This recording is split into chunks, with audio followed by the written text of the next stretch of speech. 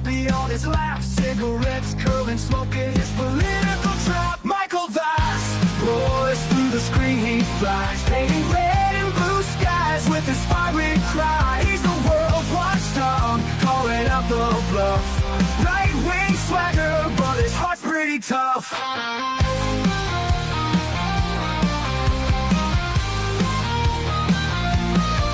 He's a Republican dragon with his truthful slight, fights the battles unseen in the shadows of the night. From policy to passion, he breaks it all down, giving a voice to the voiceless, wearing his crown. Caffeine-fueled mornings, the smoke curls dance, Puffy at his feet, giving life one more chance. Through algorithms and bias, he cuts straight and clear.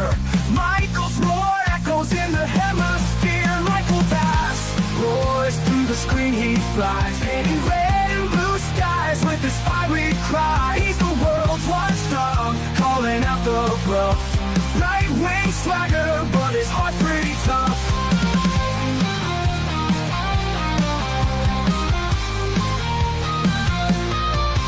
No sound bites allowed is his ultimate creed. A dragon's perspective where facts are the seed. Standing tall on his battlefield of thoughts, guarding the truth that others forgot.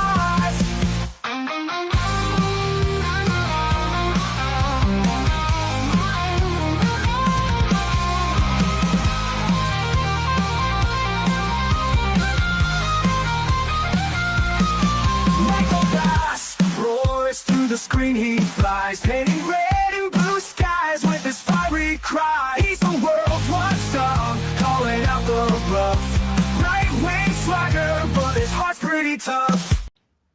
Hello, everybody, and thank you for joining us. This is No Soundbites Allowed, and I am your host, Michael Voss. I'm here with you today in the Bronx, New York. It is October 5th. It is 2:32 in the afternoon. I'm happy to be here with you guys. Our government may be shut down, and there may be a lot of problems going on right now, but I am here. This is our 7th season, 8th year, 7th season, 40th episode, and we are happy to be here with you. If you are new to the channel, we welcome you and thank you for being part of our audience. We appreciate you. Whether you agree or disagree with anything that is discussed, we thank you for taking time to be here with us. And why are we here? Because we do long-form political commentary, something that the mainstream media will not do. They do not want you to be engaged. They want you to obey and to comply. We disagree with that because we believe in the First Amendment. That is something that is a birthright. No matter what country you're in, no matter what government you are under, you have a right to speak about the issues that affect each and every one of us. And we are happy to be a platform to allow you to do that. And we have been doing that actually in political commentary for 20 years now. So we hope you will enjoy this. And we look forward to hearing your chat, your super chats, your Rumble rants, your comments after the live show. We look forward. Whether you agree or disagree, your voice is welcome here. Now, with that said, we're going to get into this. I mean, it's crazy. And yes, the government is shut down. The betting pools say it at the soonest will be October 15th before the government goes back up. It may go until the end of the month, October 31st, November 1st, according to betting pools out there. But the real answer is, according to AOC, the United States government will not be back from the shutdown until Haitian prostitutes are taught how to cook and how to dance. Until the United States is paying for prostitutes in Haiti to be able to cook a meal and to learn how to dance, we cannot have an American government that is functioning. That is what she's asking for right now. My God, have we jumped off a cliff? What universe have we found ourselves in? And by the way, that's real. Yes, that is something that the United States government used to pay for. Under the Biden-Harris administration, the United States would pay prostitutes in Haiti to learn how to cook and how to dance. That's where your tax dollars were going in 2024. And Democrats want them to continue to go there, about $3.6 million a year, to continue to pay for that, rather than helping, I don't know, feed kids in America, help the homeless, to address homeless veterans, to deal with mental health that has resulted in various crimes, various acts of violence. No. We have to focus on the prostitutes in Haiti because they need to know how to cook and dance. That's what the Democrats want. My God, this is insane. Hey, Gracie. Gracie's the first one to comment today, and she says, I feel bad for the guys not getting paid, but I don't want the Republicans to give in again. They need to stand their ground. Well, there are many people who are being fired as we speak, and I think that's a long-term plan. One, it shrinks the government, something that Donald Trump promised to do and has been doing since the beginning of this year. And this is another means to shrink the government, which is a good thing. And many Republicans, libertarians, conservatives will agree with that. Democrats, no, they want a big, huge, bloated, bureaucratic mess. And that's what they're trying to institute. That's why they want an extra $1.5 trillion in the budget so that they can have a big, bloated government, which is more and more socialist and more ineffective and inefficient. I don't think that's a good thing, but we'll see which side wins. But I think it's going to be interesting. And I don't think this is different than many other shutdowns. We've had 11 shutdowns in the United States government since 1980. The 11th shutdown is different. I think in part, one thing to keep in mind, federal workers aren't being laid off. They're not getting an extra vacation. They're being fired.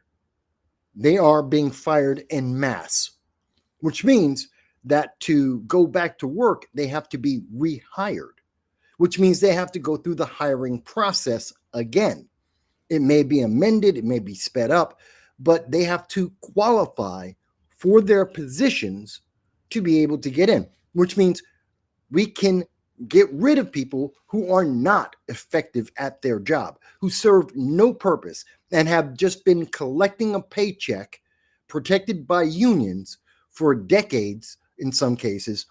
We can get rid of that dead weight and we can get more effective people back into the government to do the job that America needs to get done. So I think this is a positive, and it is different than any other prior shutdown. And I think the Democrats miscalculated. That's Chuck Schumer, Hakeem Jeffries, AOC. They miscalculated because they didn't realize that Donald Trump wanted to shrink the size of the government anyway. And this just gave him an opportunity. This gave him the opportunity to get rid of some of the dead weight in our government that he couldn't get rid of because of unions and contracts, and now he can. So we'll see how that works out. Gracie goes on to say, I mean, ICE, military, etc. I'm not thinking about those who are leeching off tax dollars. Well, it's a big government. There's a lot of people leeching. And even in our military, we have too many generals. Too many generals. About 160, according to Secretary Pete Hegseth, we have about 160 too many generals. Now, given the size of our military, 800 generals is a little bit excessive, but not huge, especially at a time of peace, not war. It's a bit large, but Pete Hegseth says he wants to get rid of 20% of them. And he's going to start with the fat ones. Well, I'm all in favor. I have no problem with that. Let's get rid of the fat generals. I have no problem with that. And we'll get rid of those who don't want to get back to the Marine Corps, the military of the 1990s. Again, not going back to World War II standards or Vietnam standards, just going back to the standards of the 1990s when I served in the Marine Corps.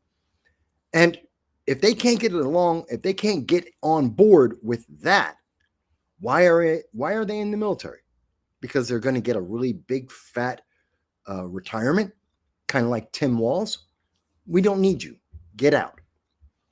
But that's my opinion. We'll talk more about that as the program goes on.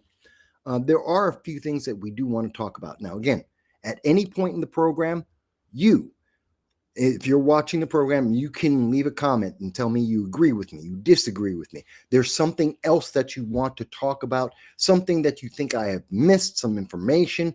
If I got it wrong or I misstated something, please, this is interactive.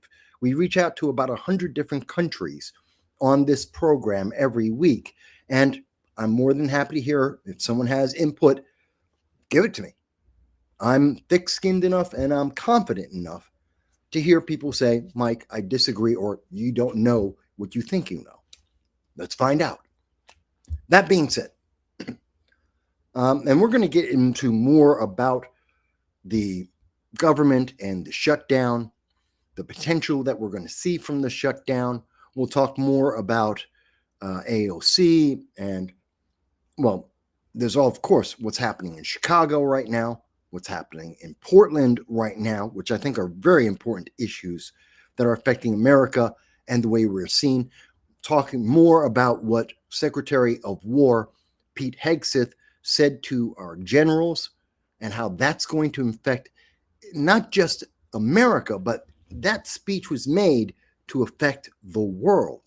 That was a message not just for our military, but for the world to understand the difference between Donald Trump, the 47th president, and Biden or Obama or Clinton or any other president prior. Different path forward. And I think it's important. Excuse me one second. Sorry, I had to clear my throat there.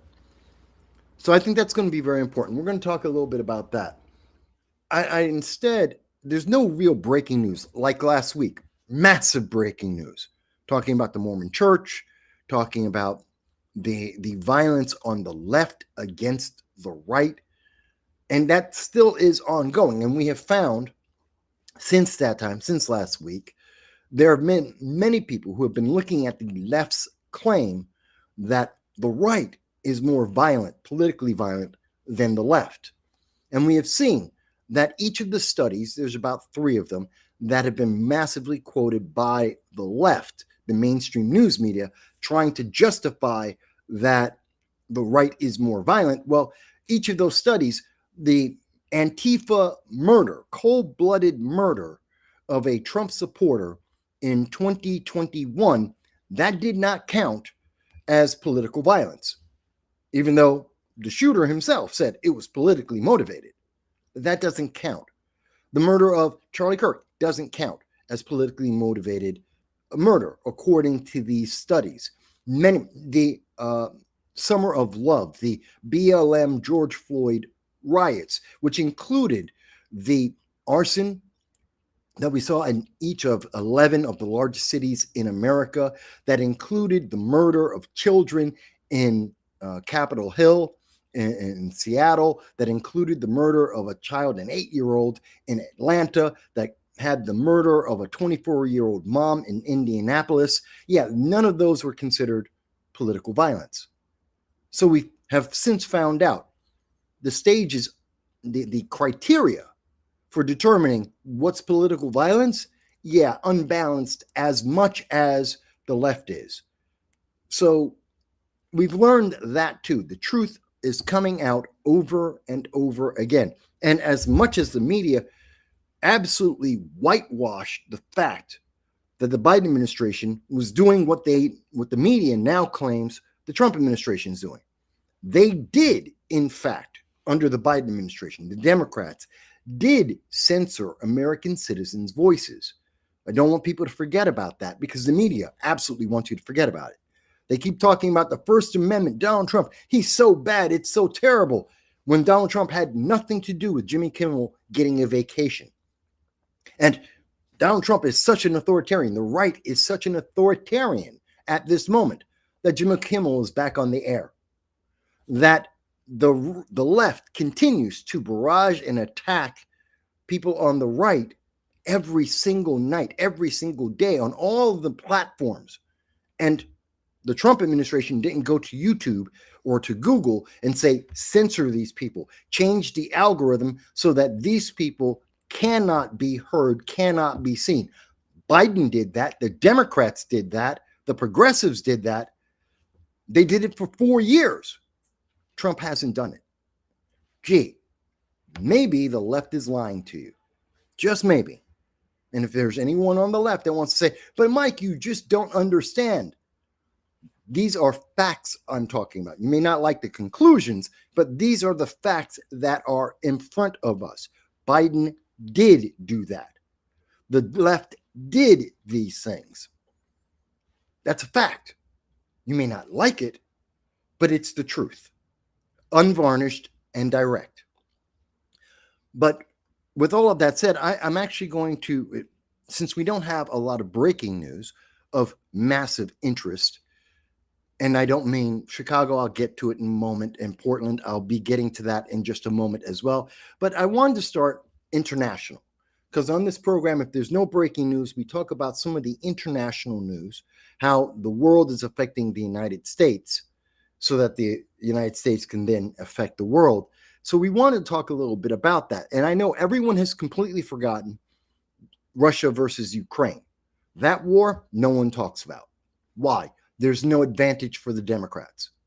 The Democrats were all on board and constantly telling us about what's happening in the Ukraine war when the Democrats were guaranteeing that there would be a 10-year war.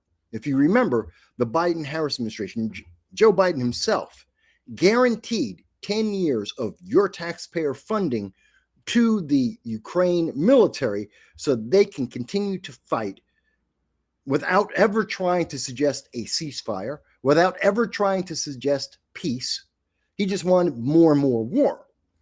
He just wanted war until either the Ukrainian people were all dead or that the Ukraine won with the help of the United States and to an extent the EU.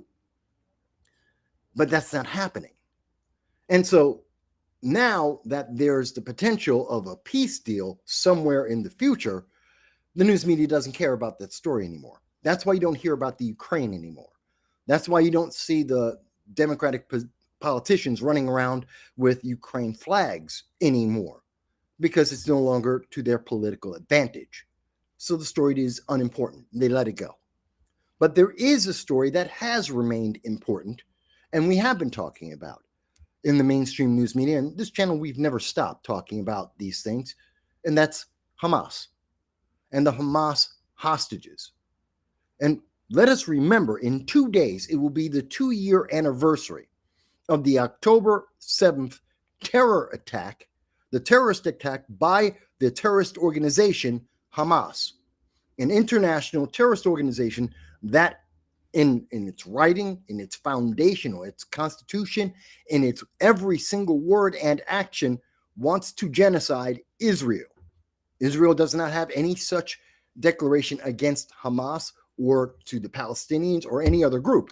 But Hamas absolutely does have this as its constitution, as its mission statement, to genocide Israel and anyone else that gets in their way, that doesn't believe exactly what Hamas and Iran believe. Well, they'll genocide them too. So we're 2 years away. We're literally 2 days away from the 2-year anniversary. And for the last 18 months, there has been an offer that has been made and available to Hamas to end the fighting. And I know a lot of people get upset about this. And I've had a lot of people push back against this. There's a massive movement in the United States, exported to other parts of the world, from our colleges, from Harvard and Columbia, Binghamton University, Stanford, where they're saying, no, we have to support Hamas, the terrorist organization. Why? Because they're small. And Israel, compared to Hamas, is big. That's a stupid reason. That makes no sense whatsoever. That's not logical.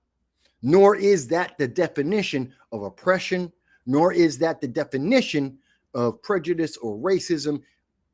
It doesn't make sense. It has nothing to do with how big or small your organization is or the ethnic group you have. It has nothing to do with whether they're big or small.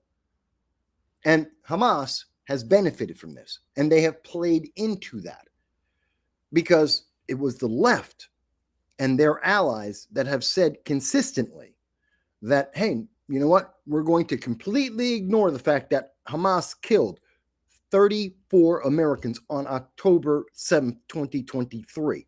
There is no consequence to that, according to Harvard and Columbia and Binghamton University. They have no concern about that. The Democratic Socialists of America don't care that subsequent to that murder of 1,200 individuals, including the Americans and the British, and 50 other nations as well, then 256 human beings from around the world were taken as hostages by Hamas, and they were tortured on a daily basis. They were sexually abused on a daily basis, according to the UN in their December 2023 announcement on this. There was daily torture and sexual abuse against these hostages. Of those hostages, of the 256, 22 were American citizens. Of those 22, Hamas killed 17. 17 out of 22 Americans were killed by Hamas as hostages, being tortured and sexually abused. I have never forgotten, and I constantly speak about this, even though mainstream media doesn't like to talk about that anymore. They don't like to give you those numbers. They don't like to remind you of what Hamas did to America and to American citizens. Instead, the left has adopted a pro-Hamas statement, which means they can't talk about the initial terror attack. They can't talk about the American hostages and how they were tortured, as well as British, as well as individuals from, I think it's another 30 countries around the world. They can't talk about that because it doesn't support their position that Hamas are the good guys, when Hamas is actually killing and torturing individuals who are innocent civilians. These aren't members of government. This isn't the military. That'd be a different argument. No, these are civilians that they did this to, of all ages. That being said, and it makes me livid that that is a reality. Those are the facts. I don't care how far left you are. I don't care how you feel. Those are absolute facts. Those are the realities. And they are immutable and irrefutable. But in that time, even as they killed our people, our civilians, tortured them, sexually abused them, for the last 18 months, we have offered, the United States and every country in the world has offered Hamas an off-ramp to the war that they started, that they knew they could never win. And their only purpose was to try and unify the world to be upset with Israel. And whether or not you say that Israel has overstepped its bounds at times, whether or not you think they have used an excessive amount of force or not, that is a separate issue. Hamas started the war and they knew they could not win. And they didn't care about winning. They knew that their people, the Palestinian people in Gaza, would die as a consequence of this war that was started out of the blue. Just out of the blue, they just walked in and decided to attack. And they knew it would cost their people. It would destroy the infrastructure of their cities. People would starve. People would die as collateral from the warfare. Children would be harmed. They knew this, and they didn't care. And for 18 months, the countries around the world offered them a deal and said, give back the hostages, living and dead. And if you do that, the war will end. You will get a ceasefire. You will get a peace deal. And every country in the world will back up Hamas. We will give them the opportunity to get food and financial aid and resources like food and water and gasoline, energy. They would get the supplies their people desperately need to recover from this war that Hamas forced upon them, that their people would stop starving to death. All they had to do is give back the hostages, alive and dead. That's all they had to do. And for 18 months, 25 times in a row, Hamas said no. No, they will not give back the hostages. No, you cannot have back all the hostages. They want to do a deal. You can get 10 of them or 20 of them. You might get some of them alive or dead. You get one or two here or there. I mean, that's how the United States got back our last two living individuals. Our last two living hostages were gotten back by an individual deal because Hamas refused to release the hostages. That would have guaranteed them an end of the war and safety and help for their people, because they don't care about their people. They care about genocide. And that's just one-sided. That is the position of Hamas. Whether you like Hamas or not, whether you like Israel or not, that is the reality of this war. But now Donald Trump has put forth a 20-point ceasefire deal, which can lead to a peace deal. And once again, for the 26th time, Hamas was asked the very simple thing: give back all the remaining hostages. Out of 256 that started, only 48 remain.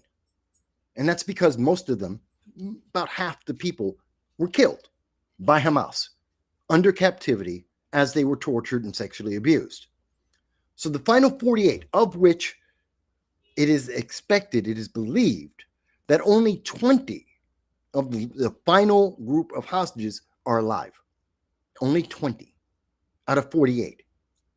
The other 28 are believed to be dead.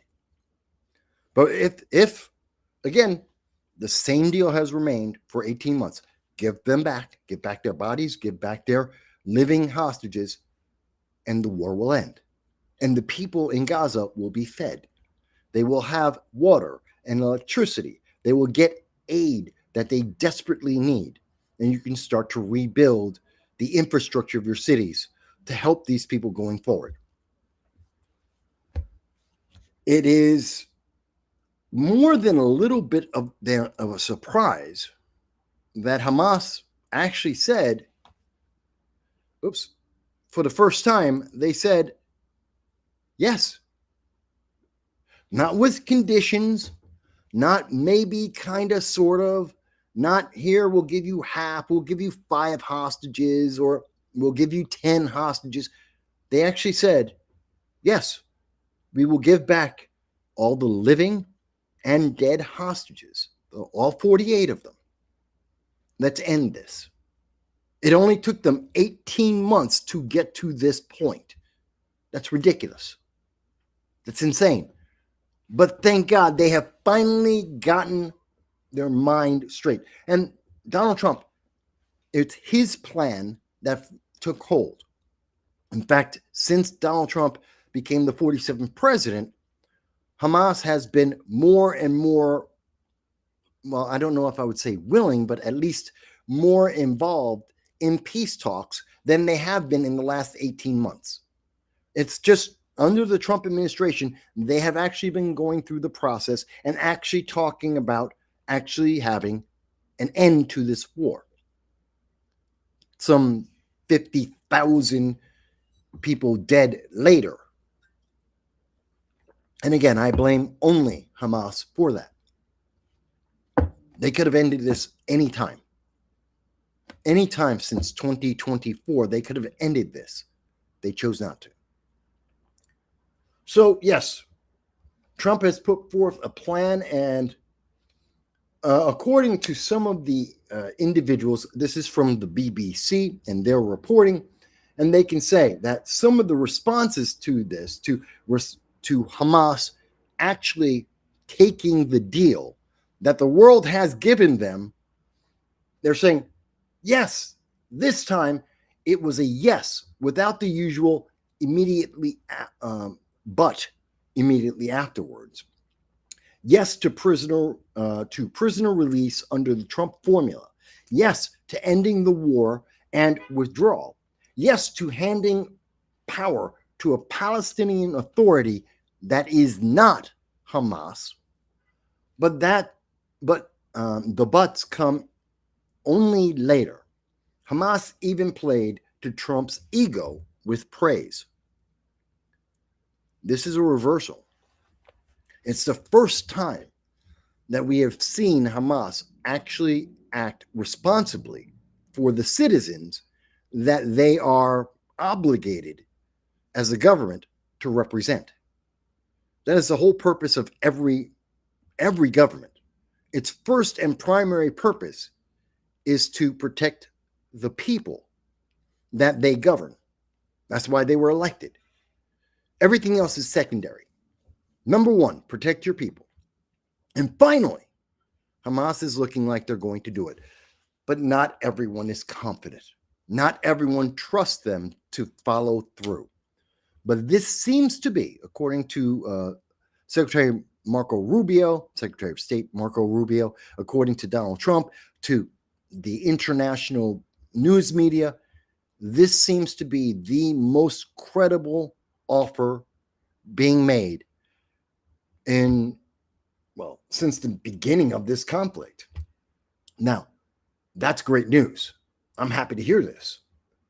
And by the way, as a result of that, we see that Israel, for its part, has come out and stated, and this is according to The Guardian, as of yesterday, Israel ordered its military to halt their campaign in Gaza City, of finding and attacking Hamas and eliminating Hamas. This gives credence that Trump's deal is being accepted on both sides. Israel has said yes. Hamas is saying yes. Only because they agree with Donald Trump. Because Donald Trump is bringing them both to the table and holding them accountable. And that is something that you have not seen. Biden never even offered that. If you remember, the Biden administration instead said, hey, we're going to build a port, a temporary pier. Do you remember that? It cost $500 million, as I recall, $500 million to build a temporary pier. It was in operation for 3 months, or rather, it was built and it existed for 3 months. It actually operated for 1 month. The rest of the time, for an additional 2 months, it was in their constant repairs. It was constantly breaking down. Cost millions of dollars. Completely useless. But that's what the Biden administration did, so that they could give food and water and gasoline, theoretically, to the people, the Palestinian people, only to have Hamas take it away from those people. So yeah, when Biden offloaded from the temporary pier, he'd give in food. The people would take the food, go a quarter mile down the road, and they'd be confronted by Hamas and its fighters, and they would take the food away from them, so that Hamas could use the food for its fighters to continue the war that was killing its own people. But now we see Israel is saying, okay, we'll hold off. Now, to be fair, Israel didn't stop all the fighting. That's not true.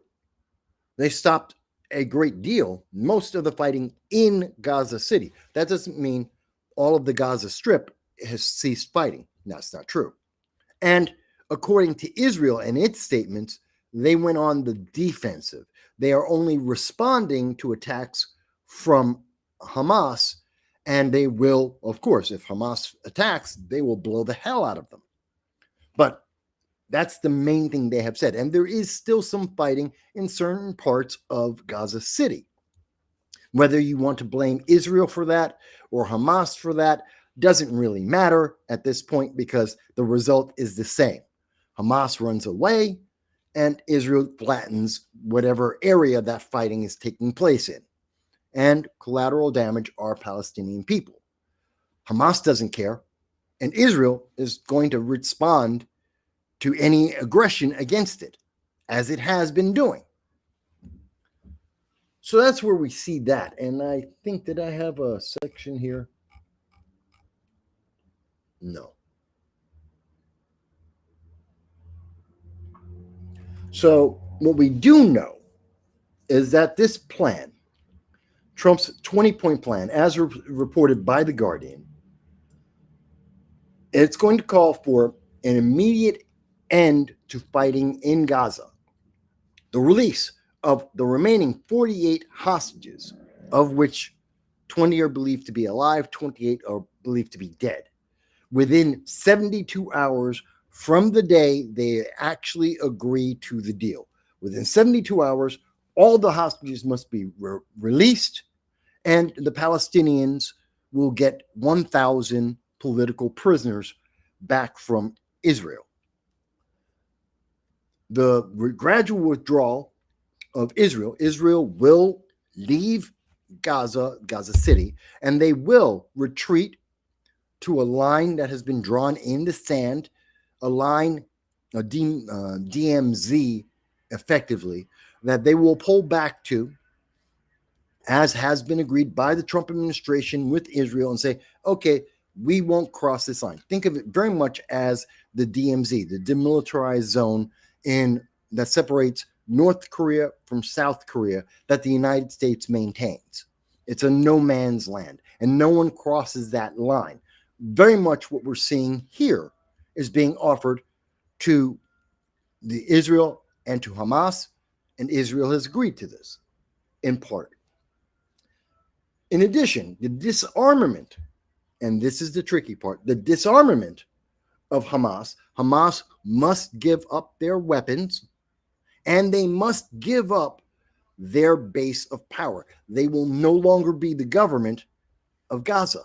They will no longer be the government of the Palestinian people. They have to give up all their positions of power and their weapons. And some other government that is not connected to terrorism, is not connected to Iran, will be able to assume power and will run that region. And this is all going to be possible because the United States will be directly involved in the negotiations and will be the guarantor of the peace. Now, France has tried to do similar. Everyone laughed in Emmanuel Macron's face and said no one believes him. He isn't capable of doing it. Keir Starmer and also his predecessor offered this kind of deal. No one believed them, thought they were weak as hell, laughed in their face. No one took them seriously. We have literally had every country in the EU. We've had even countries like Brazil have come up with plans and offered them, and it went nowhere. No one believed they could secure the peace. Donald Trump is. And people are taking it seriously. The world is taking it seriously. Hamas is taking it seriously. That's the best news you could have. Again, this is the same this is the same Trump that the left tells you is a warmonger. This is the same Trump administration that they tell you is authoritarian and is trying to destroy the world and to start World War III. Remember, the news media has been telling you for the last 10 years that Trump is going to start World War III. This is the 7th peace deal that Donald Trump is actively being involved, putting America into, that we are trying to establish peace and have been doing so since the day he got back in office. But yet he's a warmonger and he's authoritarian and he's starting World War III as he creates more peace in the Middle East, in Africa, even in Southeast Asia, and of course in Europe. Doesn't quite sound like that warmonger we've been told that we have. Doesn't sound like the authoritarian or the heralding of World War III that we have been promised for a decade. It seems that the mainstream news media have been gaslighting the American people.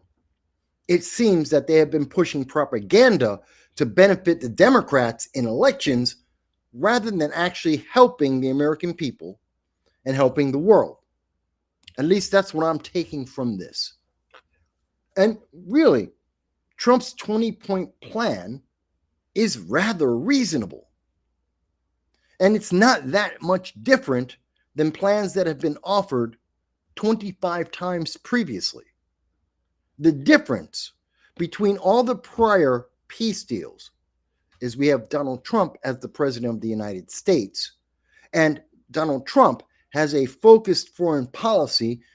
Donald Trump is walking around with a big stick, and he's willing to use it both domestically in the United States against groups like Antifa, as well as internationally against like the Houthis, who were at war with the United States, and then they were beat down into submission. And we don't talk about the Red Sea War anymore because it was ended.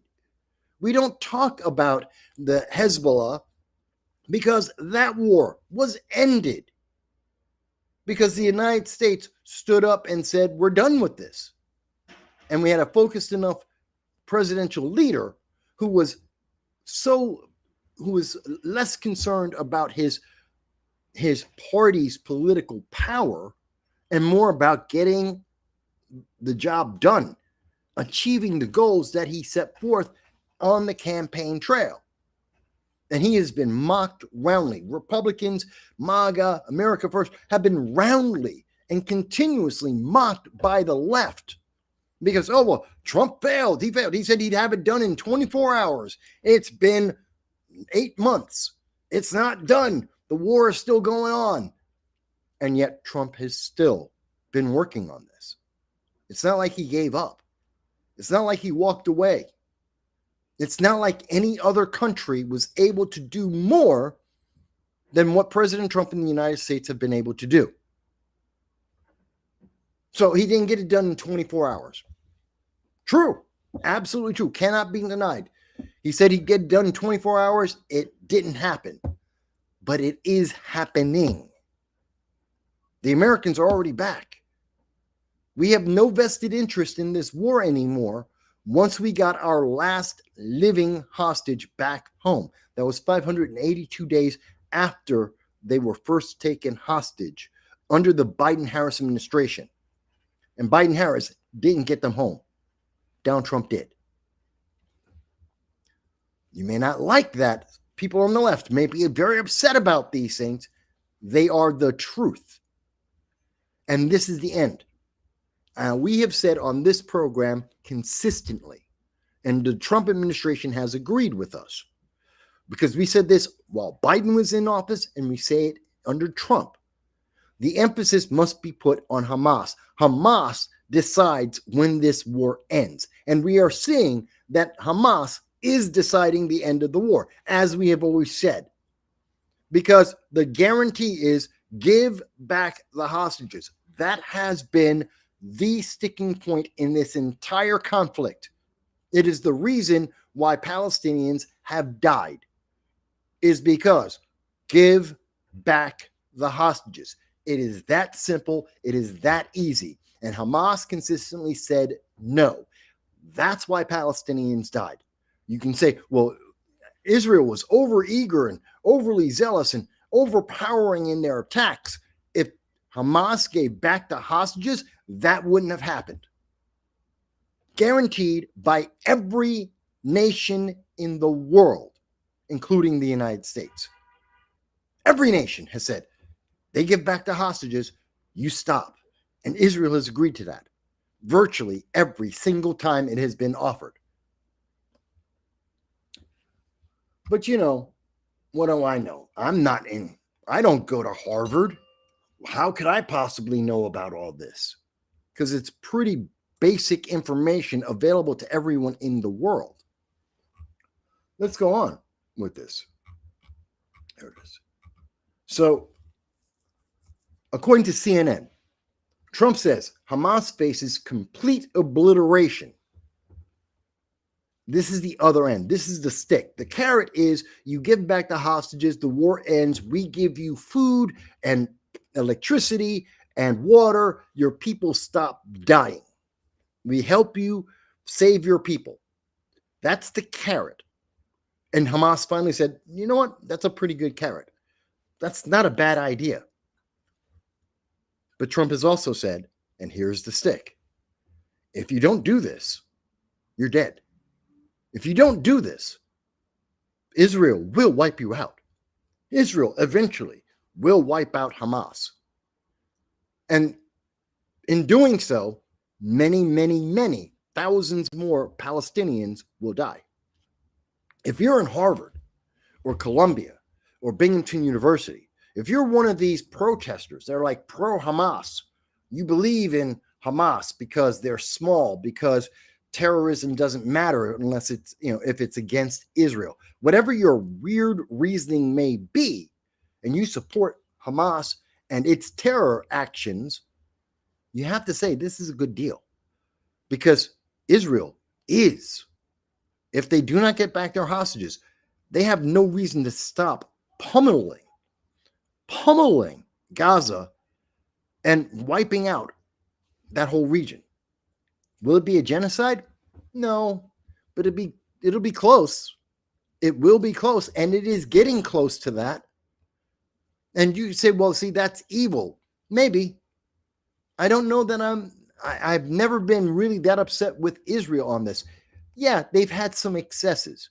Yes, we can critique Israel for being, what is it? What's the word I'm looking for? Overbearing, overly exuberant in their firepower. Overkill, using a lot of overkill. Yeah, but they're not getting their people back. Their people are being tortured by a group that wants to kill them. Now, I know Keir Starmer came up and said, well, you know what? I know what the solution is. Keir Starmer said the answer to this conflict is we'll make Palestine its own state. We'll make them a nation. Gaza will become a country, and that will end the war. He did that 3 weeks ago. Did that end the war? No, it did not, because it was a dumb idea. It was a stupid, idealistic, academic idea of how warfare actually takes place, and put no responsibility on Hamas, the terrorist organization. And so it didn't work, because number one, whether or not Gaza becomes a nation, that doesn't give back the hostages. That doesn't give Israel the one thing they have been asking for over 18 months, actually since the beginning of the war that Hamas started. Give back the hostages, alive or dead, preferably alive. It doesn't give them anything. So you can make it a state if you want. Means nothing. And by the way, as I have consistently said, since the first time someone has suggested, oh, we should make Gaza a nation, which is stupid. According to Keir Starmer, well, yeah, you'll make Gaza its own nation. And by the way, the government of that new nation will be Hamas, a bunch of terrorists. That's stupid. Did you learn nothing from Afghanistan?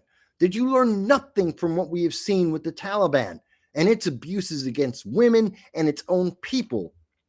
Did you learn nothing from the Biden administration and its absolute rout and failure? Apparently, England did not. Keir Starmer learned nothing. Fair enough. But that policy and the recognition, that suggestion in the UN that Gaza is now a nation did nothing, because the two-state solution does not work when one of those nations says they will genocide the other. You cannot have two nations side by side sharing a border where one nation, Hamas, says, I'm going to genocide you because you exist. And then you have Israel on the other side. It's never going to work. And thus, it brought zero peace to the deal. So Trump is right, according to CNN. And CNN, very biased in their point of view. As we all know, they're very far left-leaning as a news media organization. And they're not very generous to Donald Trump about this. And they are de-emphasizing the good nature, the good qualities of this peace deal, to emphasize Trump's just being overbearing. He's threatening Hamas. Good. If that gets them to the peace table, if that gets them to give back the hostages, if that's what causes this conflict to end after 2 years, then threaten them. Mind you, the United States has not put a single finger of offense into this. We have not attacked Hamas. And as much as you'll hear from the left saying, oh, but we give missiles and we give financial aid and weapons to Israel. Yeah, we give it to a lot of countries around the world.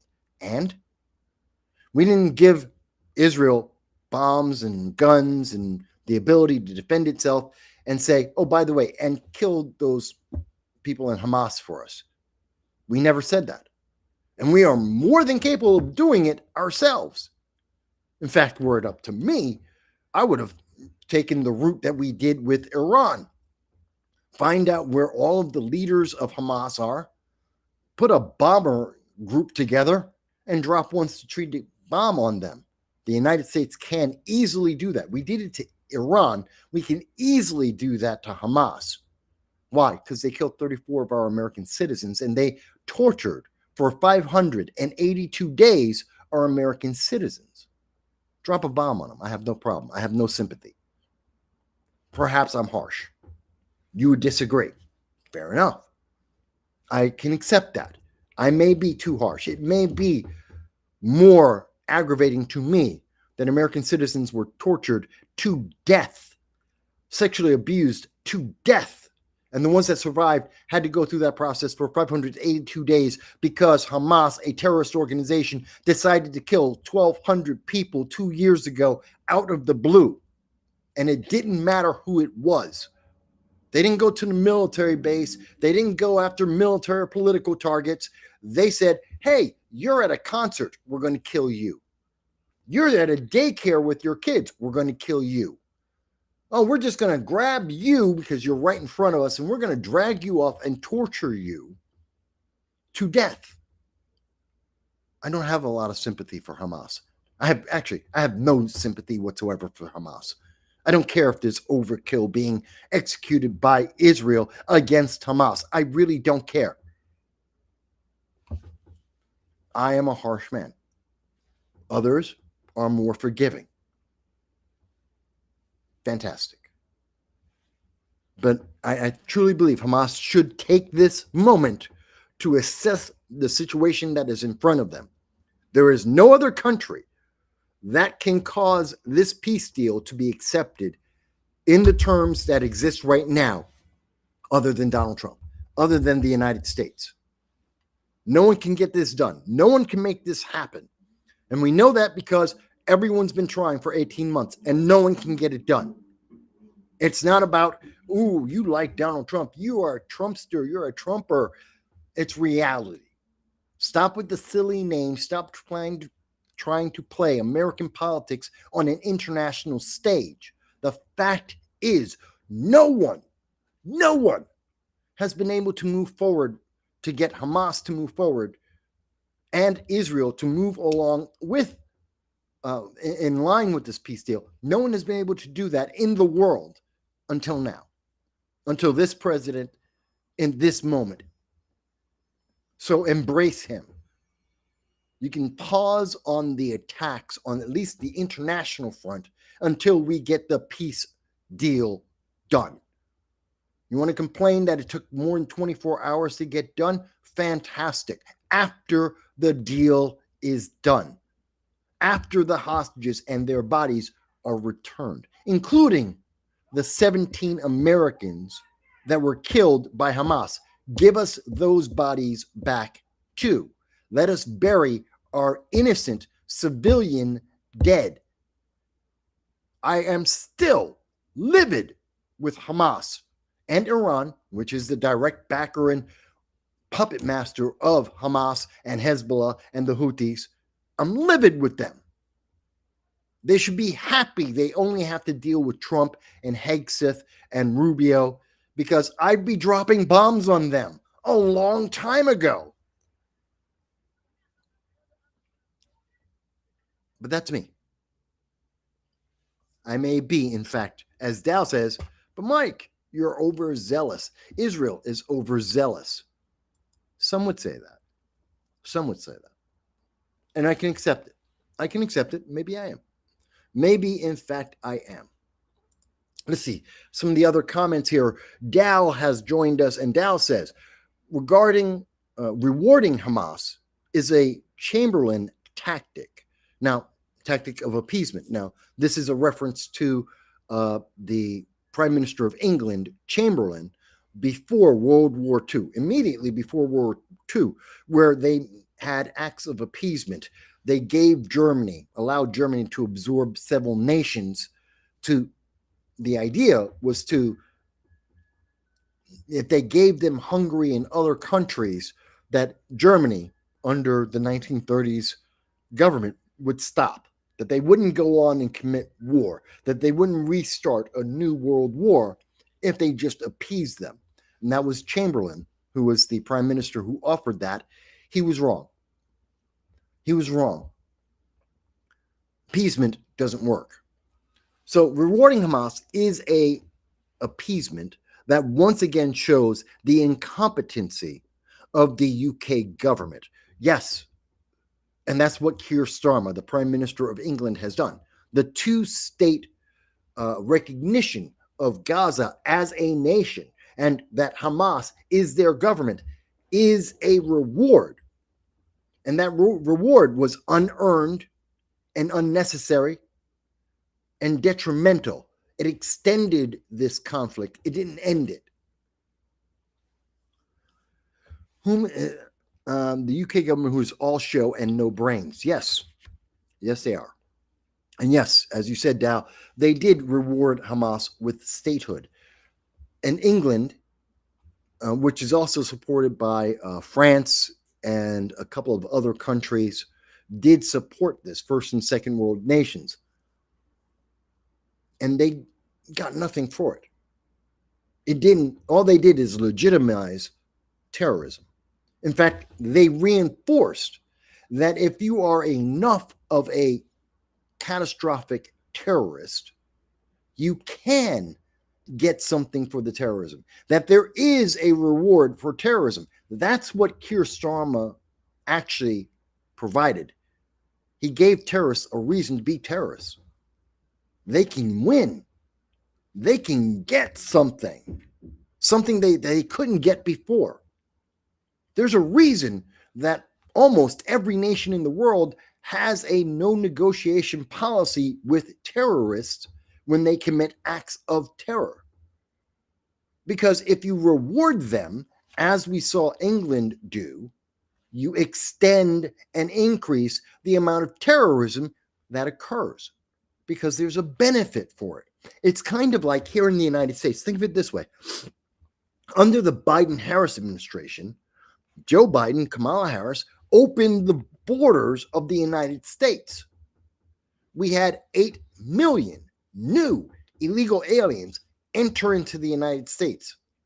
That broke the infrastructure of New York, Boston, Chicago, Baltimore, Detroit, LA, Seattle. We destroyed the infrastructure of our cities. We harmed American citizens who were being kicked out of shelters and out of hotels to allow those illegal aliens to be in there instead. We spent billions per city, billions of dollars on these individuals. And it resulted in more people coming into America year after year after year. There was an increase, not a decrease. The open borders hurt us and continue to hurt us until we closed the borders. Think about that. That's what England is offering. That is what England did. When you reward criminals and terrorists, the result is you get more criminals and more terrorists, whether it's the not benign open borders, illegal aliens, or it's direct terrorism. Doesn't make a difference. You reward criminality at any level, you get more criminality. Again, if there's anyone on the left that disagrees with this assessment, if there is anyone on the left, any elected official, Democrat across this country, member of the Democratic Socialists of America, Indivisible, Progressive Leaders of Tomorrow, Antifa, if you disagree with me, tell me why. You can type in, you can do a super chat, you can do a Rumble rant. Let me know why you think I've misunderstood, or that you think that there is that rewarding criminal behavior is a better path forward. Please explain it to me. If you're an elected official, I will give you 12 hours of uninterrupted time, live stream, uninterrupted, unedited, 12 hours if you need it, to explain to me how I am wrong.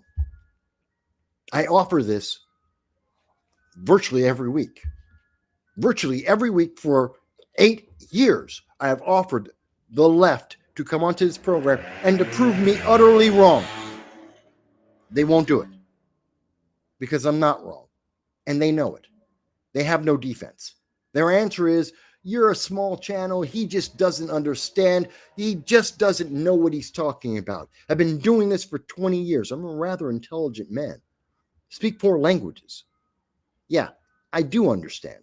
I just don't agree with the left. Okay, that being said, and I know there's people who disagree with me about Hamas, and I'm okay with that. You can disagree with me on Hamas. If you think Hamas deserves a reward, good luck to you. No one's changing my mind on that. But hopefully by the end of the year, it is possible that we could see the war between Hamas, the terrorist organization, and Israel may end. And with it, we may receive the 17 Americans that are dead.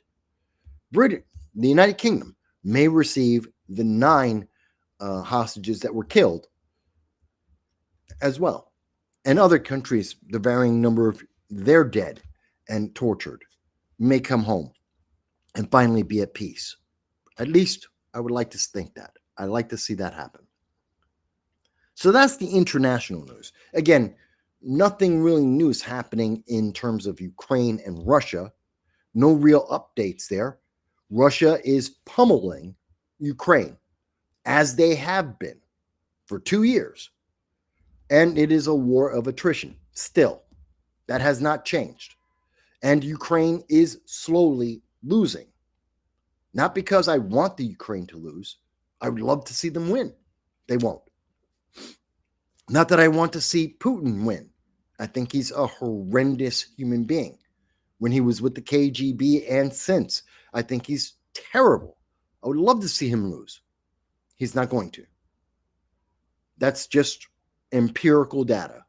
That is just the reality of war and the reality that we live in. Slowly, but steadily, they're winning. It is possible that Donald Trump will be able to get these 2 groups, Ukraine and Russia, Zelensky for the Ukraine and Putin for Russia, to sit down at the table and to finally seriously have a conversation and to end their conflict. We were close back in March of 2025, this year. In March, we were close to having a peace deal. Russia came to the United States and said, broker a peace deal. That Putin was willing to at least start the conversation about ending the war. And yes, it would have meant that the Ukraine would give up land, it would give up its resources, but it would still exist. And more of their people would be alive then than are alive now if they took the deal. And Zelensky, kicking and screaming, was being dragged to the table of peace to talk, to negotiate. And then the American Democrats and the EU said, no, but Trump's a bad guy. We don't like Trump. Screw Trump. Tell him to kick rocks and you'll get a better deal. Yeah, well, that's what Zelensky did in April. He got embarrassed and the deal died. And Putin has not taken it seriously since then. That was a big miscalculation by Democrats and by the EU. That, if we just try and grandstand and make it seem like the Ukraine is winning when they're not, and that they could get everything back, that Ukraine will get back all of their land and they'll get reparations for all the people that died. It's not going to happen. That's not reality. It's a wish list, a fever dream of the left. It's not going to happen. And since they did that, more Ukrainians have died than needed to. No deal has moved forward. No peace has happened. And we have seen the war of attrition continue to be on the side of Russia. They are winning slowly but continuously.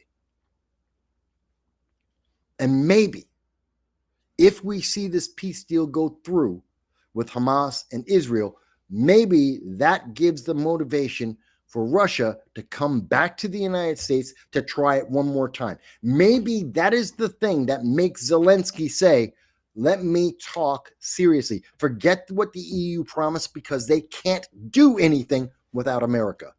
And in fact, he was rudely awakened to the fact immediately after he got kicked out of the White House. The very first thing he did is ran back to Europe, ran to the European Union, begged the British and the French and the Germans, the Italians, begged them to stand up and do what America would not do. And every single one of those nations, unilaterally, together, they all said the same thing. We would love to protect you. We would love to defend you, as long as America is willing to do it. As long as America is willing to back you up, then we can do it.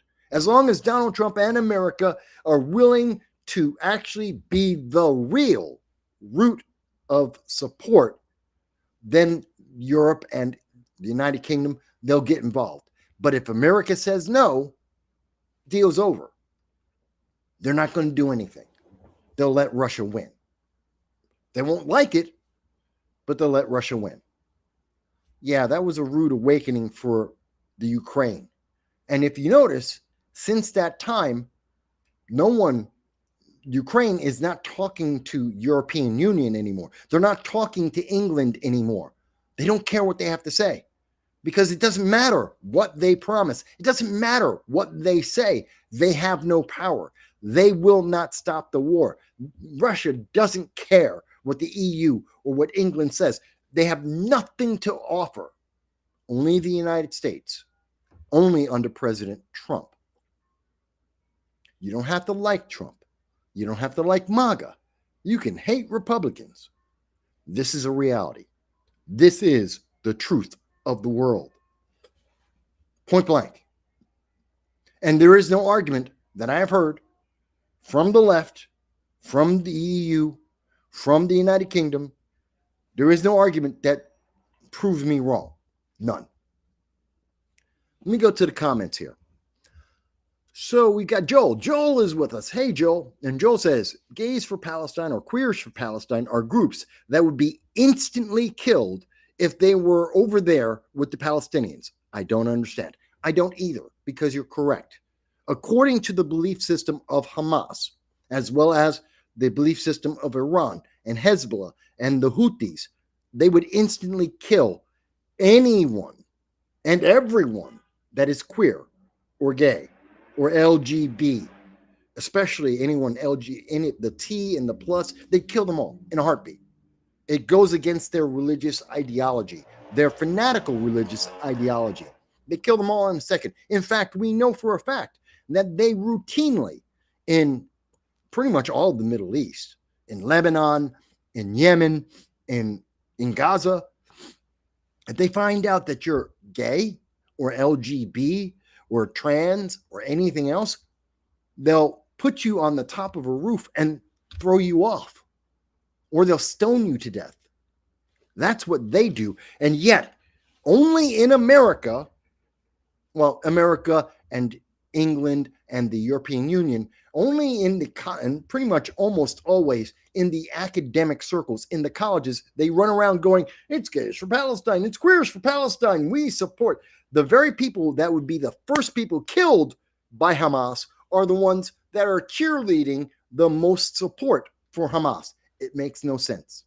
I do not understand it. If anyone on the left, especially if you happen to be LGB, and I've talked to many of my friends who are LGB, in fact, LGBT, and I've talked to them, and I've been like, does this make any sense to you? And they're like, no, it makes no sense. That's the political movement. It's not the people.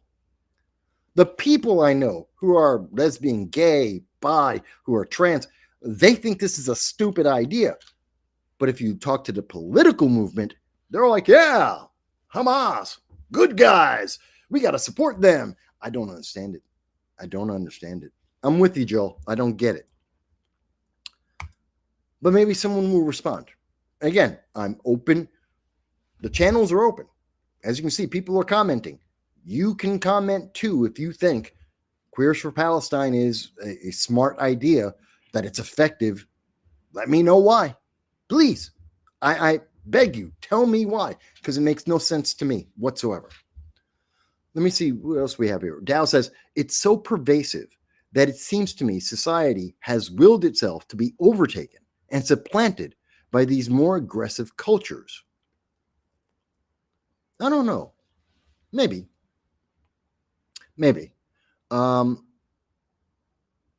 don't know that supplanted was the correct word, but I understand the reasoning there. He goes on to say, because Russia is the closest landmass for energy production in Europe. Well, that is a big part of why Germany in particular, they get a large amount of their natural gas that they absolutely depend on from Russia. By the way, why do they depend on Russian oil and gas? Because climate change.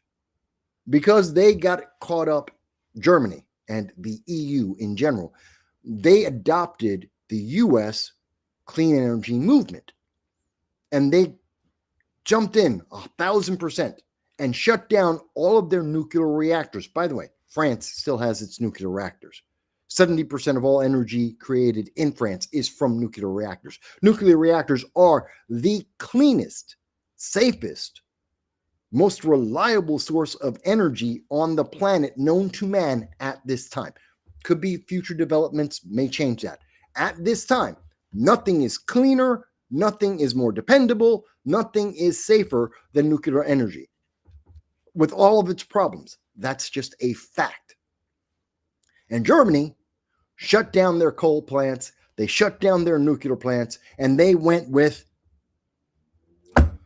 well, they went with wind and solar, and it didn't work, which meant they were dependent on oil and gas from Russia. And then Russia said, great, we're in the middle of a war. You don't want to support us? It's winter. We're turning off your energy. Your people will freeze in the winter. They will boil to death without air conditioning in the summer. We will kill your people. Not at war. We'll just turn off the energy. Yeah, that was a mistake. That was a misunderstanding. But that is true. It is happening. That is a reality. Let's see. We also have Lauren. Lauren was with us. And by the way, Lauren, thank you for joining the channel. I don't believe I've seen your name and comments before. So I want to thank you for being a new guest on the program. I appreciate you. Thank you. Lauren says, most Americans are struggling. Unemployment keeps rising. Nothing's cheaper. Every job reports gets worse. Bankrupt farms, layoffs, while Trump is using troops to turn our cities into war zones. You know what, Lauren? Thank you for the comment. I don't agree with you, and I'll explain why. And by the way, I was about to segue into talking about our government and the government shutdown, and I thank you for bringing that up.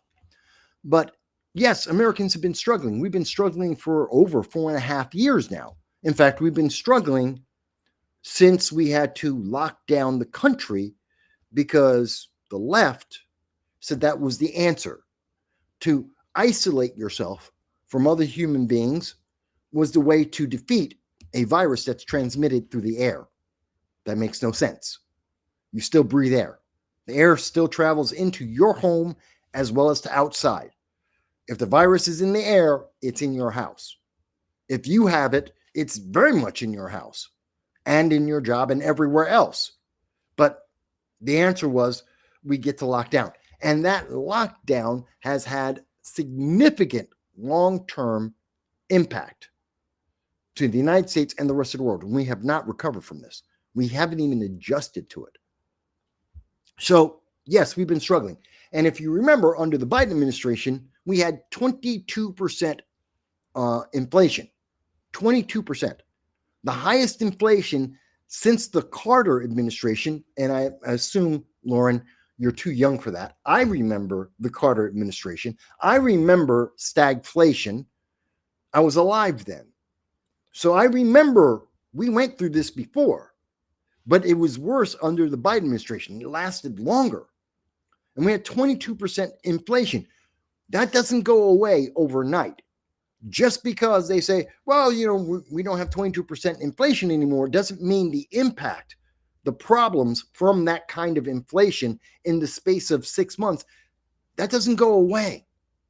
So we're still dealing with that, as well as absolutely real problems that we have right now that we're still trying to address. Many of them coming from the imbalance of tariffs and trade for the United States and the rest of the world, where many of these nations have been taking advantage of people like Obama and Biden, and to an extent, even Bush and Clinton, to varying degrees, taking advantage of them with these trade deals that were weighed in favor of foreign countries, not U.S. Why?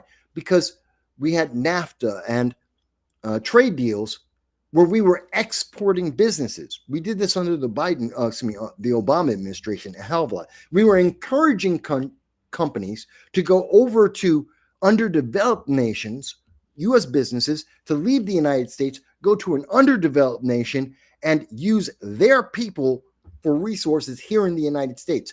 That's why China makes that's part of the reason why China makes so many of the goods that are sold in Walmart to American citizens. It's part of the reason why we have so many people that, even though we have 6 STEM workers in the United States, we're hiring people from India to do STEM work, to do customer service. It's because of that culture created under the Obama administration, and it existed before then, but it really ramped up under the Obama administration, and that's part of the reason we have so many problems right now. So you're right, we are struggling. Now, part of that is also because Donald Trump is shrinking the size of government. Long term, that's a good thing. We have a more efficient, more effective government, and we have less people that we need to pay. That's a long-term good idea. Short term, well, that means that we have a couple 100,000 people that used to work for the government that don't have jobs. That means more unemployment. That's a short-term problem for the United States. They either get retrained, they find new jobs, they start businesses, they do something eventually, and then we move forward. But as we transition from you used to work for the government, now you're unemployed, what's next? As we go through that process, you're right. It makes already existing problems a little bit trickier. But if you have to fix the problem, this is how you do it. And you have to have this pain. Many presidents have recognized some of these issues that we're dealing with now. They've realized it. They didn't want to deal with it. Clinton, Obama, Bush did not want to deal with the trade imbalance with the rest of the world. They did not want to address it because it would be painful and it would hurt their ability to get reelected. It would hurt their party and their party members getting elected in midterm elections. They knew that. So they stayed away from it because it was politically not good. Trump is doing it partially because he doesn't have a reelection and he doesn't care about the pain to the party. At least that is what he has said and what he has done. So that's part of why you're seeing the difference. Nothing is cheaper. Nothing is ever cheaper. I remember when pizza was 55 cents a slice. Pizza nowadays is what, $5? $5 for a slice with sausage. It's $5.25 here in New York City. Used to be 55 cents. Used to be 55 cents in my lifetime. Nothing is ever cheaper, Lauren. Everything gets more expensive. Inflation is real. Why? We have $37 trillion in debt. And that's not the unfunded. If you look at the unfunded mandates, the United States is about $130 trillion in debt. We cannot pay this off. So yes, that is negative for our economy, and it drives prices up. When you have artificial inflation, like the minimum wage, you see the $20 minimum wage in California, complete failure. 20,000 people lost their job. They're now unemployed. Now, a very small group of people did get a pay raise, but they also lost hours. In fact, everywhere that the artificial minimum wage of $15 or more has been done, people have lost more money than have made money. In fact, it has been a net loss. People lose hours of work. They get unemployed. That's what happens. And that, again, adds to the unemployment, adds to the pressure in the economy. It drives prices up. So you're not wrong. You're not wrong. Is Trump, now the final thing is Trump turning troops into war zones? No. Portland was already a war zone. Chicago was already a war zone. LA, New York, Boston, Baltimore, Detroit, they already were. Aurora, Colorado, they already were war zones. We already have gangs, both national gangs like the Crips and the Bloods, and international gangs like MS-13 and Tren de Aragua are already having wars in our country. Those war zones already pre-existed Trump. They just happen to be dealt with now. Why? Because no one wanted to deal with them before. Because it means enforcing the law that already exists, which is what Trump has been doing. Whether you like it or not doesn't matter. He's enforcing existing law. It's just that no one's done that before. So everyone's freaking out because no one's actually enforced the law. And because no one enforced the law and allowed these gangs, whether it's the Bloods, the Crips, MS-13, or anyone else, the reason why we have so much problem with these gangs now is we allowed them, that poison, to fester. And it got worse. It infected more and more of America. Rather than dealing with it at the beginning, which would have been a little bit painful, instead, because of race, because of cost, because of because of fears on how it would affect elections, we instead turned a blind eye and said, we don't want to talk about that right now. Well, that just made it worse, which is now why we have some of the biggest problems. Those cities, each and every one of them, are already war zones. It's not because because we have troops there. It's not because we have ICE there. It's not because of the DEA. It's not even because of the police, which were defunded and again made the problem worse. It's because there were already existing problems. But we're dealing with it now. So now you see the problem every day when the news media was never talking about it. Now you hear politicians talking about it when before they never talked about it. It's not like the Crips and the Blood are brand new gangs that no one has ever heard of. They've been around since the 80s. It's not like MS-13 is a brand new gang. They've been around since the 90s. Tren de Aragua is relatively new. They've been around since, 2005? These aren't new things. And that's just the ones that we talk about all the time. There are another 95 international gangs that are in the United States as we speak, from all across the world, from Angola, from Russia, from China, the triads. We don't talk about all of them. They're not as flashy, but they're here. We just haven't dealt with them. So to say, Trump's turning our cities into war zones. No, they were already war zones. He's just dealing with the war zone. He's actually trying to stop the war. Now, you may not like that, and you may not like the way he is doing that. That's fair. That's fine. I respect that. But to say that he's the fault, that's not accurate. So, but I do thank you for those comments, Lauren. I hope you understand. Again, this show isn't about I want you to agree with me.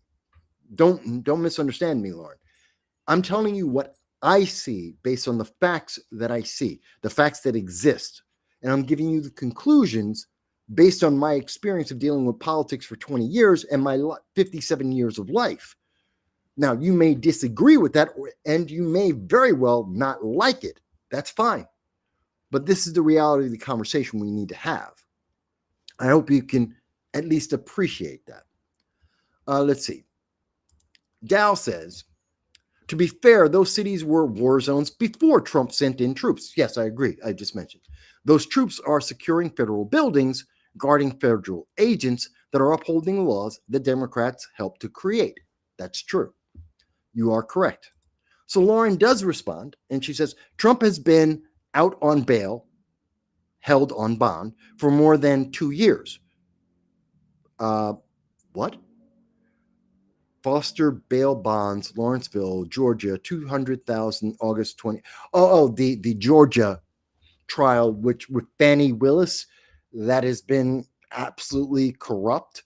You're talking about the Fani Willis case. She's the prosecutor in Georgia.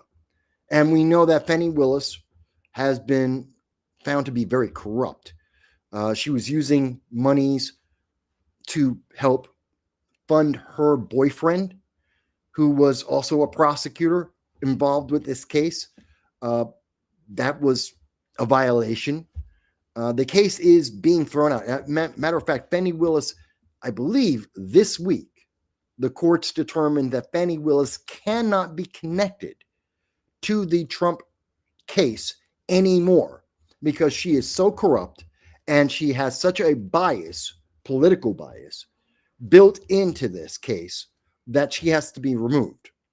So that case, which is absolutely weak, if you ask any of the lawyers and attorneys about the case, it is a weak case on its face. There isn't much substance there. Very much like the New York case had very little substance, lots of politics, a lot of political emphasis, but not a lot of legal emphasis.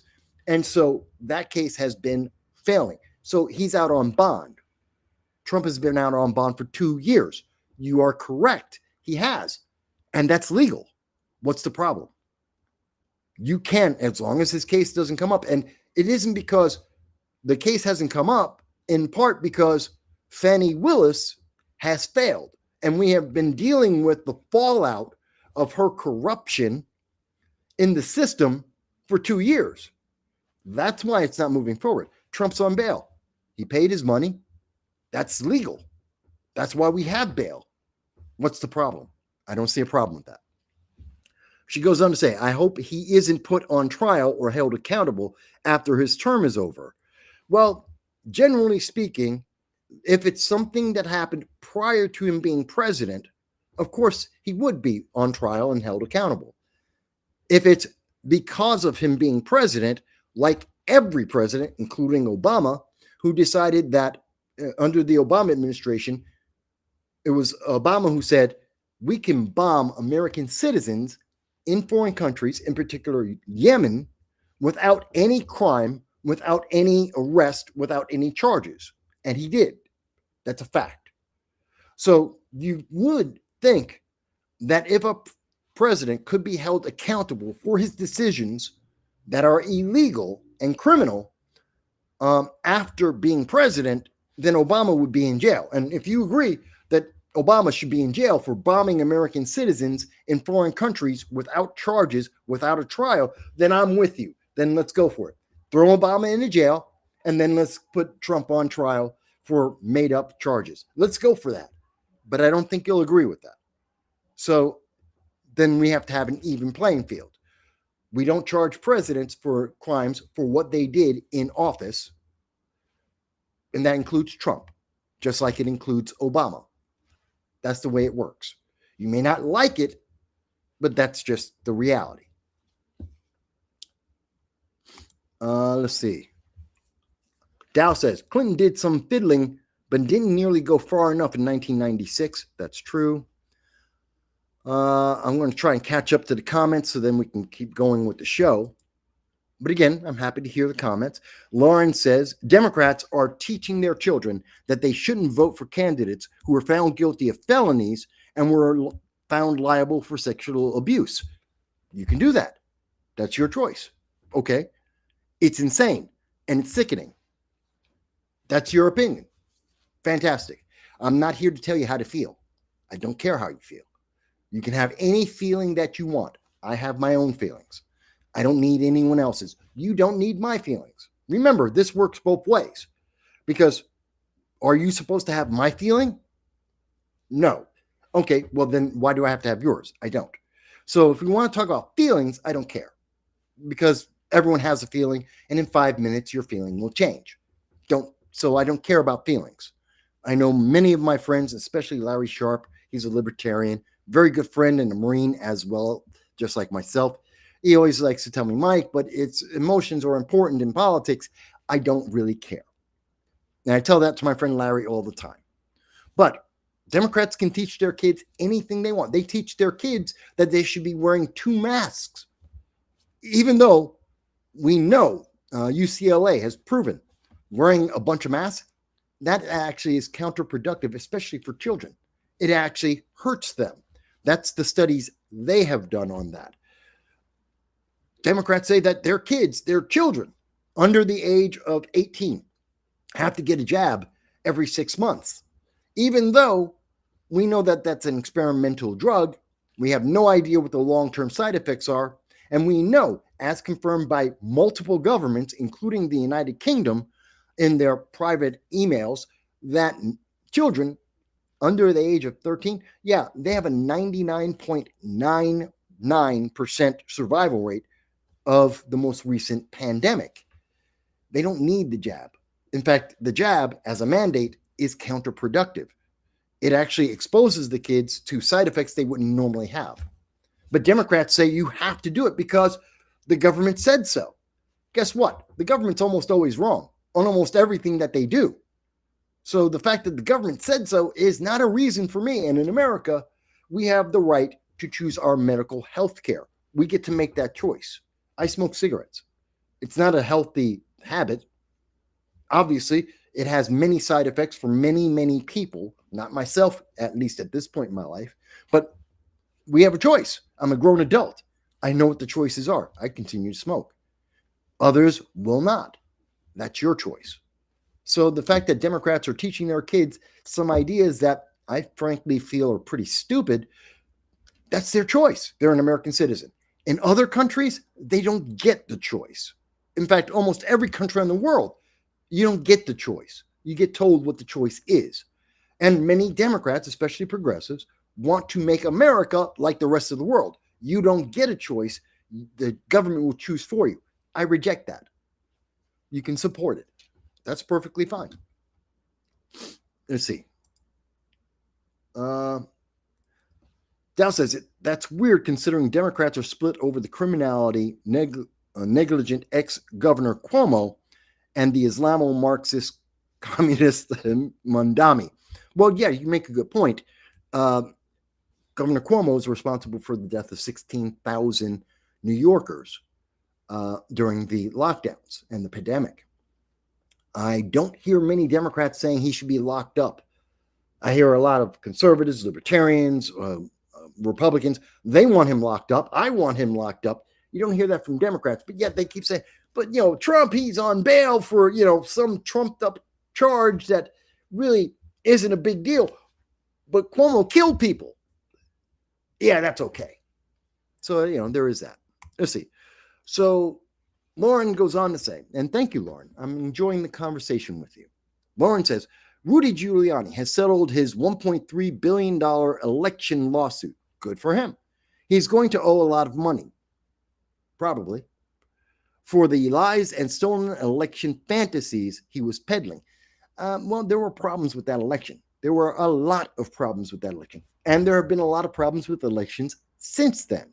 That's a fact. In fact, in 2020, I know that Anthony Brindisi, who was at the time the congressman for the New York 22nd District. He was the incumbent.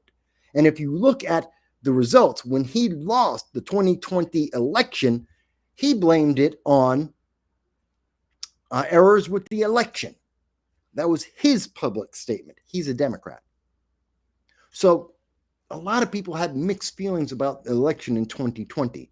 A lot of Democrats had issues with the way the 2020 election went through. And since the 2020 election, many of the regulations and laws that were changed at the last minute have been reversed, and they were found to be illegal.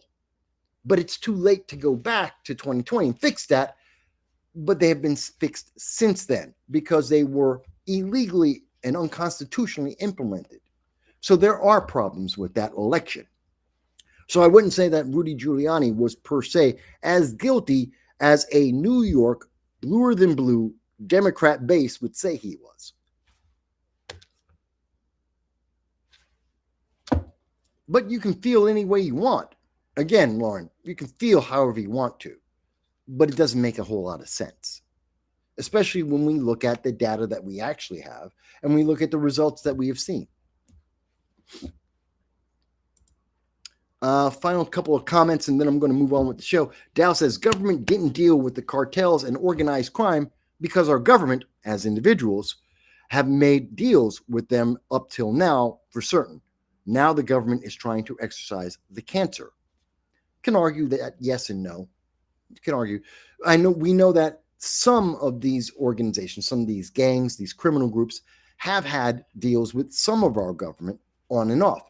I mean, there was Noriega, and there was the Reagan and his support for certain paramilitary groups in South America back in the 80s. We've seen other groups since that time on the left and the right. So yes and no. Yes and no. Let me go on. Let me see here. We have Phil. Phil's with us. And Phil says, hey, Mike, I want to stop by and say hi and boost your algorithm. Well, thank you. I appreciate that. Phil goes on to say, what is it? Make sure you press the like button, folks. Thank you. Good reminder, Phil, that, hey, if you enjoyed the conversation, even with my conversation with Lauren, who obviously has very different political views than I do, that's fine.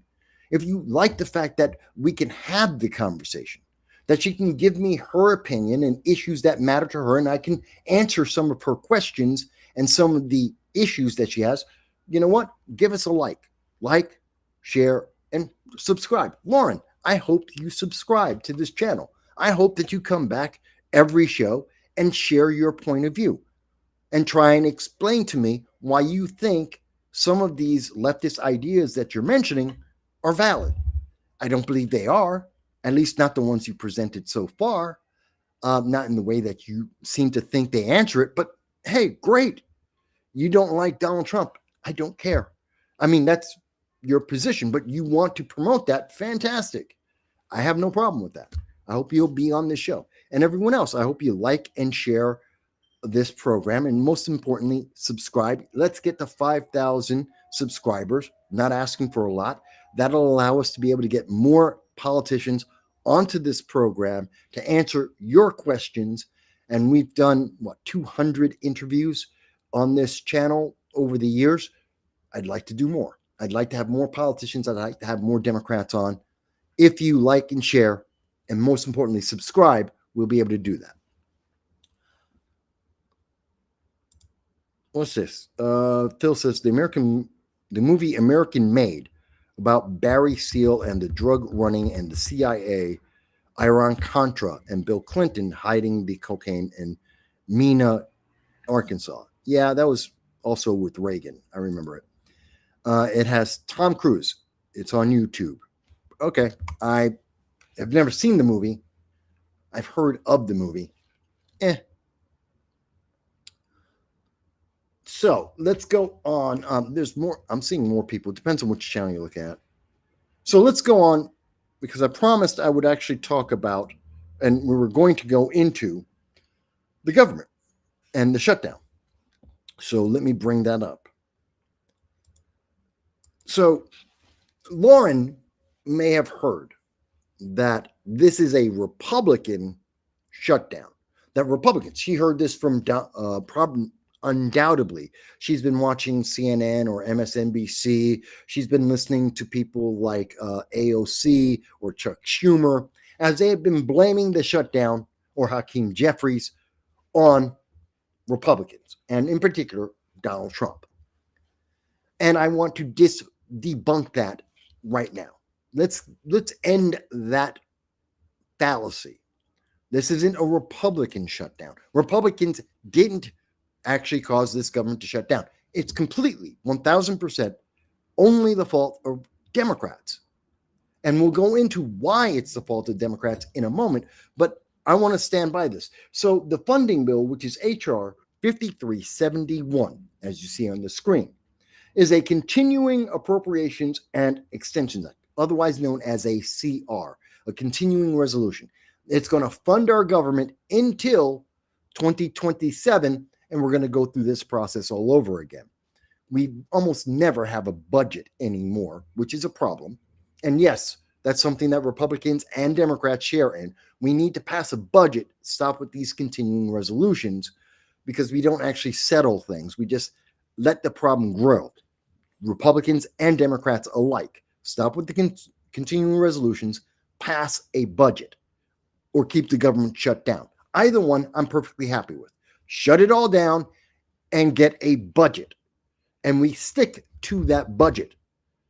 American citizens do it every single day and have been doing so for decades, if not centuries.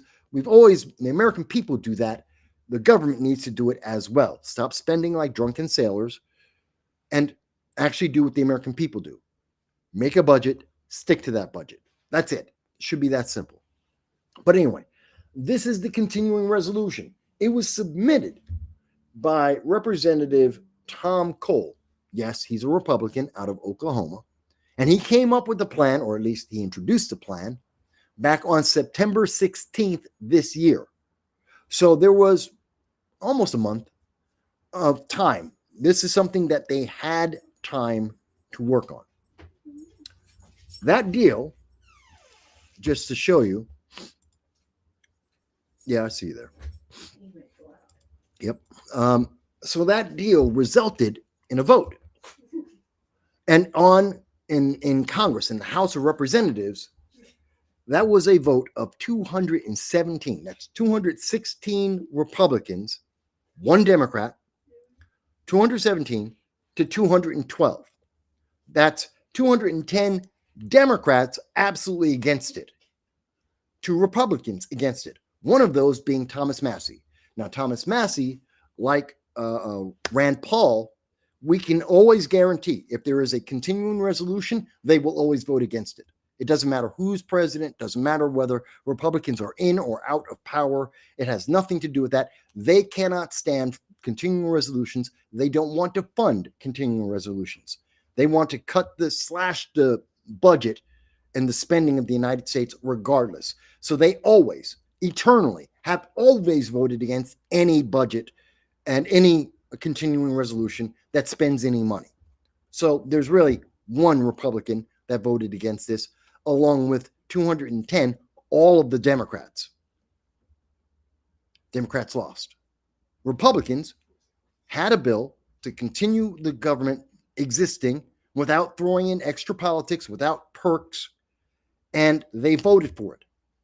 That then went over to the Senate, and this is where we are now. And I want to show you exactly where the Senate put us. So let me show you that. And according to the Senate, we recently had the bill, again, HR 5371, came into the Senate, and it was up for a vote. Republicans have already said, here's the continuing resolution, nothing attached to it. We keep the government open. We hash out the deal for a budget, for a final budget afterwards. And 54 votes said, yes, it needs 60. And this is where a lot of people miss it. You know, well, Republicans are in charge. They've got the House, they've got the Senate, they've got the presidency. it's a Republican problem. No, it takes 60 votes in the Senate, not 50. If it was just 50, we'd already passed it. It got 54 votes. And by the way, those votes came from mostly Republicans. There was two Democrats, and almost all the Republicans, minus, of course, Rand Paul. So we could have passed it. We'd be done. If it was just a simple 50-51 vote, we're done. It's 60 votes, not 50, not 51. So we need 6 Democrats. 6 Democrats. Again, Rand Paul, absolutely never going to vote for this. That's his policy. That's where he stands. He's always stood there. We all know that. So that's the Republican that's not going to vote for it. So we need 6 Democrats. 6. And the Democrats voted against it. 43. All the Democrats voted against it. We only need 6. So the Republicans have voted for it almost universally, almost 100%. We're at like 95% of Republicans voted to pass this continuing resolution. On a personal level, they all went for it. Not saying it's perfect, but they would continue to fund the government and continue to have the debate about what should be in the budget and what shouldn't be in the budget. Democrats didn't. Democrats said, we have conditions. Republicans have no conditions. Republicans said, just fund it and we'll work it out. Democrats said, no, we have conditions. And you have to give us what we want. And that's where the problem is. So if you want to tell me that this is because, oh my God, it's all about Republicans, that's a lie. That's just a bald-faced lie. It's because 6 Democrats don't have the balls to say, yeah, we'll discuss it later. Let's pass it now, not harm any American citizens, and then we'll deal with it. Now, with that all said, it's a little bit early. Normally at about the 2-hour mark, we usually take a little bit of a break because my dog is 14 years old. And at 14, as you might imagine, he needs to go out every so often. And I thought I had something set up and ready for that. I thought I did. And I don't. I was looking at something and I had it set up for this, and I screwed up. Such is my life. You know what? I'm going to play, as a matter of fact, I will go with, I recently had a conversation with my friend, Frank Johnson, talking about some of these issues right here. And so what I'm going to do, so I was on with Frank Johnson with the Range Report L1F gun show about guns and rifles and such. And so what I'm going to do is I'm going to play a little bit of that program as I walk my dog, and then we're going to be back. So I figure it's going to be about 45 minutes. So let's say 5 o'clock. I should be back by about 5 o'clock, plus minus a minute or two. And we'll continue talking about the budget from where I've left off. By the way, Dow, Phil, Joel, keep me honest. Make sure that I step back in about the budget, like what's going on with the budget. And what is the deal that AOC and Chuck Schumer, what do they want? Why are they bleeding America right now? And I will prove that they are bleeding America, that this is about politics. It's not about helping anyone. They're not helping American citizens. They are using American citizens as an excuse for their political agenda. And I will prove that to you when we get back. But until then, I'm going to let you hear the dulcet tones of my good friend, Frank Johnson. We were together and speaking at an event, speaking here. And I'm going to play that for you. Thanks for joining us for this week's version of On the Range, otherwise known as the Weekly Roundtable. But since we're over here on the Range Report and not the Liberty First Foundation YouTube channel, we're switching it up a little bit. I'm here as usual, one of my co-hosts and the Dragon of New York, formerly the Dragon of the Southern Tier, but now he's expanded. Only his reach, not his weight, Michael Vasquez, the only true independent journalist in the industry today. I'm your host, Frank Johnson, the host of The Range Report, co-founder of the Liberty First Foundation. We may have a couple of other guests stopping in. We're only going to go for an hour this evening because I'm recovering from some injuries and can't really keep my head straight. I'm tired and I'm in a lot of pain, but that's beside the point. So we're going to try and jam-pack a whole bunch of shit into a very short window of opportunity here. So, well, before we get any further, I got to ask, are you... Some people may not be aware, you recently had a medical emergency, and are you okay? Are you recovering? I'm recovering. I'm a little screwed up right now. I had to go into the hospital on Sunday. I had been suffering from some extreme pain and paralysis from my shoulders up.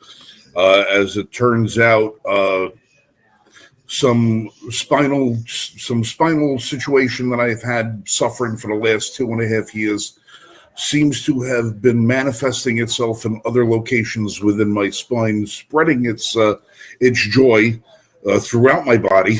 And then, as it seems right now, I have 3 brand new bulging discs in my neck with a whole bunch of issues. And I woke up Sunday morning at 3 a.m. I heard something make a little noise, and all of a sudden there was an excruciating pain, and I couldn't move.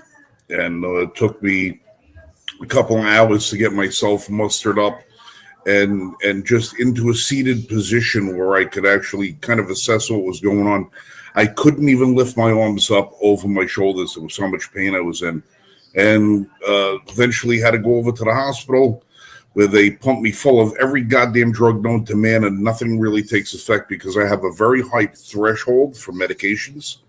Just my body resists medication for some reason. Nothing really works that well. And they wind up putting me into a CT scan. Now, thank God they have one of these new CT scans at the hospital here. They have the fat guy CT scan.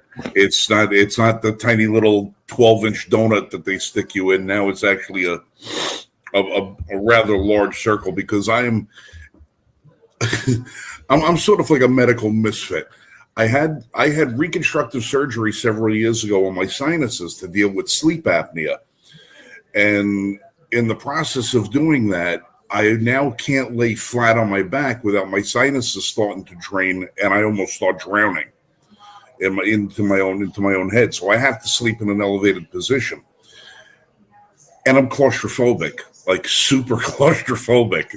So if you lay me flat on my back and slide me inside of a tube, and then the top of that tube is right up against my face, you better put me out.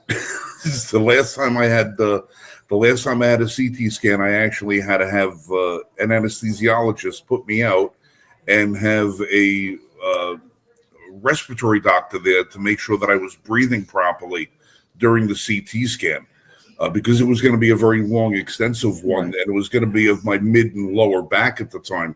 So I was fully immersed in the machine. This one, fortunately, I only had to be in a little bit, and like I said, it's a big machine, so I was able to, they were able to prop me up in a way where I could breathe and not have like a panic attack. Yeah. So I was very fortunate with that.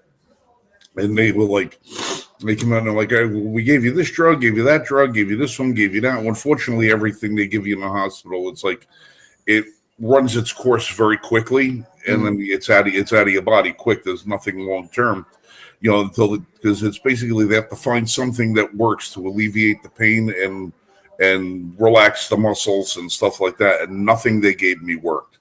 And they ran through everything in the hospital, and they're like, we don't see anybody who this doesn't work for, so you're going to have to just go home and grin and bear it. Like, okay. So, I mean, one of the things that made me warm and fuzzy but it didn't alleviate the. I'm warm and fuzzy anyway. You know, I didn't really need the drug to be that way, but at least it sort of mellowed my mood a little bit. But since then, I'm walking around the house. Thank Lori's been a saint. She's been taking really great care of me to try and make sure that I'm moving. She's putting those pain patches on me, hitting me with the massage thing, and it's when you're so used to being able to do something and all of a sudden it gets taken away from you at one time, it's really frightening.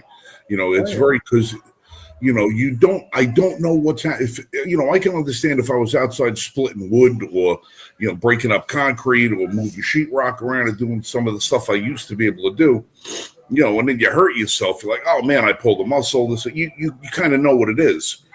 But to be asleep and all of a sudden, you know, you're hit with a truck and you can't move. You don't know what's going on. And with the history I've had with this previous back issue, you know, where the doctors have said, I have serious compromising in my spine with discs pushing up against it and there being some stenosis and some other stuff.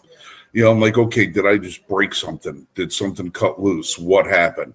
You know, you don't know. I got to say, though, the doctors where I was at the facility, great care.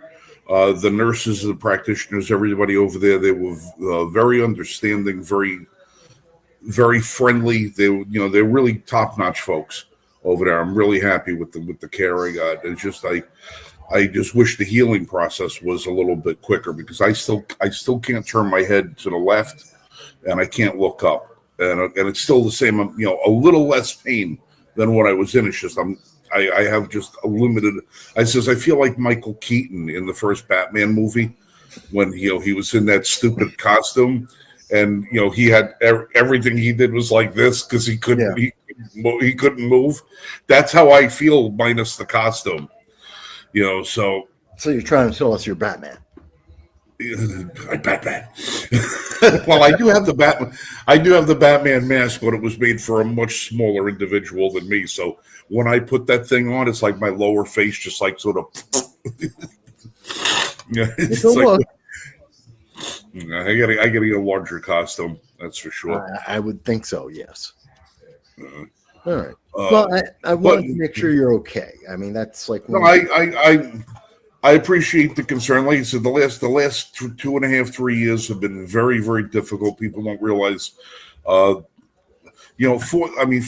when it comes from a health standpoint, my health is fine. My health is very good. I mean, everything. You know, I have some issues I got to deal with blood pressure and diabetes and stuff like that. But that's almost like run of the mill at this point. So many people suffer from blood pressure and diabetes that it's so common. It's not like there's going to be a lot of complications that you have from that. But I'm having musculoskeletal issues that have not been resolved. I've had to have surgery on my ankle to get my leg working back. That was unsuccessful. So I'm I can't go up and down stairs the way I used to. I can't pick things up. I can't put things down.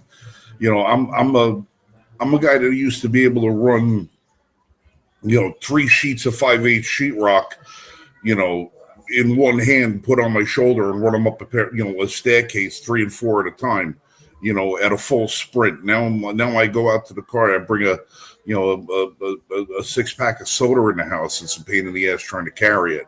I can't go up and down the stairs without having one hand on the rail. And it's been demoralizing. To be able to have so many limitations and have to give up on so many things that I was already in the process of doing. I was starting to get into, training to compete and doing some other stuff. My weight was down. I was feeling good. I was looking good. Now it's like, it's just a lot to deal with. No, I get you. I get you. But it's all right. At least my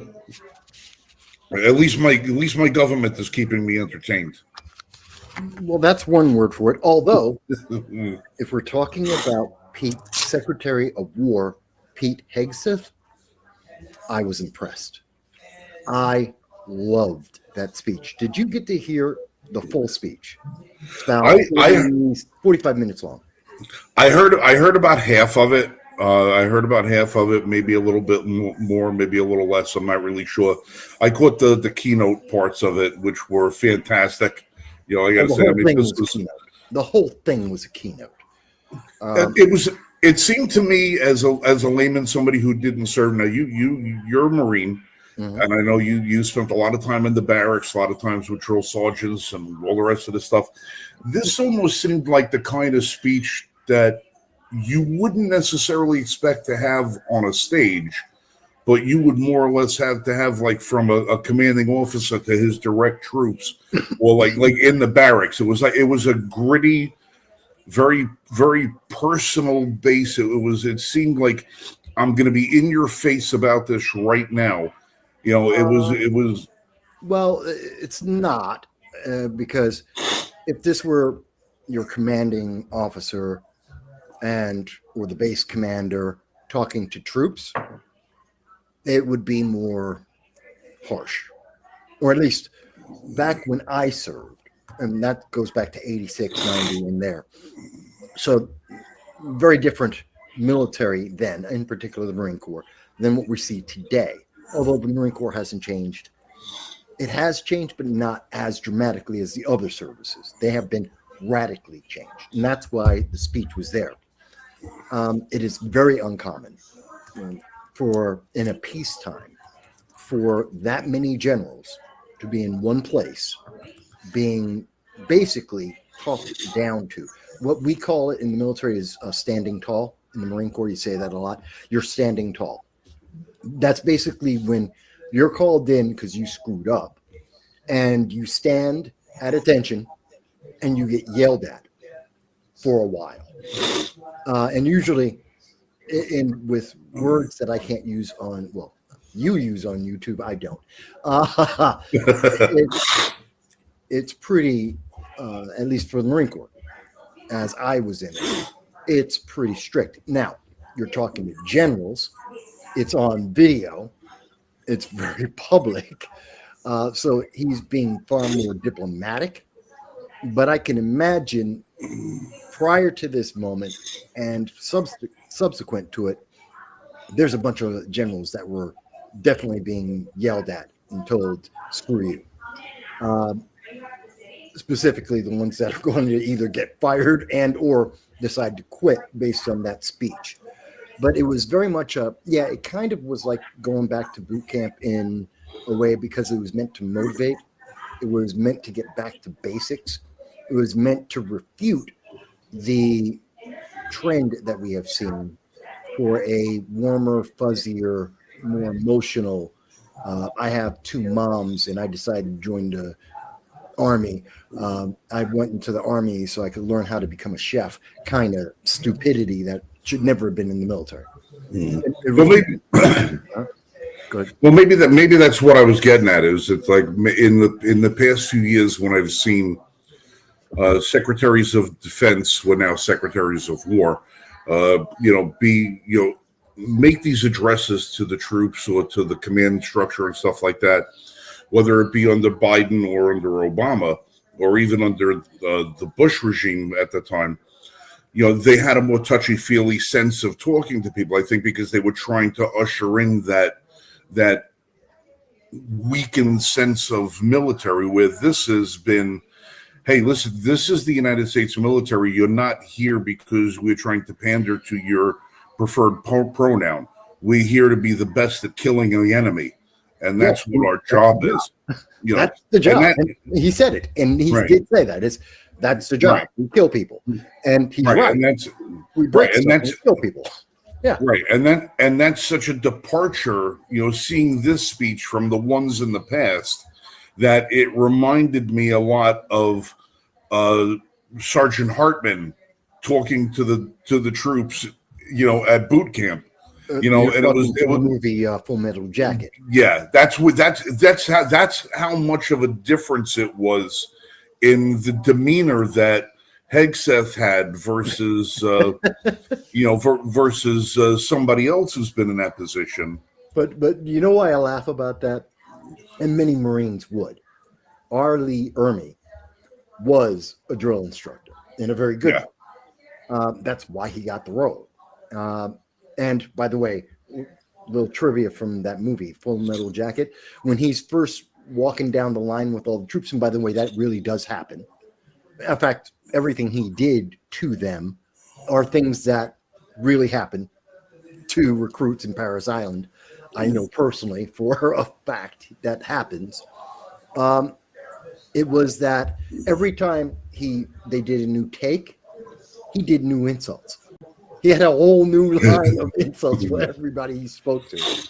So he didn't go back to the same thing. He gave them something new to insult the hell out of them. And it was beautiful, which is why you get the reactions kind of like he did. And that's real. That's what you get. And Hegseth, I mean, imagine the generals have been called, generals like Milley are they're ineffective. They're horrible. And I personally think General Milley is a traitor to America. And I've said that publicly before for his actions.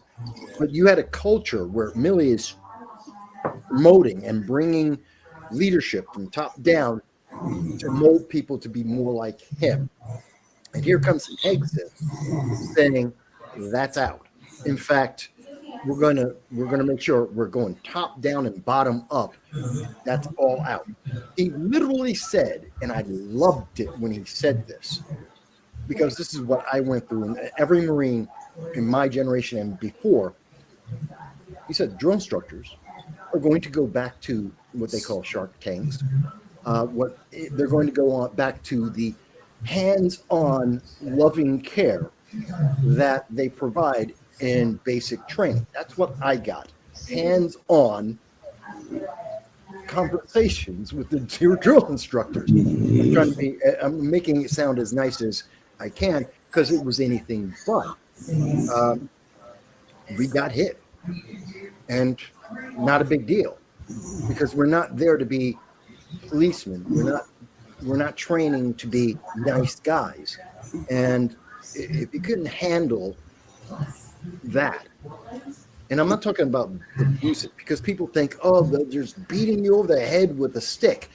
No, although I'm sure some people deserve that, and I can only think of one person in my platoon that got that, and he's kicked out because he really got people killed. But that's what we need, because that's what put fear into the rest of the world. In particular, we're talking places like China and Russia, nations that want to kill every single American. Part of why they stayed calm and never wanted to mess with us anywhere in the world is because we were trained the best, and little things like DEI didn't exist. You know, there was no DEI. There was no feelings. I don't care what your pronouns are. You're slime, you're a rock, you're a private, you're whatever your rank is. I could care less what you personally feel at any given moment because it's immaterial to the job. And whether you like it or not doesn't matter because the mission is what you're here for. That's it. For everything else, throw that crap out the window. I don't want to hear it. I love that he said, you know what? This isn't, and I know a lot of people are looking at it going, oh my God, he hates women. Women can't be in the military. He never said that. He said, here's the standard. This is the bar. This is the minimum. And if you cannot make that bar, no matter what your rank, he was saying that to the generals on down. Everyone does PT. Everyone gets the exam. Everyone passes the bar. If you cannot do that, you are out. And that's the way it should be. That's why every Marine is a basic rifleman. Everybody has the bar. Men, women, period. Here's the bar. You can do it. If you can't pick up the small pack and quick march 15 miles, you're out. Because that's what the job requires. Not if you do more, great. If you can't do that, you are out. Because that's what it takes. When you get on the battlefield, that's what you're going to do under fire, and people will die if you can't. I love this. I love that we are getting back to a military as opposed to college 3.0 an ROTC. That's not what we do. So, well, I mean, we have to look at the military as a machine. it is. Everything in that machine has got to work exactly the way it's supposed to be, in a timing way, in a sturdiness way. Everything has got to be able to rely on something else. I mean, one of the old sayings that the military moves on its stomach, right? Mm-hmm. You have to have your supplies. You have to have your support staff. Everything that your military is going to do is going to rely on that in order to get the job done. Now, if somebody says, oh, they're a cook in the military. All right, well, people aren't going to put a whole lot of emphasis on somebody being a cook in the military. But the cook in the military is feeding a lot of people. Right, hundreds of people. He or she's got to be really good at doing what they do, because the rest of the job depends on how they get fed, how they get, everything.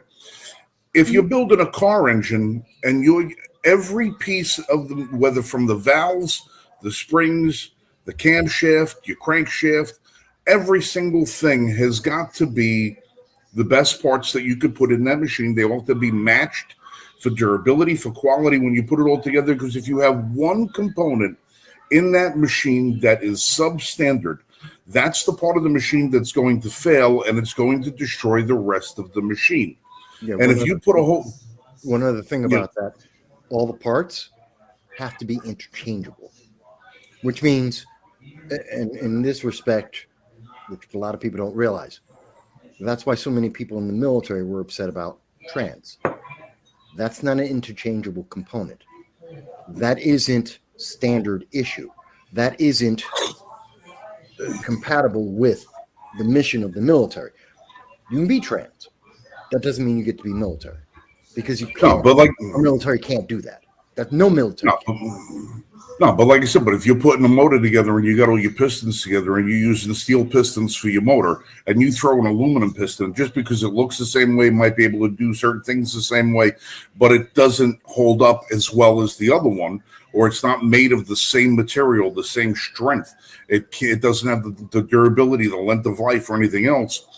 And it reacts differently under certain circumstances. Aluminum and steel heat and expand and contract at different rates at different intervals under heat and stress. You can't mix align those parts. You have to have the right parts in the right places. Everything's got to function properly. And then when you put it all together, you have to use good lubricant. You have to use good fuel. Because no matter how good all of the parts are, if the things that ignite and spark and keep it running and keep the machinery going are substandard, it doesn't matter how good the parts you put in there, the engine is going to fail. And the same thing is with the military. You've got to have above standard components in order to make it work properly. And our military only has one job, and that is to kill. Or that's what the military is for. Whether it's killing in an offensive fashion or a defensive fashion, that's what they are trained to do. They are trained to kill an enemy, trained to kill a threat. And if you cater to emotions, you cater to sexuality, you cater to this, you cater to that, you're not catering to the function of the military. You're losing sight of the objective, of what the objective is. Now, if you remember, you go back and you remember the movie G.I. Jane, right? And I know it's a movie. I know it. Yeah, it's definitely a wish list leftist film. Yeah. Right. Okay. But understand the premise of G.I. Jane. It's a miserable premise. I don't accept it. It's absolutely trash. No, but the one thing about it is they didn't lower the standards so she could pass SEAL training. True, and again, that's part of why it's a fantasy. But yes, to the credit of the movie, she theoretically was able to do what a SEAL needed to do. Right, they wanted to leave in place the part of the movie is this is a mountain so high that she can't climb it. She's got to muster up everything to climb that mountain and all. Well, you know what? That's what it's supposed to be. Yes, that's what it's supposed to be. Meritocracy. If you're training a team of guys and men and women who have to break down doors and go into buildings, clear a building, and kill everybody who's inside of it. And it takes you 500 pounds of force to kick a door in. Everybody on that team, whether it's the guy who's carrying the heavy guns or the light guns, or the guy who's carrying the radio, every one of them's got to be able to kick in that 500-pound door. If you got somebody who's only going to kick in 150 or 250 pounds of stress, the only thing you're doing is knocking. You're knocking on the door. You're not right. You're not getting through it. Everybody's got to. It's worse than you're not getting through. Someone's dying.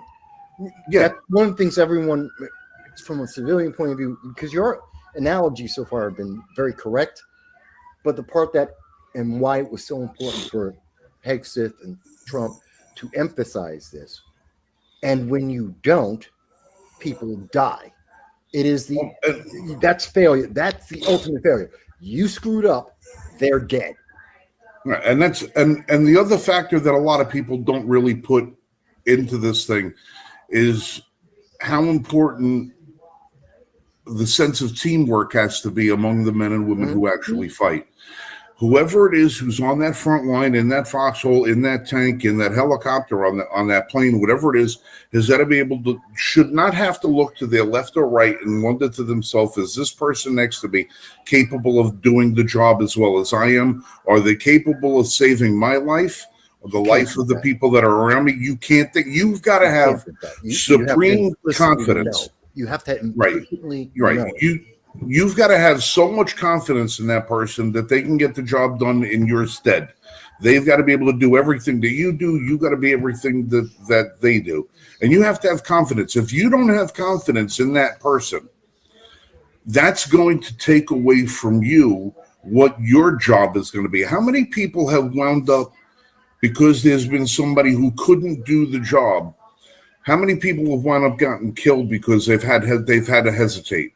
They've had to think twice. They've had to go back. They've had to go grab somebody who couldn't get it done.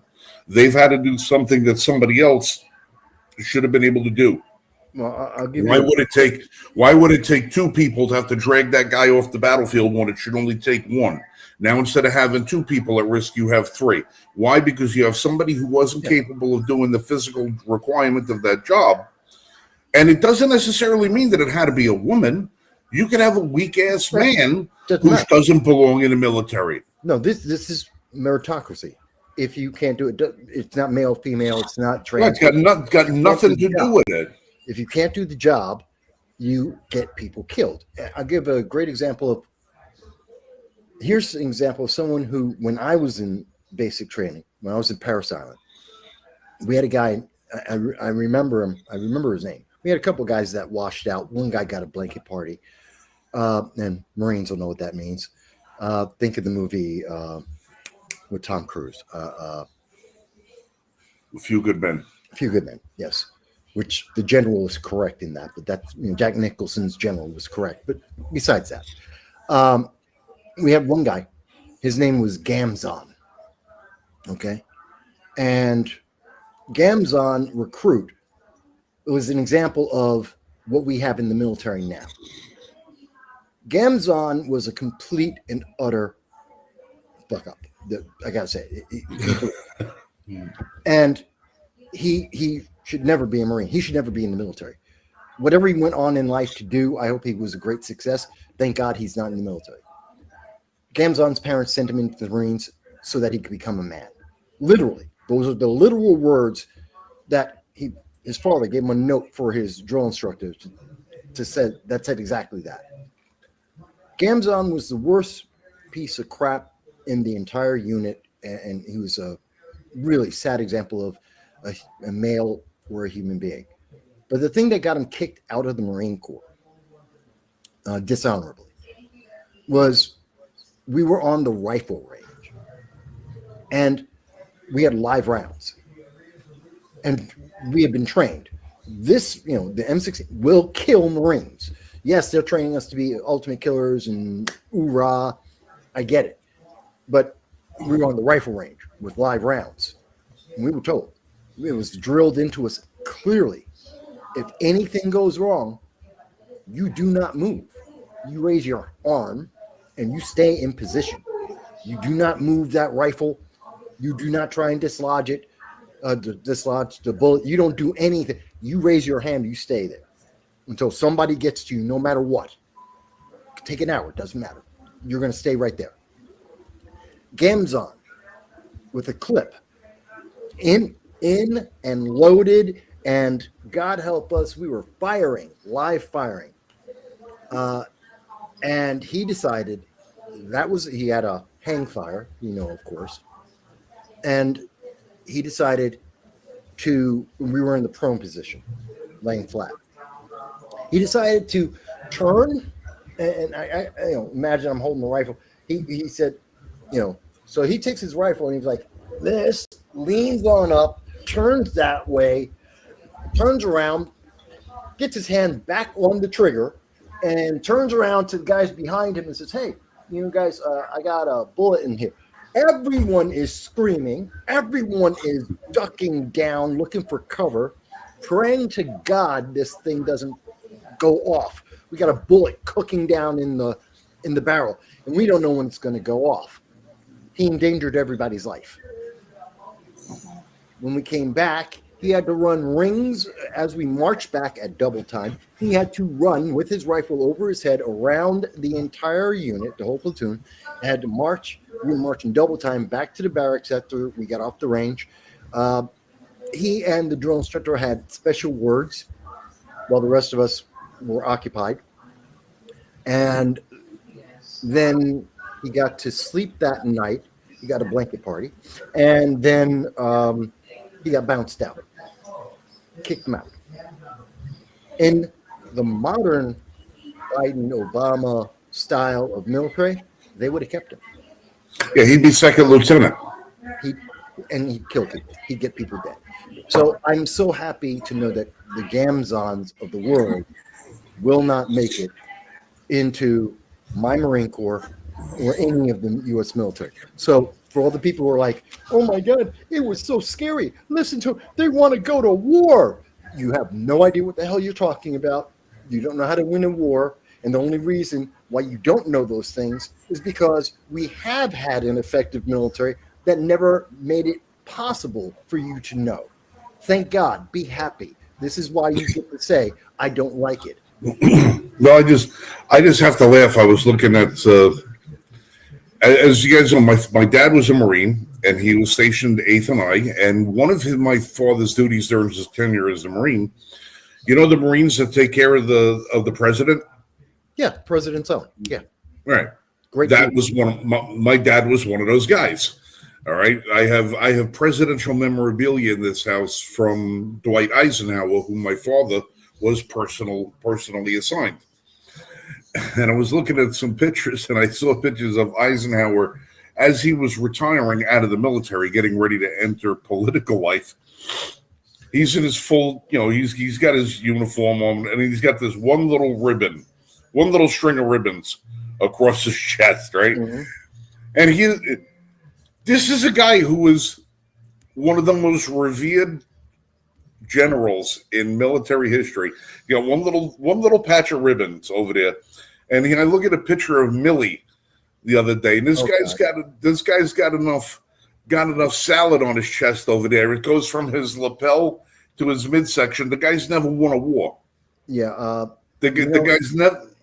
Yeah, he's never been in a combat zone where he's actually come out on top, and he's got more awards. I'm like, what are they giving these little ribbons for? Well, is it like Cub Scouts now? No, they have one for tying knots and. Well, one, it's the Army, so they give out a lot of medals, but it's also a result of what we've been seeing happening in the military for a couple of decades now. And it's like Tim Walz, with the false valor. Thank God he shouldn't be governor. He shouldn't be in any elected office, but that's my opinion. Him and Millie, a lot of those medals are administrative. They got nothing to do with anything. They're just an admin. It's like the movie, I'm Going to Get You, Sucker. and they're talking about, oh yeah, I was military vet, and this badge, it's for the typing pool, and this one's for being secretary to the commanding officer. They're crap medals. And Milley was trying to walk around because his unit went into active warfare, and he's trying to say, well, I have a medal because, I was part of the unit, not in overseas. He didn't earn anything. So yeah, a lot of it is like participation trophies. Very much so. And we, thank God. Yeah, and I just, because I'm laughing because I say to myself, he was Eisenhower. This was a guy who was a grunt's grunt. This was a war fighter. The same thing with like Patton, the ultimate guy. George Patton had like 1/5 the amount of medals that Milley had on it. I'm like, that's what I said when you said how many. That's just when you said how many generals were at that meeting. I'm like, why are there that many of them? Because when I sit and I look and I think of the general, I think of like this has got to be like the rarest breed. It should be in my mind the rarest breed. The rarest breed should get to rise to the should rise to that rank. But like in the Army, as an example, with 1.2 million people in service at any given moment, it's dropped a little bit under the Biden administration, actually a lot under Biden and under Obama. Now you're going to see recruitment go up because he's taking the Marine Corps approach. And the Marine Corps is the only service that's been maintaining its minimum recruitment requirements. Everyone else has fallen off. Why? Biden and Obama. But you will see it go back up. But what we're seeing with this is, God, I kind of lost myself. There's so much in this. I don't know. It's. I kind of lost my own track because I got sidetracked by my own. I took a tangent. I took a tangent there. Sorry. Go ahead. No, I was just sitting there looking. I was saying, like, I see these the 800 generals in there. Now I know. Yeah. So in the Army branches into administrative and combat. So you got generals. You can be a general, but be pure administration. You can be pure administration and be a general in the Army, and that's the equivalent of being a combat general in the Army or any other service. It's ridiculous. I understand why they do it. I think it's stupid. I always did, but that's why I'm a Marine. I'm not an Army, and also why I was never a general. So there you go. But I thought the speech was fantastic. People in the audience can tell us what they think about it. I thought it was a beautiful moment for America. All right. Well, we're going to jump off of that topic for a few minutes. I just wanted this wasn't something I had highlighted, but I wanted to get your thoughts on that school administrator who turns out that he's a illegal alien. Deport him. The one that got arrested this week for having thousands of dollars in cash and a knife and some other silly stuff while at the school. And this is a guy who's an illegal alien and the media said a registered Democrat. Are you shocked by that? Oh, I'm astonished by that because I was told that the illegal aliens, it's impossible for them to vote. Yeah, that's what we were told. And then there's the reality, which they like to ignore or distract from or dismiss. Yeah, this guy needs to be deported. They're like, oh, but he's a great superintendent. I don't care. Well, shouldn't she be deported after he serves prison time for the crimes that he's committed here in the country? I don't want to spend more money on him. Well, I figure, a little punishment would be good along the way. Not only kick him in the ass on the way out the door, but he's got to be punished. You're assuming that I'm saying deport him back.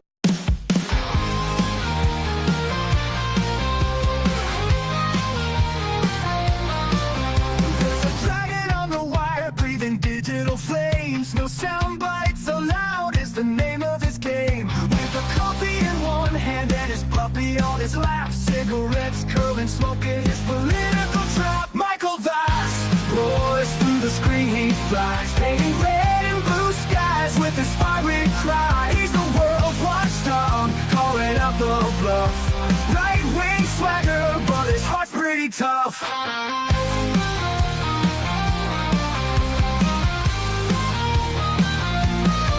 He's a Republican dragon with his truthful slight, fights the battles unseen in the shadows of the night. From policy to passion, he breaks it all down, giving a voice to the voiceless, wearing his crown. Caffeine-fueled mornings, the smoke curls dance, puppy at his feet, giving life one more chance. Through algorithms and bias, he cuts straight and clear. Michael's roar echoes in the hemisphere. Michael Vass roars through the screen, he flies, painting red and blue skies with his fiery cry. He's the world's watchdog, calling out the bluff. Right-wing swagger, but his heart's pretty tough.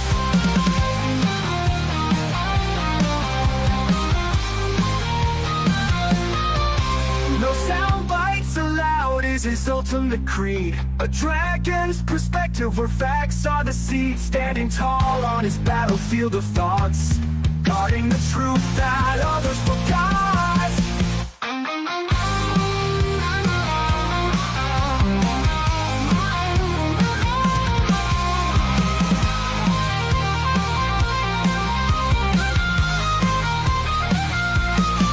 Michael Vass roars through the screen, he flies, painting red and blue skies with his fiery cry. He's the world's watchdog, calling out the bluff. Right-wing swagger, but his heart's pretty tough.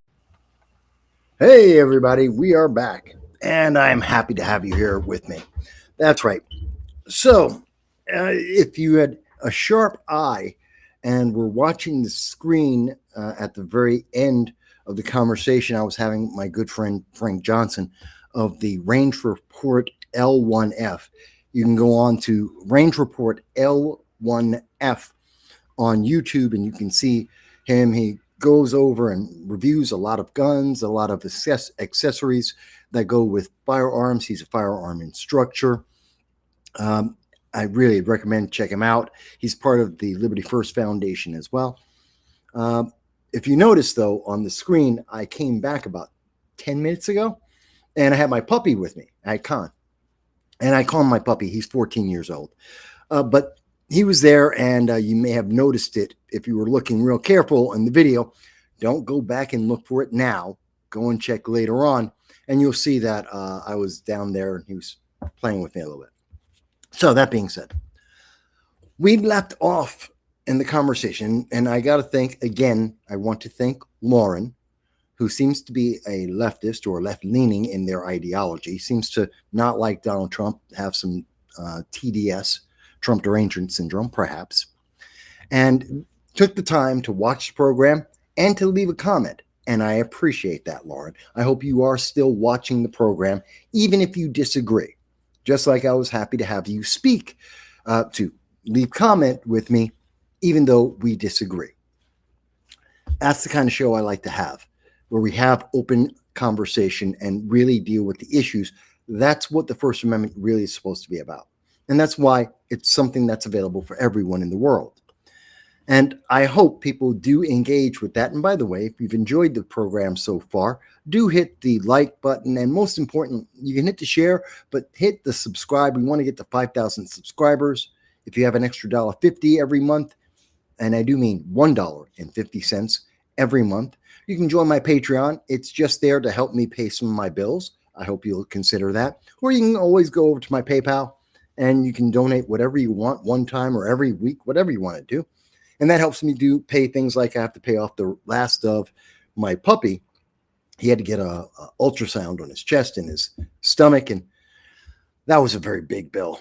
I'm on the last $500 paying that off. Anyone wants to help? Fantastic. If you don't, that's okay.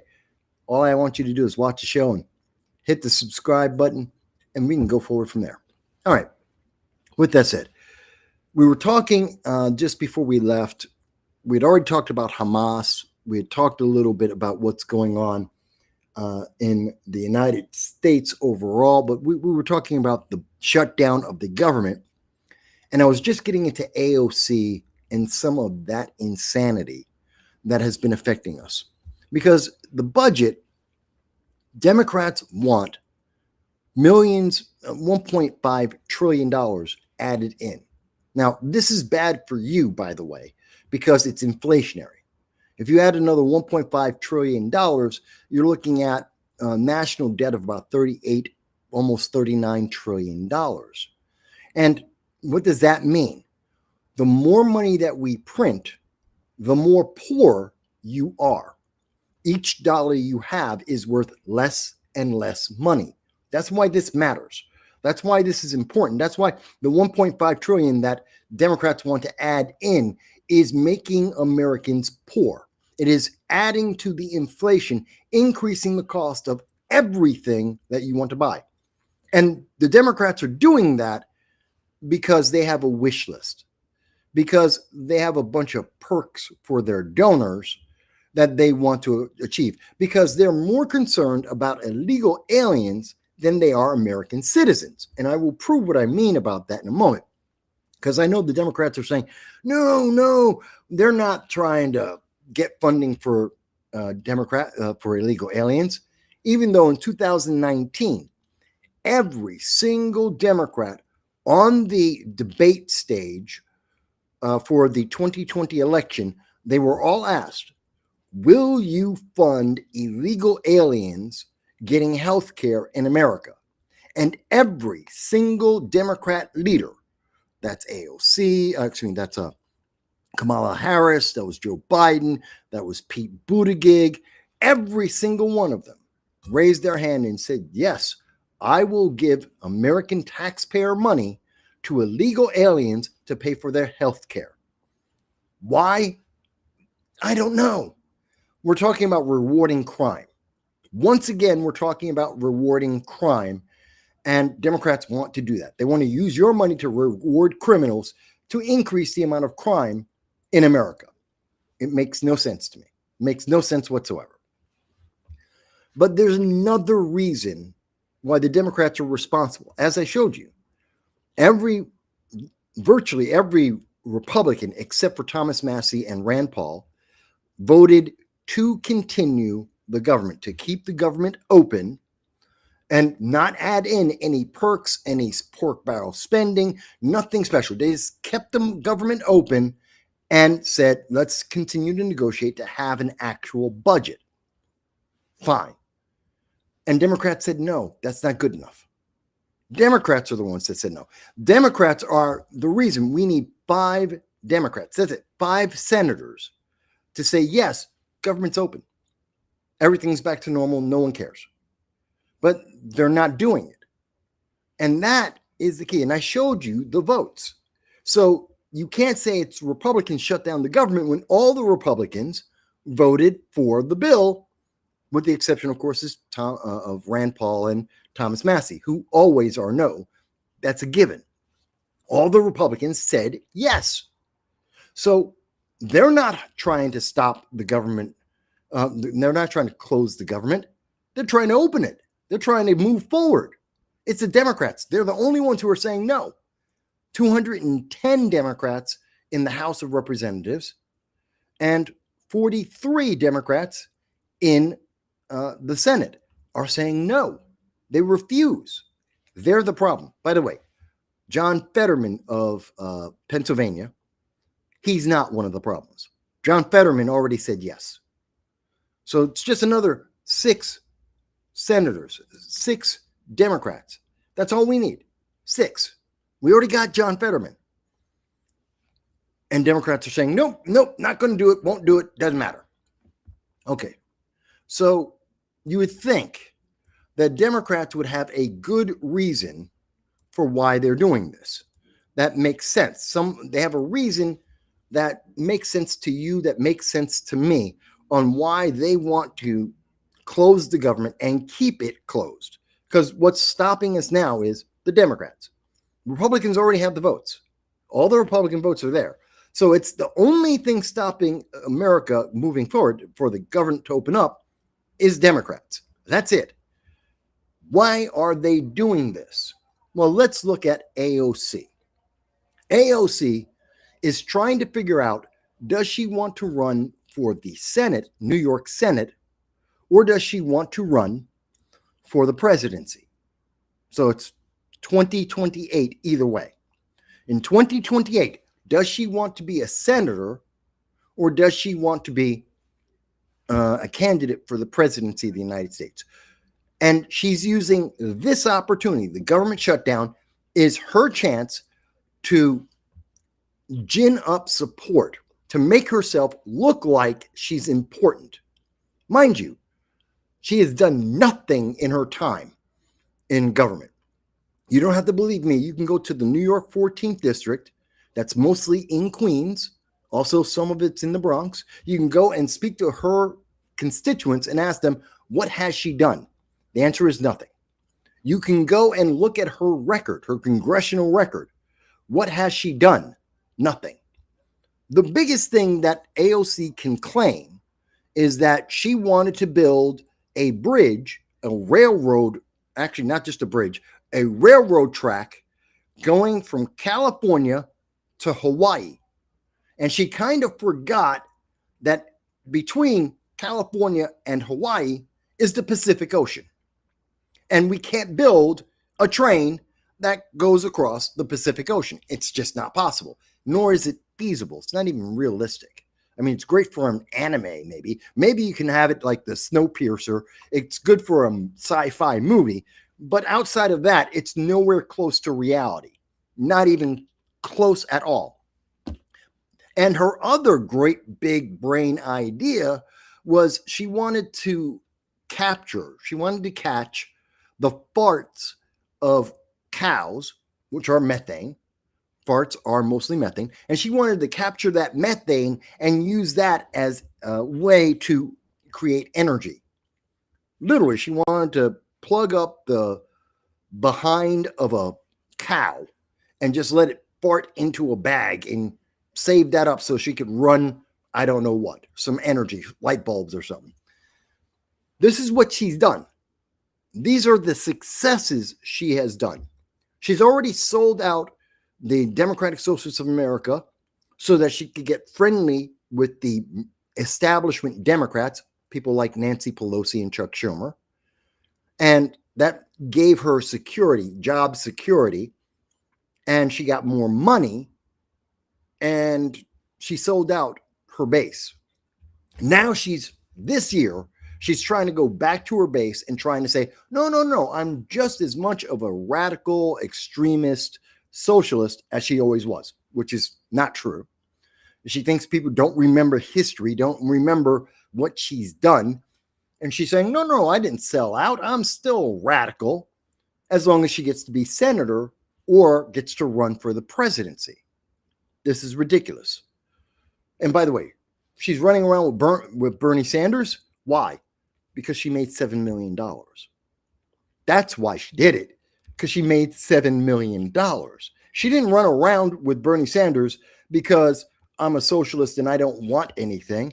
She made $7 million. That's why she did it, because she wanted to get power. That's why she did it. It's completely selfish. It's not because she's trying to help people, because she hasn't come up with a single idea that actually helps people. Now, I give you all of this background around AOC so we can look at what she herself on September 30th, this is what she said. And I quote, "If Republicans want to blame their shutdown on me," again, Democrats shut down, not Republicans. Democrats shut this down. And if you want to blame it on someone, blame it on her. They are more than welcome to come to her office, to AOC, a member of Congress, one of 400 individuals, 435, to show up at her door and to negotiate with her. AOC doesn't lead the Democrats in the House of Representatives. She's not the minority leader. She's not she doesn't have any special position in the Democratic Party. She's part of a fringe faction of the Democrats. She's not even the leader of the progressive fringe of the Democratic Party. That's Hakeem Jeffries. She's not even the leader of the Democratic Socialists of America. She's just a fringe, popular young woman who happens to be a congressman. That's it. She's not special in any way, shape, or form, but she's trying to elevate herself to make it seem like she's important. Because for Democrats, perception is more important than reality. How you feel is more important than what really is happening. That's why they love to say, I feel, you should feel like I feel. It's all about feelings. It's about perceptions. It's not about the reality. She wants to say, I'm so important, you should come to my office. Why? I'd go to Nancy Pelosi. Nancy Pelosi gets laws passed. She's passed laws of her own, and she's helped other people pass laws. I'd go to Nancy Pelosi. Chuck Schumer has passed laws that he introduced, and he helped pass laws that other Democrats have introduced. You talk to him. You can talk to Mitch McConnell. You can talk to, what's his name in Connecticut? Blumenthal. Richard Blumenthal. He's gotten things done. There's a lot of Democrats you could go to. Even Adam Schiff. Adam Schiff, who's an absolute crook. Crooked as the day is long. He's absolutely corrupt. He has gotten more done than as a congressman than AOC. Why would anyone talk to AOC? She doesn't control any seats in the Senate. She doesn't control any party. No, none of the factions of the Democratic Party. She controls nothing. This is her lie to Democrats, because Republicans and Libertarians and third party, no one cares about her. No one else cares. So she's lying directly to Democrats, trying to convince rank and file Democrats that she's important. She's not. She goes on to say, unlike them, meaning Republicans, I guess, I would let kids and hardworking people get out off their insulin and chemo on my watch. She would not cut them off. But you did. You voted against continuing resolution. It is a fact, AOC. You voted against continuing to keep the government open. And you have no power in your own party on whether any other Democrat, you might have some influence on Ilhan Omar or Rashida Tlaib, Cori Bush or Anna Presley. That's a very small group. That's like 4 people. Even if every single one of them were in the Senate, that wouldn't be enough votes to get the government opened up again. And none of them are in the Senate. There are no socialists other than Bernie Sanders in the Senate. None. Even Adam Schiff isn't a socialist. He's a lunatic establishment Democrat, but he's not a socialist. He's not a progressive. So she has no influence on anyone on getting the government open or closed. But she's definitely in favor of denying sick kids government health care because she voted to close the government. That's a fact.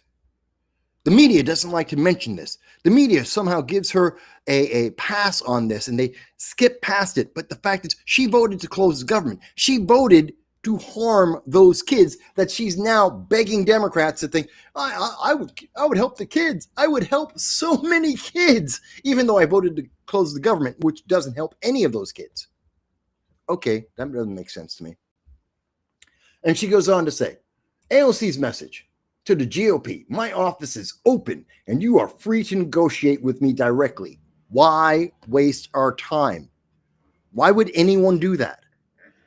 You're not important. She wants to become important. She wants donations so that she could run for a position that would make her important. If she gets to run for senator, New York State Senate, not State Senate, the senator of New York, then she would have power. Then she would be important, at least moderately important, and people would actually have to listen to her a little bit. But she has none of that power right now. And if she ran for president, well, she could do that, But much like Kamala Harris, she could run and have no money and be bankrupt. Same thing with Kirsten Gillibrand, who's a senator, New York senator, who had no money behind her. No one thought the only thing anyone thinks about Kirsten Gillibrand is that she is a yes woman for the Democratic Party. That's why you don't hear about her anymore.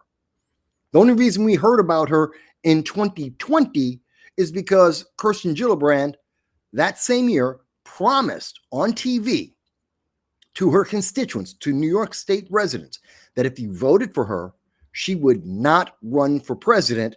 She would fill her entire time as a senator. 1 month later, 1 month after the election, when she got reelected, she declared that she was running for president. She lied to everyone's faces. She lied. So even Kirsten Gillibrand is more powerful and more important than AOC. Let's go on. What I'm not going to do is tolerate 4 million uninsured Americans. What I'm not going to do is tolerate 4 million uninsured Americans because Trump decided one day to make sure kids are dying because they don't have insurance. Let's listen to this again. AOC's message to the GOP, quote, "My office is open and you are free to negotiate with me directly.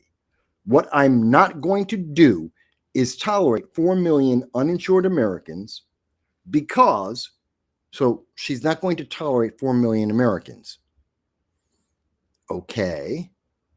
Because Trump decided one day, no, she should be tolerating 4 million Americans and she should be supporting 4 million Americans because Trump didn't do what she wanted him to do. She should be tolerating them and supporting them and helping them. This is the reason why AOC is not considered serious at all. This is the reason why AOC is got no power. She can't even make her own pitch, her selfish pitch.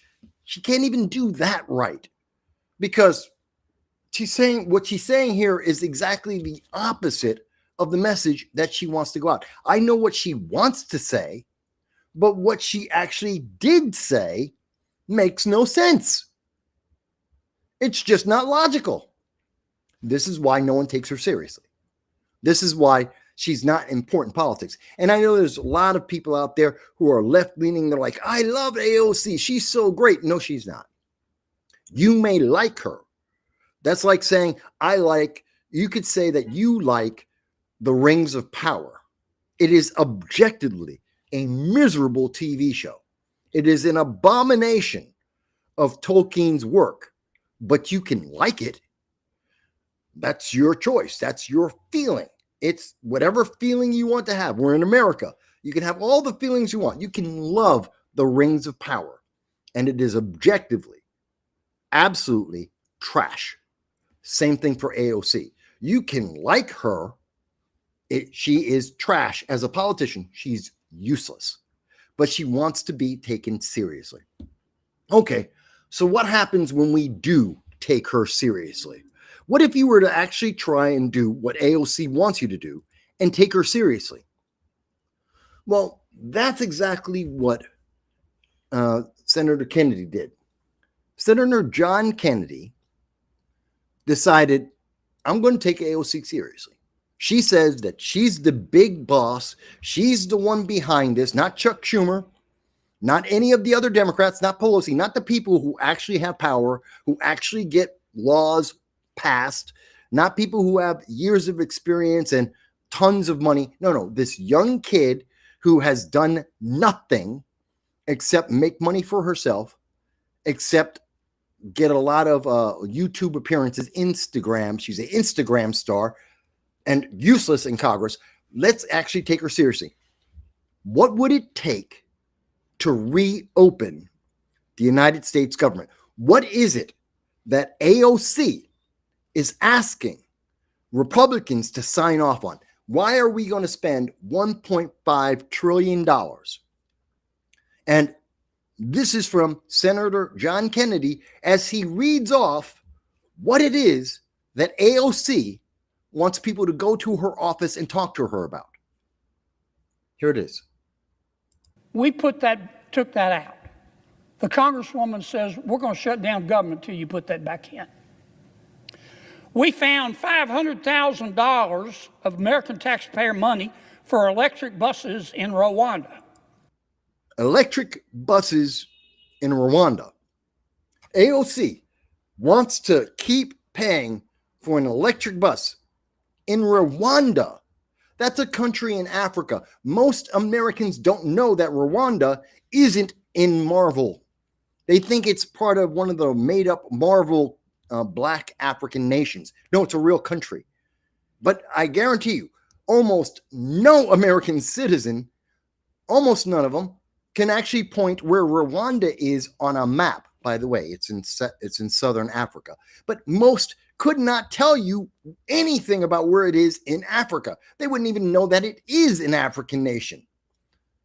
And she wants to pay for electric buses in that country with your tax money, with your money, $1.5 trillion. Oh yeah, we're going to take some of that. We're going to go and spend that money in another country. Doesn't help any of the kids. Remember, she's like, I want to help the kids. I got to help cancer patients.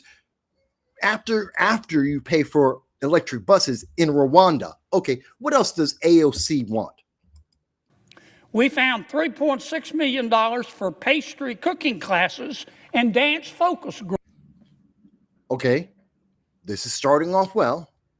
$3.6 million, not a lot of money. It's for pastry, so it's cooking. We're going to teach people to cook. Cooking is important. That could save a lot of Americans. Americans can learn to cook for themselves. We have an entire generation now that don't know how to make spaghetti. They don't know how to boil an egg. I mean, that's why we have all those fresh, ready-to-eat meals that are on every single YouTube commercial every single time. It's, fresh, ready-to-eat meal. Put it in a microwave. You've got a meal. Oh, it's always fresh. It's always ready. Ridiculous. It's overpriced. It's useless. Learn how to cook. You'll save yourself money, and you'll cook better than that crap every single time. But she wants to teach people and do exactly what I'm saying. You'll save money learning how to cook for yourself. She wants to teach that to the next generation, right?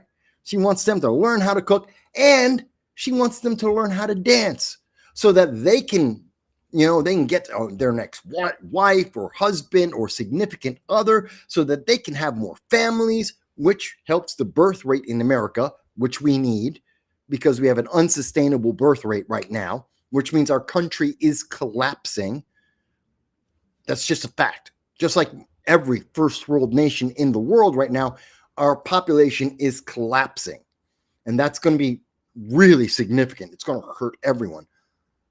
So that's an important thing, but, or if it's just recreation, you know how to dance. So she's trying to help make people happy. You can dance and you can feed yourself and you can feed your boyfriend, girlfriend, your significant other. She wants to help. That sounds like good. And that's only $3.6 million. I don't know why. Why would Senator John Kennedy be upset about that? How can he be upset? Groups for male prostitutes in Haiti. Oh, that's why he's upset. Because it's for male prostitutes, which you could say, yeah, but if they're American prostitutes, at least they're Americans. They're still, they're prostitutes. That's illegal. It's a crime. That's a bad thing. It's immoral. But hey, it's Americans. She's at least trying to help Americans. No. Male prostitutes in Haiti. Again, she's taking the money away from what she said were sick kids with cancer in America, and she's giving the money to male prostitutes in Haiti. Does that make sense to anyone? I'm not surprised it doesn't make sense. And it's something that AOC wants to do. And that's why she wants people to come to her door so they can get other brilliant ideas like paying for electric buses in Rwanda and paying for male prostitutes to learn how to dance in Haiti, because that's really good for American what? How does that help America? Who does that help in America? No one. It does nothing for America. Whether the prostitutes in Haiti, male or female, I kid you not.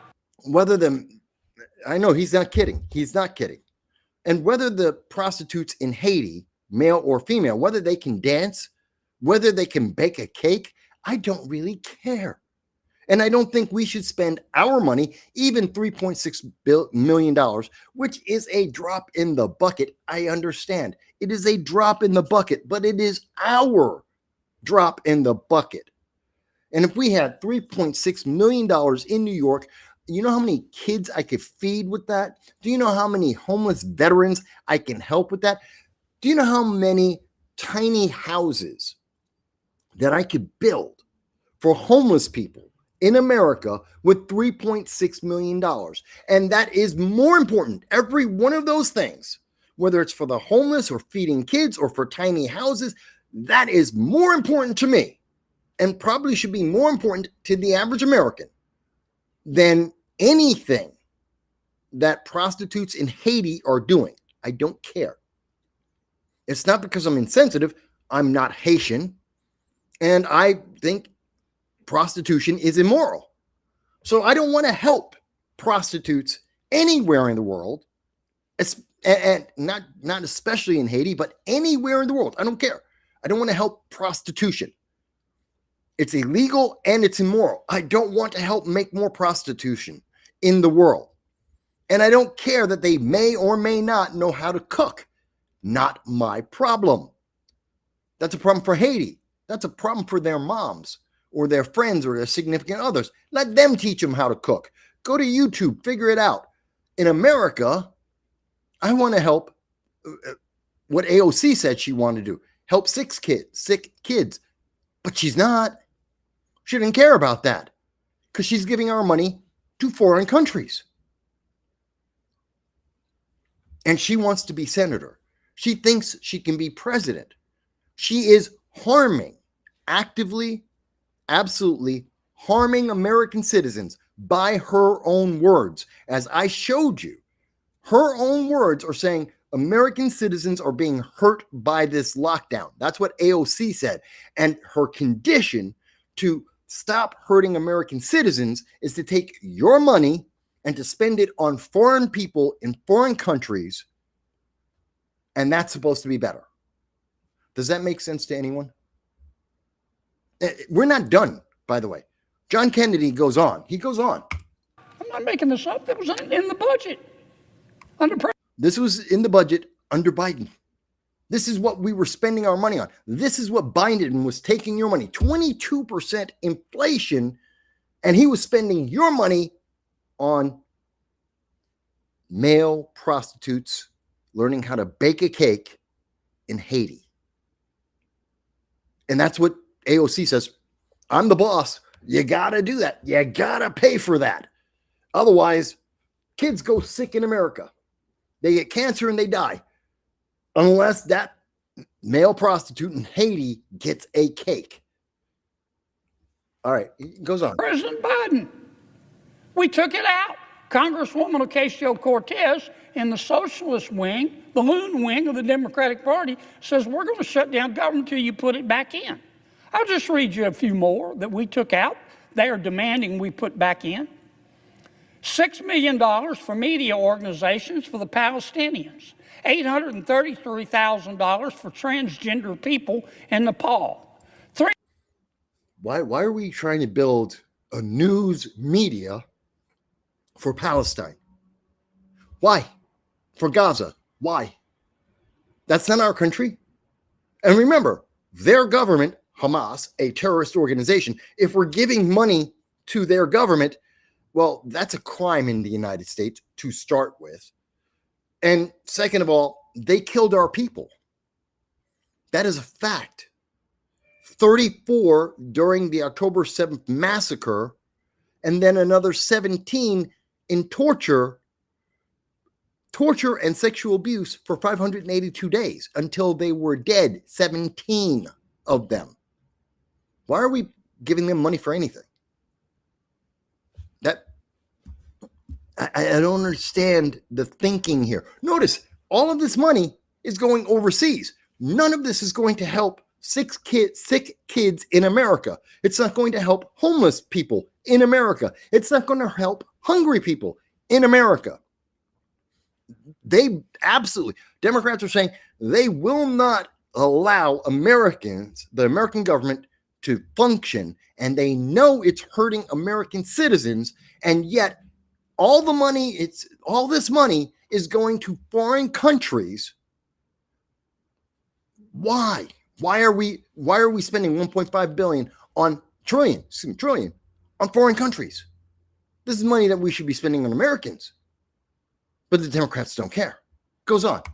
$300,000 for a pride parade in Lesotho. A pride parade in Lesotho.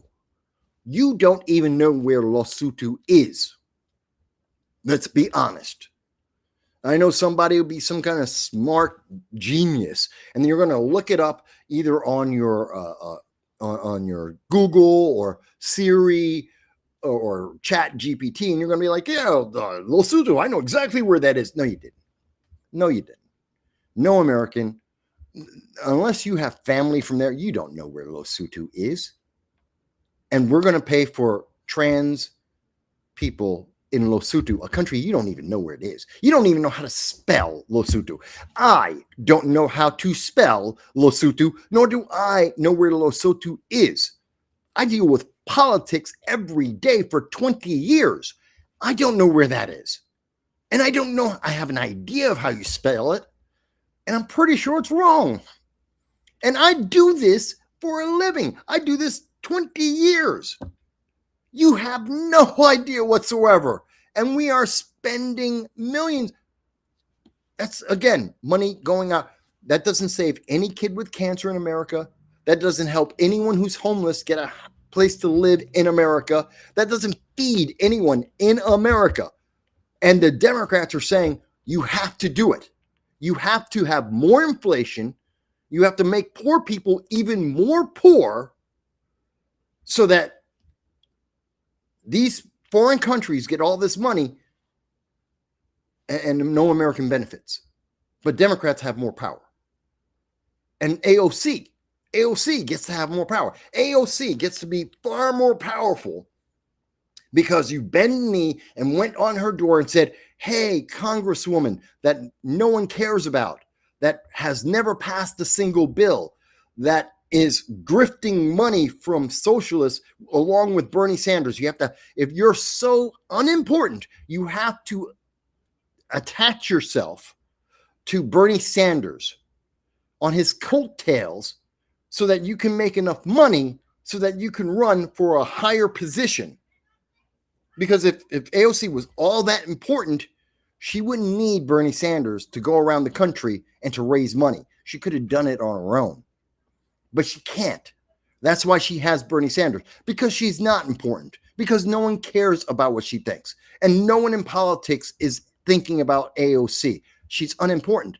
And this is why. And when we take her seriously, like Senator John Kennedy is doing right now, you can hear the insanity that she is trying to force on American citizens.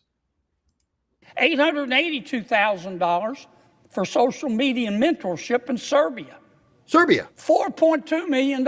We took it out. The Congresswoman and the socialist wing of their party says we got to put that back in for the open government. $4.2 million for lesbian, gay, bisexual, transgender, queer, and intersex people in the Western Balkans and Uganda. The Western Balkans and Uganda. Uganda, hey, that's Zoran Mandami. I'm sure Zoran Mandami, this was his idea, wasn't it? Got to help the LGBTQ in Uganda because Zoran Mandami, that's important to him. Those are his people, his constituents. Oh, no, wait a minute. He's trying to be the mayor of New York. But he did go to Uganda for a great wedding because he's super rich. But he's just a common man who goes to Uganda for weddings behind secure walls with massive security and armed guards. But he's just like everyone else. Okay. This is insane, folks. This is why we don't take AOC seriously. And this is why you shouldn't take the Democratic Socialists of America, the DSA. You shouldn't take them seriously. And why you should be looking at Democrats and Chuck Schumer and saying, not only is this shutdown, the government shutdown, your fault, it's a waste of time. Because these are not things Americans should be spending money on. The Republicans and Trump stopped that. That was what we were spending under Biden. And no one knew because Biden was asleep all the time. And nobody in the news media would ask Joe Biden what's going on because they already knew he didn't know what was going on. Joe Biden was a part-time zombie president, and they knew it.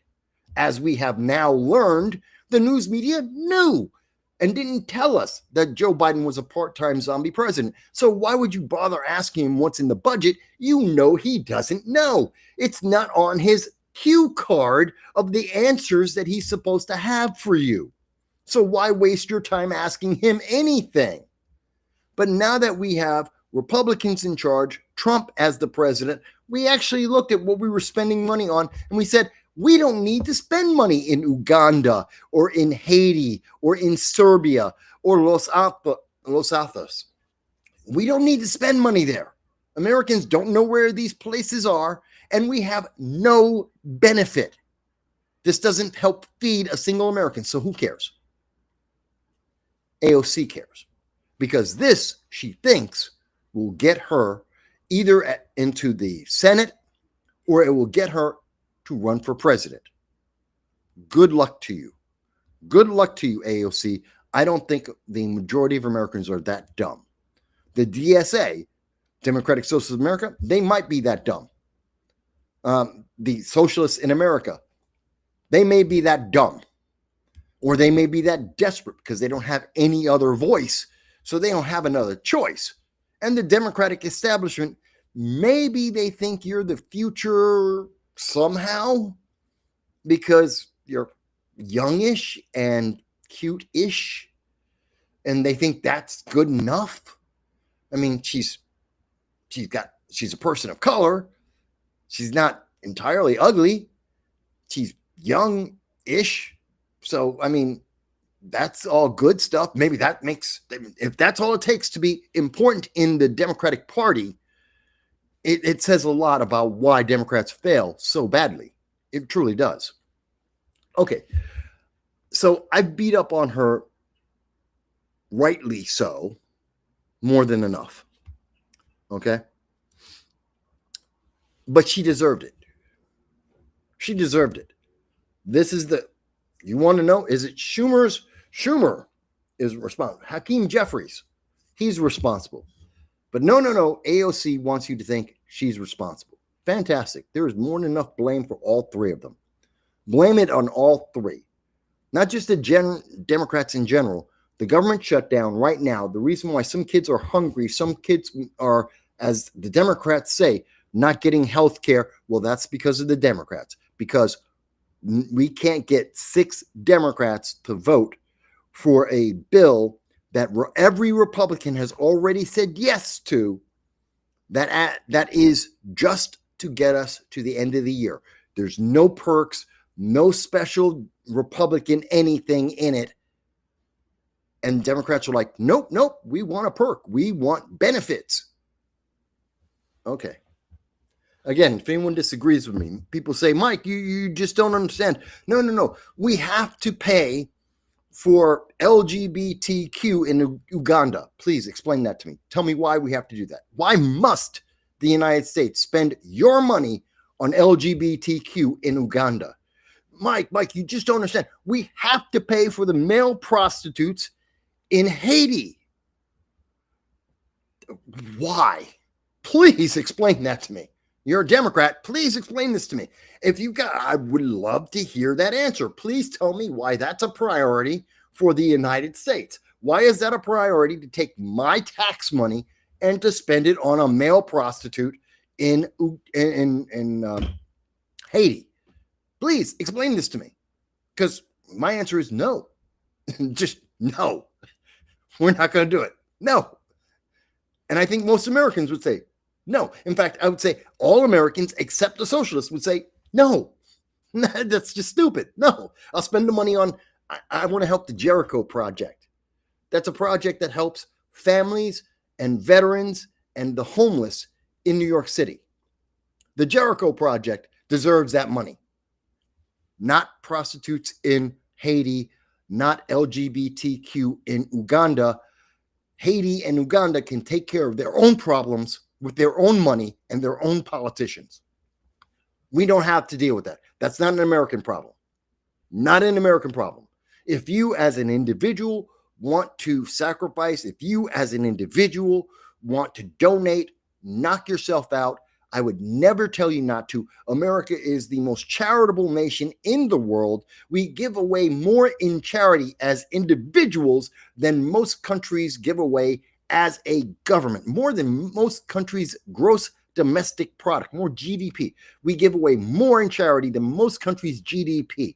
So if you want to give money to male prostitutes in Haiti, hey, no shade. I'm not picking on you about that. Go ahead and do it. You can give money to the LGBTQ in Uganda. Knock yourself out. I'm not telling you you can't. I'm telling you, don't take my money with you. You don't get to use my money on that. Use your own all you want. Don't take my money for it. Should be a fair thing to say. Should be. All right, let's take a look at some of the comments before we move on, because we will move on to Chicago and Portland in just a moment. But let's see some of the comments that we had here. Let's see. So Dow says, budget spoiler, AOC and Chuckle Nuts Schumer are the problem with the budget, and Hakeem looks great with a dirty with a sombrero. Okay. Let's see here. Joel says, AOC should set her sights on Schumer's seat. She is. Either, I actually believe it's going to be Kirsten Gillibrand. It's not going to be Schumer. And she's been planning this since 2020, when she would go down, when the rest of the country was locked down and you and I could not leave our houses. We were told that it was a crime. We were basically prisoners in our home. AOC was flying down to Miami to talk to Gillibrand, Senator Kirsten Gillibrand's donors, and she was out on the beach in Miami, no mask on, hanging out, getting money. That was in 2020. So, yeah, she's going to go after Gillibrand's seat, I think, not Schumer's. As bad as AOC is, New York would be better off with her there in the Senate instead of Chuck Schumer. I don't think so. She could get more. She has more power. She can affect more laws if she were a senator than a member of the House. I wouldn't wish that on anyone. I don't want her to do that. User has been banned. Hey, user, been a while since I've seen you. Says, makes sense. The money that will really be used to send them to America. Yes, they'll use the money, and you know for a fact, the money is never going to reach the male prostitute. Well, most of the money isn't going to ever reach male prostitutes. And the money that comes from America and goes to those male prostitutes, it's not going to be so that they can learn how to dance or how to make a cake, unless you're using the words cake and dance as a euphemism. No. They're going to do something completely different and far more sexual if they're going to pay those male prostitutes. No. The money's going to be used for corruption. Let's be honest. That's what's going to happen. The LGBTQ in Uganda are not going to get any benefits. It's going to go to corruption in Uganda, and Zoran will take. And if anyone gets benefit out of that, anyone who gets to say, hey, look at what I did, that'll be Zoran Mandami, not AOC, but fine. Let's see what else we got here. The game plan, Dow says, the game plan that occurs with appropriations like that usually is the money does not go to the proposed activity, but it's paychecks to friends and staff, and exactly what I said. Yep. Exactly what I expect. What's up?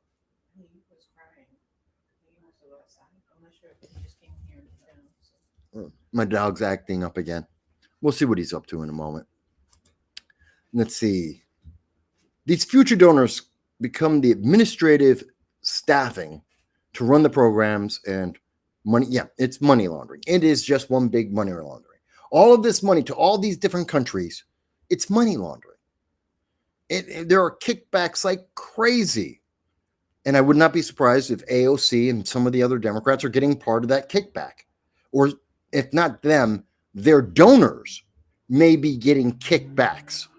And so that's why they want this money to go to these specific, very unique ideas in these foreign countries, because their donors get the kickback and that makes them happy. And so therefore the politicians are happy. That's what I think is really happening. Let's see. We got a comment here from Lynn. Hey, Lynn, good to see you. Thank you for being back around. Lynn says, I don't follow AOC closely, but this info is unbelievable on her. It's true. I showed you the source. I'm showing you her words. I'm showing you what the politicians are saying. It's just true.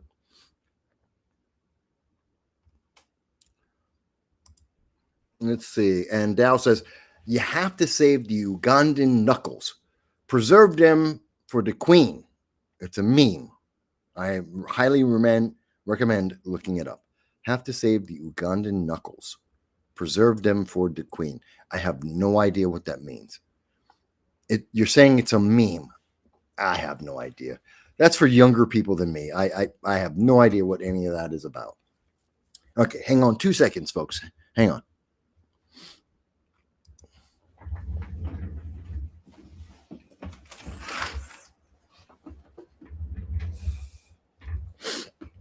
All right. Just had to open up my window, get some more air in here for my dog, who's laying at my feet and he's kind of asleep. All right. So with that all said, let's talk about Chicago. I think we understand the nature of where we are right now. And as I said, the betting odds, if you go to Predict It, if you go to what's the other one? Who's the other one with the betting odds? Polymarket. Yeah. If you go to Polymarket or you go over to Predict It, you'll see that the betting odds say that this government shutdown will not end before October 15th at the soonest. So that's at least 10 more days. And more realistically, somewhere closer to October 31st. So for the month of October, this is the October surprise for the 2025 election. Democrats shut down the government. Democrats shut down the government because they want to protect male prostitution in Haiti. I tell you, that is special. That's really kind of special. That Democrats want to spend your money on male prostitutes in Haiti. I don't know. Don't know if that's going to work for them, Cotton. But hey, that's their plan. Let them go for it. All right. So we're going to talk about Chicago. Oh, wait a minute. What did Dow say? By the way, I've been in Lesotho. Okay, so that's how it's spelled. Actually, I've seen that spelling before. It's a nation in Southwest Africa, I think. I think it's Southwest Africa. It's down towards the bottom of Africa, if I remember it correctly. He says, it's in the Drakensberg mountain range. I didn't even know there was a Drakensberg mountain range, to be fair. Pretty much isolated in the center of South Africa. Center of South Africa. So, yeah, kind of where I thought it was. Kind of in that bottom portion down there, which is right next to Rwanda, actually. Right in that area. Okay. Thank you for letting us know. I have an international audience. They've been to countries that I've never been to. They've seen parts of the world I've never seen. I love that. He goes on to say they would never care to understand what a trans person is. Most of the world wouldn't care what a trans person. There aren't trans people in the second and third world nations. There just really aren't. And I guarantee you, if there is someone who's a trans person in the second or third world nation, they are not trying to get attention. They are not trying to let people know, because their countries will kill them. Second and third world nations, especially third world nations, will kill you. So no, they're being very quiet. Yeah, most second and third world nations believe the concept of transgenderism would be absurd, and they would delete them in a heartbeat. Yes, they would. That's just the reality. Has nothing to do with American politics or how you feel. That's just what the rest of the world does. They laugh at these things. They laugh at America and first world nations for these insane.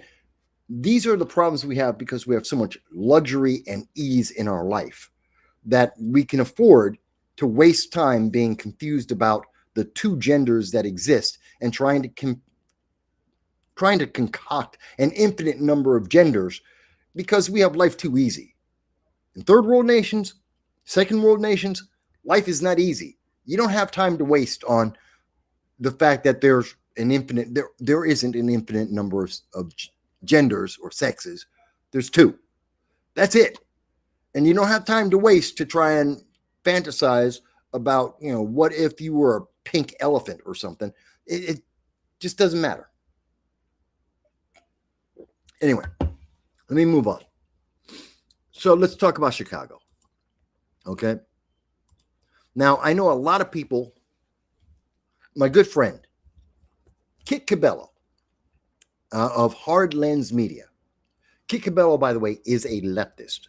Yes, I know leftists. I know people in every political party, most of the factions throughout the country. I know people in most of the factions, most of the political parties, and it doesn't matter to me.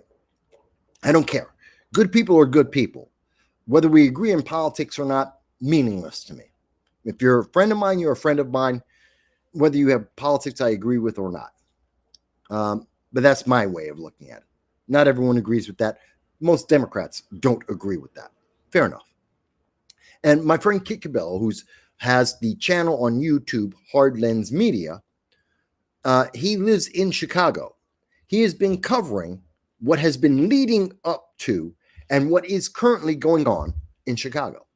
When he was one of the first people suggesting that Trump was going to send troops into Chicago.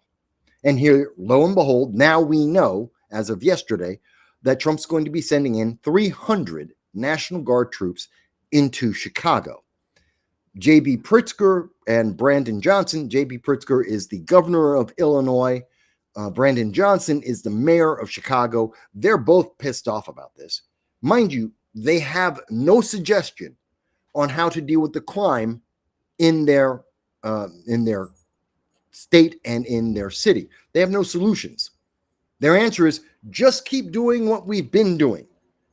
And we know Illinois and Chicago massively corrupt. We know that there's huge amounts of Chicago is one of the deadliest places in the country and the world. Not the most, but it's one of the most dangerous places in the United States and among the deadliest places in the world. So what they've been doing is a failure, is an abject, absolute failure. But they want to double down because Orange Man bad. Okay. So amid a Chicago deportation campaign, Trump has authorized 300 National Guard troops. And the governor is pissed off. The governor is like, oh my God, how can you do this? Now, I've got to say, I'm not a fan of National Guard troops in cities in America. There is a difference between, I did support LA. I supported Marines going into LA. Why? Because there were foreign national gangs. We had the MS-13, the Tren de Aragua, other gangs, foreign gangs, Mexican and Venezuelan and other countries had gangs in LA. And when ICE was doing its job, mass deporting illegal aliens, those gangs rose up and started attacking. Eventually, American citizens joined the gangs in attacking law enforcement doing their job. And the police, Mayor Karen Bass of LA, and the police did not stop it because they don't like ICE and they don't like police and they don't like Donald Trump. So they were okay with allowing the riots to exist. They half-assed their way around the entire process, not really stopping anything. This is why we would see video at the time of 4 police cars on fire as Karen Bass, of the mayor of LA, would say, no, everything's under control. We don't need federal troops. The police have everything under control. That's why on screen, on CNN live, there were 4 police cars burning because everything was under control. The police had the situation well in hand. No police officers, they ran away. Their cars are on fire. Gangs are roving through the streets, and they're all foreigners, none of them from America. Oh yeah, that seems like a situation under control. So yes, put in the troops. And what did those troops do? They protected federal buildings. The Marines protected federal buildings. They didn't go running through the streets trying to be police officers, because Marines are not police officers. Marines, as we'll talk about with Pete Hegseth in a little bit, they're there to kill people. That's what they do. So no, they didn't go around trying to enforce the law. They stood and protected a building, and guess what? None of the buildings burned while the Marines were in LA. Shocking, I know. But that was LA. Okay, so we had a foreign influence. That makes sense to me. What about DC? Well, yes, that makes sense as well. Why? DC isn't part of the United States. That's a fact. A lot of people forget that. It's not a state. It's not a city in America. It is outside of America. Literally, Washington, D.C. was on purpose designed and created to be outside of the United States. Because if it was in the United States, if it was a state of its own, or if it was part of any other state, it would be politically corrupt.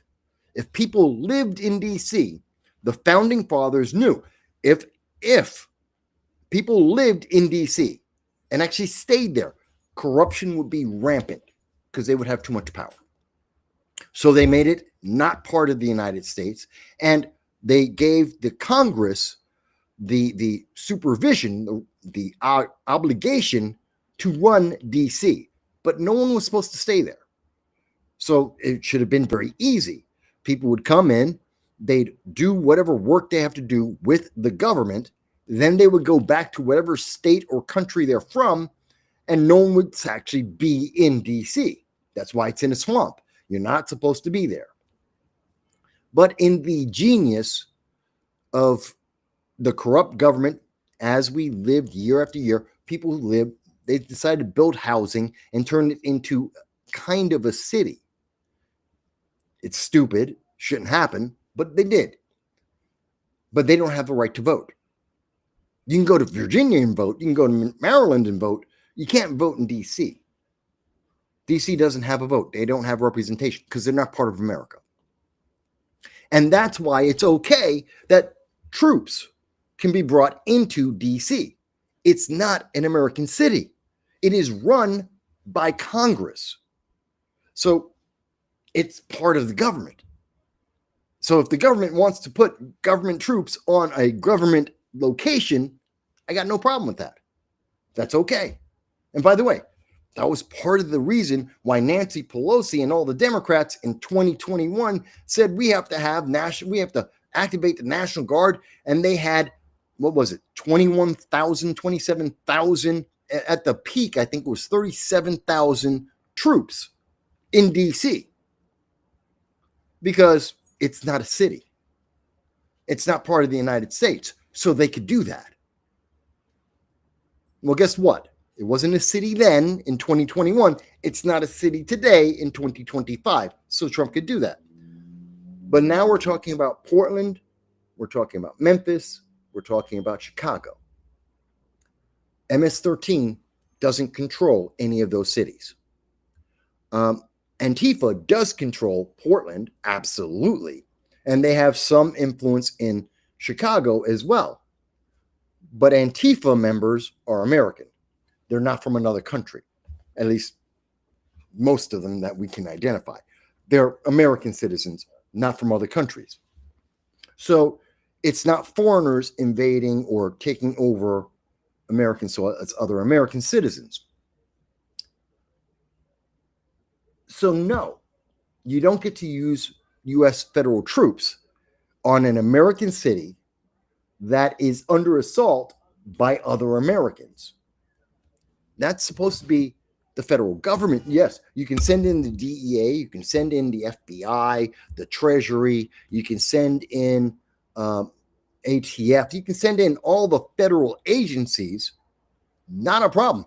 And in fact, I suggest that, and I've said that here before. Send in all the federal agencies you want. Send in law enforcement all day long, especially in places like Chicago, which are absolutely corrupt, and over in Portland, absolutely, because Antifa has been running ramshod all over that place. I mean, Antifa runs Portland and Seattle. They run those cities.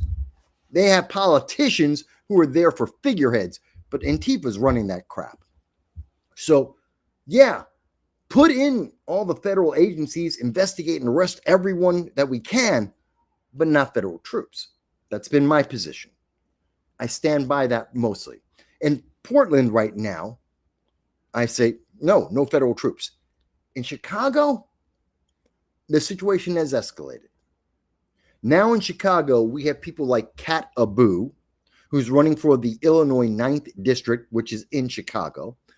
She is running for Congress, and she's blocking ICE from doing its job. She's getting in front of the trucks, and she's trying to stop the trucks and hold them from being able to drive away.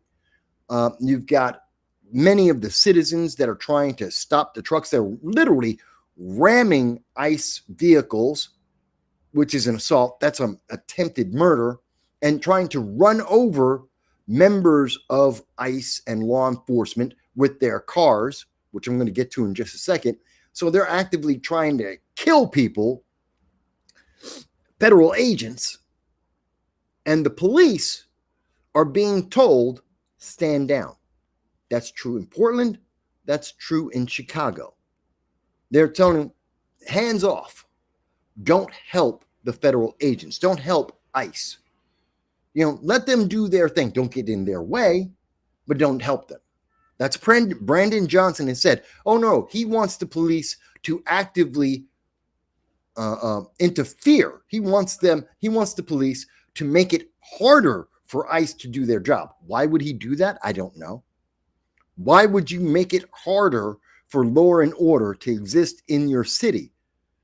Why would you not want criminals who have warrants, who are gangbangers and are destroying your city, drug dealers, people who are helping with sex slavery? Why would you want them to walk around your city when they can be arrested? I don't know. But Brandon Johnson says, no, I'd rather have the crime. I want the criminals.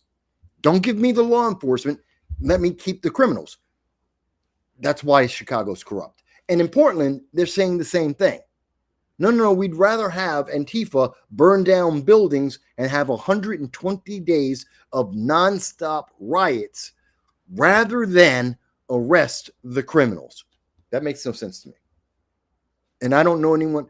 Please, people on the left, if you can explain that, I want to hear you explain why it's better to have 120 days of rioting, burning down sections of your city, enabling criminals to have gangs and kill innocent people and drive-by shootings and have sex slavery. Why is that better than deporting illegal aliens? I don't understand that. It doesn't make sense. And I understand this is not the way the nightly news will explain this to you. This isn't the way ABC, NBC, CNN, MS Now, whatever the hell they call themselves, they're not explaining it this way. This is the fact. The Democrats have chosen crime versus law and order. They have chosen child abuse, sex slavery, drug gangs, drive-by shootings. They have picked that over law enforcement and mass deportations, which is what the American people voted for. I don't understand why they would do that. And then they get upset when we say, well, then we're not going to give you any money. You don't get any federal money. Oh, but you can't do that. Yes, we can. Yes, we can, and we should. So, yeah, Pritzker is all upset because he wants Donald Trump. How can you do that? You can't send in federal troops. It's my state, and I want it to be corrupt, and I want criminals to be okay. I want them to be safe. How dare you arrest those criminals, whether they be illegal aliens or drug dealers or anything else? How dare you do that? That's just stupid. That is stupid. But that is what he's saying. And by the way, if someone thinks, Mike, you are just overstating what J.B. Pritzker has said, here it is. This is the statement by J.B. Pritzker. This is not about fighting crime or public safety. Yes, it is. Demonstrably, we can show you the illegal aliens being locked up. We can show you the people with warrants for assaulting children, sexually assaulting children, for beating women, for various crimes that are being arrested in these cities by these federal agents. It is about crime. Absolutely. There's no two ways about that. It is absolutely about crime. But J.B. Pritzker's position is about politics. This makes it hard for him to run for president. I get that. So for him, it's political. For everyone else, this is about crime. He goes on to say, this is about sowing fear and intimidation and division among Americans. Most Americans do not want gangs and criminals to have control of their communities, their neighborhoods, their houses. They don't want gangs. They don't want more crime. Americans agree on that. So I don't know what he's talking about. Fear and intimidation. The only one who's saying anything is fearful, it's J.B. Pritzker saying, America's going to be, all of a sudden, it's going to be autocracy. But you're being an autocrat saying that you have control and only you can decide when and if the crime will ever be addressed in your state. That's autocratic. That's a dictatorship. It's very much like Kathy Hochul in New York or Gavin Newsom in California. You're out of your mind, J.B. Pritzker. He goes on to say, it's about creating a pretext to send armed military troops into our communities. It's not a pretext. Trump has been telegraphing this for months. You don't have to believe me. Ask Kit Cabello. He's in Chicago. He's been talking about this for months. This is not he telegraphed this. This isn't some kind of pretext. It's not like we didn't know this was coming. He goes on to say, this is about consolidating power in Donald Trump's hands. No, it's not. It's about protecting the American people. This is already the power of the presidency. Donald Trump didn't create this brand new law. He didn't create this brand new power. It already exists. He's already cited the legal precedent and the bills and legislation that allow him to do the things he's doing. This isn't some new power. It's just something that Democrats never used and Republicans haven't used in a long time. But he's enforcing the law that already exists. You just didn't think he was going to do it. And it makes you look bad because you, J.B. Pritzker, and the mayor and governor of Portland in Oregon, you guys didn't think of it. You didn't think of it first. So he's making you look stupid. Let me go on. He goes, what he plans to do with this power now or during the 2026 election. Who's mentioned the 2026 election? Where did that come from? Donald Trump says, I promised to deport illegal aliens. I'm deporting illegal aliens. J.B. Pritzker is talking about the 2026 election. Those two things don't connect. There is no connection to that. You hear Newsom is talking about the 2020. He's going on Colbert and talking about the 2028 presidential election. No one's talking about the presidential election. Trump won't even be in there. No one's having that conversation. No one's talked about that. That's not on the horizon. J.B. Pritzker, 2026 midterms. It's about who's going to control Congress. No one's talking. He's trying to deport illegal aliens. You're trying to keep the illegal aliens. What's that got to? That has nothing to do with the elections until next year. I'm sure it will be in a commercial that you wanted to keep the illegal aliens. You wanted to keep the drug gangs. You wanted to make sure that the sex slaving would continue to happen. Yeah, I'm sure that's going to show up in an ad, but that's got nothing to do with what Trump is doing right now. You're bringing up politics, not Trump. You're bringing up elections, not Trump, not the Trump administration. He goes on. And this should worry all of us. No, I'm not worried. You're worried because you want to be president, and you're not going to be. It's troubling you, maybe your donors, but it's not bothering anyone else. It goes to say, when you add to that the Trump administration's efforts to label as dangerous free speech critical of him, he didn't, because you're still speaking. He didn't label it dangerous. He laughed in your face. There's a big difference. He thinks you're an idiot. He has that right. You think Trump is an idiot. You have that right. But he didn't stop you from speaking. Going on. White House senior staff calling the Democratic Party fascist. Well, hasn't the Democratic Party for the last decade called every Republican MAGA, every single, the MAGA movement, the America First movement, the Republicans, the conservatives have all been demonized and called fascist on pretty much a daily basis for the last 10 years. We've been told that we're Nazis for the last 10 years on a nearly daily basis. We've been told that we are 1930s Germany, we're authoritarians, we're the Reich. We've been called that regardless of the color of our skin for 10 years in a row. On almost every single news media outlet that exists. I can go from CNN to MSNBC to ABC to CBS to the New York Times. I'll hear those words used on a regular basis, always in reference to the right.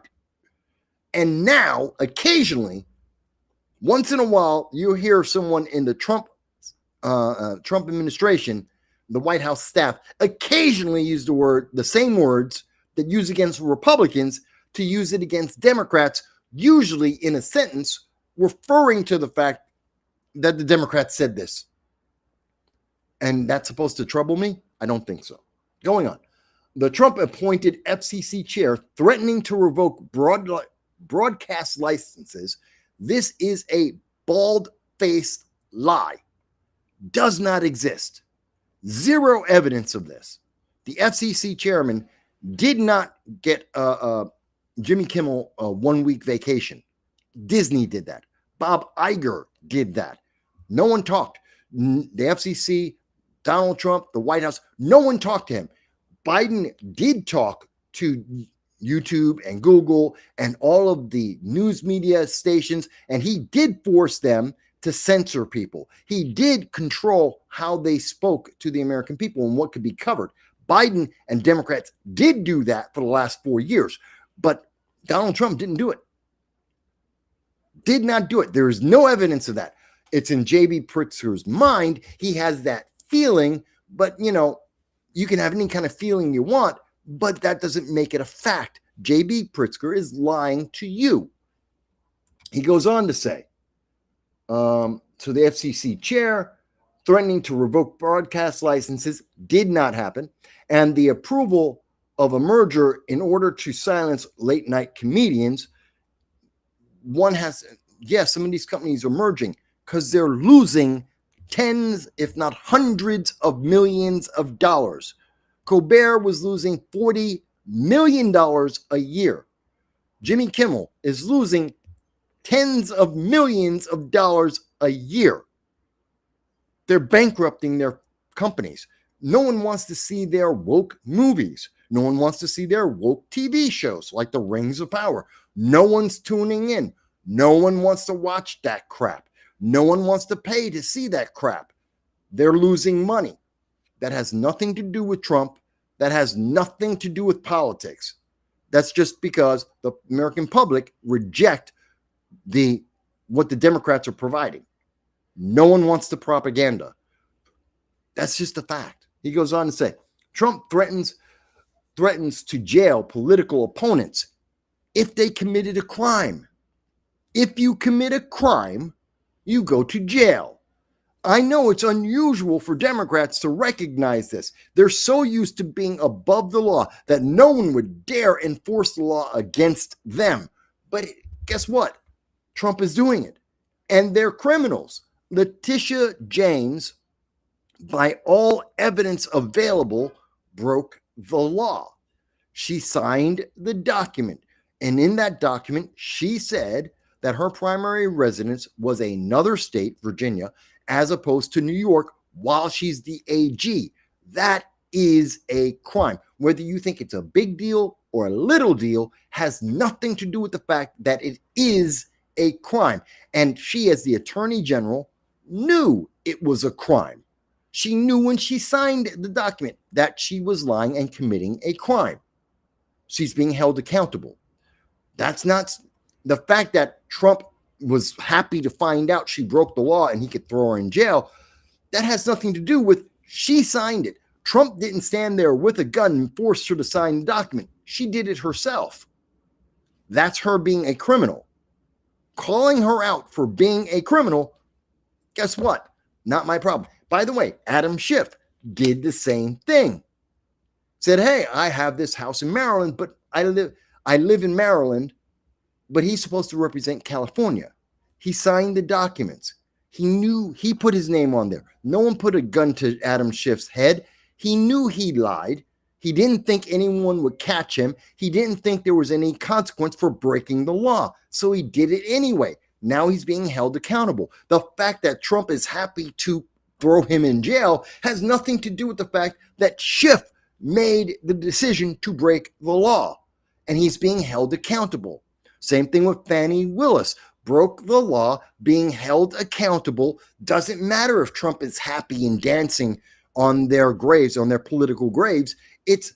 This is their choices. They took these actions, and Trump is just happy to see them go in jail. See, so you're lying, J.B. Pritzker. You are lying to the American people. He goes on to say, you cannot call this anything but an attack on the Constitution of the United States. I can call it many things, and that would include not being an attack on the American people. This is why Chicago and Illinois are so screwed up. This man is lying out his ass. He is lying out of both mouths on both sides of his faith. He cannot help but lie because he has a political agenda that he is trying to achieve, and he doesn't care about hurting the American people to do it. And that is sick. And I'm showing it to you in real time, in his own words. And I know what he's going to say. But Mike, you don't understand. You know, it's so evil. The evil DHS, Department of Homeland Security, they're evil people. They shot a woman. They shot this woman in Chicago. Did you know that? She was shot in cold blood. Well, first of all, she's not dead. Let's get that straight. Yes, they shot this woman. And the headline would make you think, oh my God, they just ran up and shot some woman. No, they didn't. First of all, she rammed their car. This crazed woman, who we know her name, I believe it's this one that says it. Is this the article? Nope, it's the next one. Okay. We know that, I believe it's this, which one? Here it is. Okay, let me show you, because there's more than one article on this. I'll show you the most up-to-date article on it. Here it is. And this is from USA Today. The other one was from Newsweek. This is from USA Today. Border Patrol agents shoot a woman accused of ramming a car into ICE. Did you see the difference in the articles? The difference in the titles? See, under Newsweek, the title is Department of Homeland Security agents shot woman in Chicago after being boxed in by cars. They start with agents shot woman. That's the part they want you to focus in on. That's the game that they're playing. agent shot. Donald Trump's agent shot someone. It's a conspiracy. It's the Republicans and MAGA. They're trying to take over the government. They shot a woman. And then the same story, Border Patrol agents shoot woman accused of ramming a car into ICE vehicles. She was trying to run them over. It was vehicular assault. We actually have a crime. We know the name of the crime, vehicular assault. It's the same thing that Dwayne Brooks did in Waukesha. He ran over 60 people. Vehicular assault. He was charged with that 60 times. That's what she did. And by the way, we know her name. Her name happens to be Miramar Martinez. Marimar Martinez. She is a known agitator. She is known for the fact that she's trying to agitate people. She wants to attack and has written about publicly, has declared that she wants to attack ICE agents. She wants to protect illegal aliens. Again, this is Democrats protecting criminals. They want to protect illegal aliens. They want illegal aliens to take away jobs from American citizens. They want illegal aliens to get health care paid for by American citizens. They want illegal aliens to live in America paid for by American citizens. They want to destroy the American Constitution and the system for the benefit of foreigners. That just doesn't make a whole lot of sense to me, but that's what the Democrats are doing. That's what these lunatics are doing. They are fighting the government on laws that Democrats voted for, and the law enforcement are just enforcing the law. They're not making up new laws. They're not trying to reinterpret the laws. This is the law as it exists, and they're saying, "Oh no, we're gonna just do it a different way now." No. Democrats want criminals to allow it. They want MS-13. They want the gangs to have the shootouts in the streets and have drive-by shootings that kill innocent children. They want that. That's a good thing. That's okay. They want sex slavery from MS-13, from Tren de Aragua. They want that to happen. They want to have child slaves who are working in commercial hemp plants in California, which is completely illegal. They want that to happen. That's the good thing. No, if you're stopping that from happening, well, you're just an evil MAGA, America First kind of person. How dare you stop the gangs from having control of entire communities? How dare you want to punish criminals for breaking the law? No, you can't do that. No. Marimar Martinez says you can't do that. You're the bad guy. How dare you do what the American people voted for you to do? Trump was not bashful. He told the American people, I'm going to mass deport illegal aliens. He's mass deporting illegal aliens. Marimar Martinez and the other Democratic lunatics are like, no, we've got to fight and save those illegal aliens. Why? It's a simple question. Why? Why must we protect these people who broke our laws? Multiple laws. They don't really have an answer for that. Their answer, because they're a human being. And that's not a reason. That's a description. You're describing who they are. I don't care about who they are. Why should we be allowing them to break laws that no one else can break? Why are we giving them benefits that no one else gets to have? Why are we doing this? Democrats don't have an answer. Well, they're people of color. A description. You're giving me a description. That's not a reason. They're human beings. That's a description. That's not a reason. What's the reason? They don't have a reason. They just were told, well, we should do that because it's good for Democrats. It's insane. It's insane. I don't understand it, folks. It doesn't make sense to me. Why are we doing this? By the way, Mary Martinez, she was carrying a gun. She didn't just attempt vehicular manslaughter. trying to slam into the car and agents. So when she and her friends blocked off the federal agents who were doing their legal job, she decided on her own to slam into their car with her friends, block them off so they could be threatened, their lives could be fully threatened. And when they came out of their car because they couldn't move it, and they were trying to see how they could move their car, get these people to move out the way, she tried to ram into those agents. That's vehicular manslaughter, attempted vehicular manslaughter. And she had a handgun available to her. Now, I don't mind. Women can have guns. Men can have guns. I have no problem with American citizens exercising their Second Amendment rights. I have no problem with that whatsoever.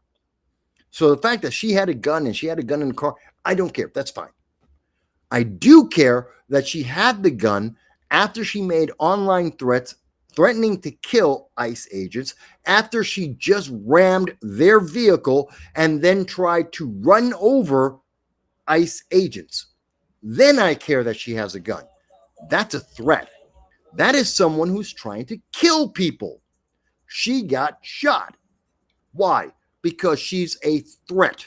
The left wants to avoid that. They want you to just hear, oh, ICE agent shot a woman. See how evil the Trump is? See how evil the MAGA is? I just explained it in absolute detail. More detail than it really deserves. Just to make sure it was crystal clear. No, she deserves to get shot. She was trying to get shot. She earned that bullet. She earned it because she tried to kill people. And she was happy because she's a Democrat. She's fighting ICE agents. She's fighting the good guys. She's fighting law members of law enforcement that are enforcing existing law legally. She doesn't have to like the law.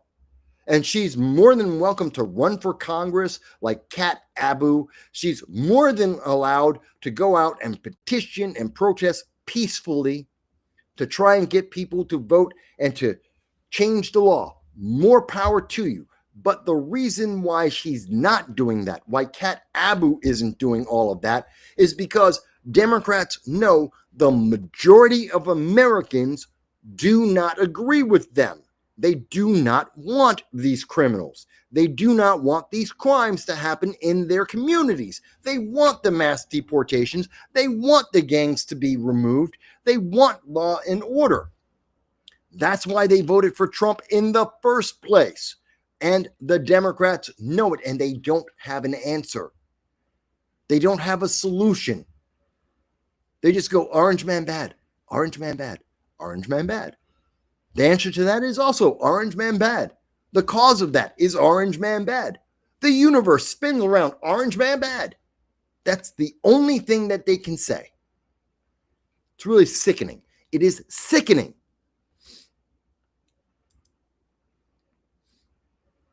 And I have more articles on this. I mean, we've got more articles. 37 people were arrested. Kids were separated. Parents were separated from their kids because ICE, this is the big story. ICE came in, they had a Black Hawk. They dropped down some of their ICE agents from a Black Hawk helicopter onto a building. Okay. By the way, I live in New York City. I live in the Bronx. Every other day, I've got 3 helicopters that are flying around looking for some kind of criminal every other day. 3, 4 of them throughout the entire day. Happens all the time, day and night. Not a big deal. Not a big deal. Don't really care. So this isn't shocking or new or different, and happens in Chicago as well. Helicopters flying over people's heads happen all the time. This is not new. So they drop onto the building. The building gets surrounded. ICE comes in. They get in. They're going through apartment by apartment looking for members of these international gangs and anyone with a warrant. And according to CNN, they found people with warrants and they arrested them and they brought them in because they're criminals. That includes individuals that were accused of sexual assault against children, some gangs, and I think there was about a dozen people that they pulled in who had warrants existing, as well as several members of Tren de Aragua. Oh, so it did exactly what they were supposed to do. And in the process of doing that, they detained American citizens. They detained some Americans. And I know what you're going to say, but Mike, they detained Americans. It's not a crime. I think I have it here somewhere. Do I have it? Yes, I do. In fact, so you're going to say, but Mike, and the left says, but they detained American citizens. American citizens were detained for a couple of hours. It is not a crime to detain an American citizen. You can detain an American citizen for up to 48 hours without any charges. At any moment, anywhere in the United States, law enforcement, from the local sheriff to federal agents, can detain you for up to 48 hours without a single charge. They can detain you and then release you and never have to charge you even once. That's a fact. Now, mind you, if they don't have a justifiable reason, you can sue them because they shouldn't be detaining you without a cause. But the fact is, according to the law, as written and confirmed by the Supreme Court, yes, they can detain you for 48 hours. That's legal. That's not a crime. That's not a punishment. And they're doing it. Why were they doing it? Because they were checking if people had warrants. Do you have a warrant? No, I don't have a warrant. They looked it up. Oh, by the way, you're a child rapist. Yes, you do have a warrant. You're going to jail. Gee, they lied. Who knew the child rapist would lie when asked if there was a warrant for their arrest? Of course they lied. And of course, what do you see? The police detained everyone while they double-checked their stories on whether or not they were lying, whether or not they had warrants, whether or not they needed to be arrested, whether or not they were illegal aliens and needed to be deported, as well as the people they were targeting, which is the terrorist foreign gang Tren de Aragua. So, what's the big deal? Why were people in Chicago freaking out? Oh, because the news media made it sound like it was the movie The Raid, because they made it sound like this was some kind of evil, authoritarian, big brother kind of action. It wasn't. It's the fact that no one has been enforcing the law, so it takes this much effort to get things back to the baseline of normality. Because the corruption has gotten so bad, it has to be this dramatic to get back to the norm. But this was legal, and no one was treated illegally. You can be detained. Your background can be checked. If you have a warrant, you can be arrested. If you're an illegal alien, you can be deported. It's just that simple. But you know, they want you to think it's all kinds of evil and terrible. Again, I'll show you what I mean by they think that you're dumb or something. This is Kat Abu. She's running for the Illinois 9th District. She wants to be a member of Congress. And she says, I think Kristi Noem should have consequences. I think she should be tried at The Hague for enforcing U.S. law, for enforcing the law that already exists, for doing her job by the law, by the book, for deporting illegal aliens, for arresting child sexual abusers who have a warrant for their arrest. And this wannabe congresswoman is upset with that. This wannabe congresswoman who should have been arrested herself because she was obstructing law enforcement from doing their job, their lawful job. It was Kat Abu, as I have shown you 2 weeks now. She has gone out over and over again trying to block vehicles to prevent ICE from deporting illegal aliens who have legally and lawfully been assigned deportation. And she is running up and trying to stop police, the law enforcement's cars, and trying to get in the way of ICE agents while they do their job. And she thinks she deserves to be in Congress for doing all that. She should be in jail. She should be thrown in jail. She's like, I said what I said. Go to jail. You're a criminal. And I say that because there is video evidence of her committing crimes, obstructing law enforcement in their legal, lawful duty. She should go to jail. Throw her in jail. She can run for Congress. She also goes to jail while she's doing it. That's what I think. Some people might say, Mike, but you just don't understand. Yeah, I do. By the way, I'm checking some of the comments here. I know I went a little while without checking the comments. I want to check them now. So let me see here. What do we got? Let's see. Soto. So Dow says they would never care to understand what a trans person is in these foreign countries like in South Africa. Let's see. He goes on to say, fully supportive of people seeing their own communities and security with full repeal of all gun control.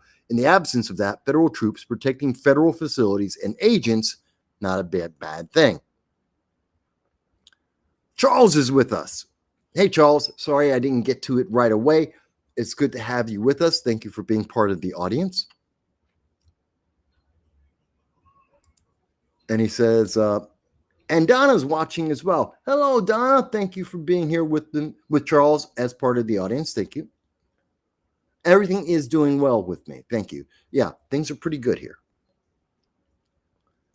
Let's see.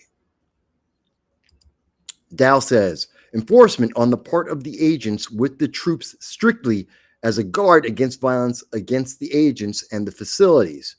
If Antifa can be listed as a foreign terrorist organization. No, they're a domestic terrorist organization, a domestic terrorist organization. Things are going to get quite messy because of the citizenry that participates in it. Well, they are terrorists. So yes, I want to see them arrested, all of them. Grace is up and she has a comment. And Grace says, I don't have Democrats. I don't even know that well to try and interrogate me about Trump. And if I voted for him, I do. I get it all the time. And they love to try and tell me, but Mike, you just don't understand. And how can you vote Republican? You're a black man. Like that's supposed to mean something to me. And you're a Hispanic. Like that's supposed to mean something to me. It's meaningless. That's not a reason. It's a description. Yes, I am black and Hispanic. And what has that got to do with anything? And the moon is round. What's that? Does that help in the conversation? No. So then why bring it up? It's meaningless. But they love to do that because it's stupid. Oh, Lauren is still with us. Thank you, Lauren. I'm glad you're still here. Lauren says, future Americans will be shocked that we elect an out on bail felon. You've already said this. You said this earlier. Future Americans won't be shocked. It's not illegal. It's not a crime. Being a criminal does not prevent you from being president. Not a problem. And anyone who understands the law of the United States will not be shocked by that. So not a big deal. And if you understand the charges that were placed against Donald Trump, which, usually is part of understanding the whole thing, 34 charges for, he did one action. He got charged for it 34 times. The one thing he did isn't a problem. The fact that they charged him 34 times, remember, he got convicted on conspiracy. He did one thing. And they charged him 34 different times for that one action. Therefore, the conspiracy was for something he did once, even though they said he did it 34 times. That is called railroading someone. It's not real. It fundamentally and factually does not make sense. But yes, they currently have a conviction. And anyone who's studying history will actually understand all of that. That he was charged 34 times for one offense, did not get charged for the offense itself, but for the fact that they charged him 34 times. He was convicted by Letitia James and a very biased public, Democrats. And at the moment, he's under appeal and may have the whole thing expunged. So yeah, not a big deal. Lauren also goes on to say, when they see footage of January 6th and Trump rallies, they will realize what kind of people supported him. American citizens. That's what they'll see. They'll see American citizens who are law-abiding citizens, and that's what they'll see. They'll see that Donald Trump never, Lauren, I want you to understand this, Lauren, never incited violence. Didn't happen. And Donald Trump did not ask people to try and take over the government. That's what they'll see. And they'll see that Donald Trump asked people to peacefully disperse, which they eventually did. They'll see that 300,000 people, which is more, far more than is necessary to take over the government, didn't take over the government and weren't armed and did not have a plan to take over the government. That's what they'll see. They will see that a handful of individuals, several, and I mean literally out of 300,000, there's like a dozen, maybe 2 dozen people, broke some windows. And of those 2 dozen or so people, about a third of them were associated with Antifa and far left organizations. That's a fact. That's a fact. They'll see that over 275 plainclothes agents, United States federal agents under the Biden-Harris administration, at the time, not the Biden-Harris administration, but plainclothes agents of the FBI and other legal federal agencies were in the crowd.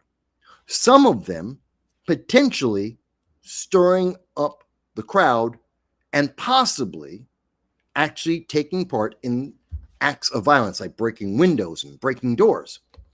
By the way, they'll also see that there's 40,000 hours of video on January 6th, not the 15 minutes that we were shown by Democrats, not the 4,000 hours that was later revealed by Republicans to be in existence. There's 40,000 hours of video that the Democrats hid from the American people because most of that showed that the police were opening up the doors and allowing the American people to walk into the Congress. People would walk into and around the Congress for 15 minutes on average and then leave. That's what the overwhelming majority of 300,000 people did on January 6th. And the left keeps trying to make people think it was violent. They're trying to make it seem like that Republicans did what Democrats do, what the left do. Because on May 20th, that same year, 2021, the left came down and burned down a church across the street from the White House.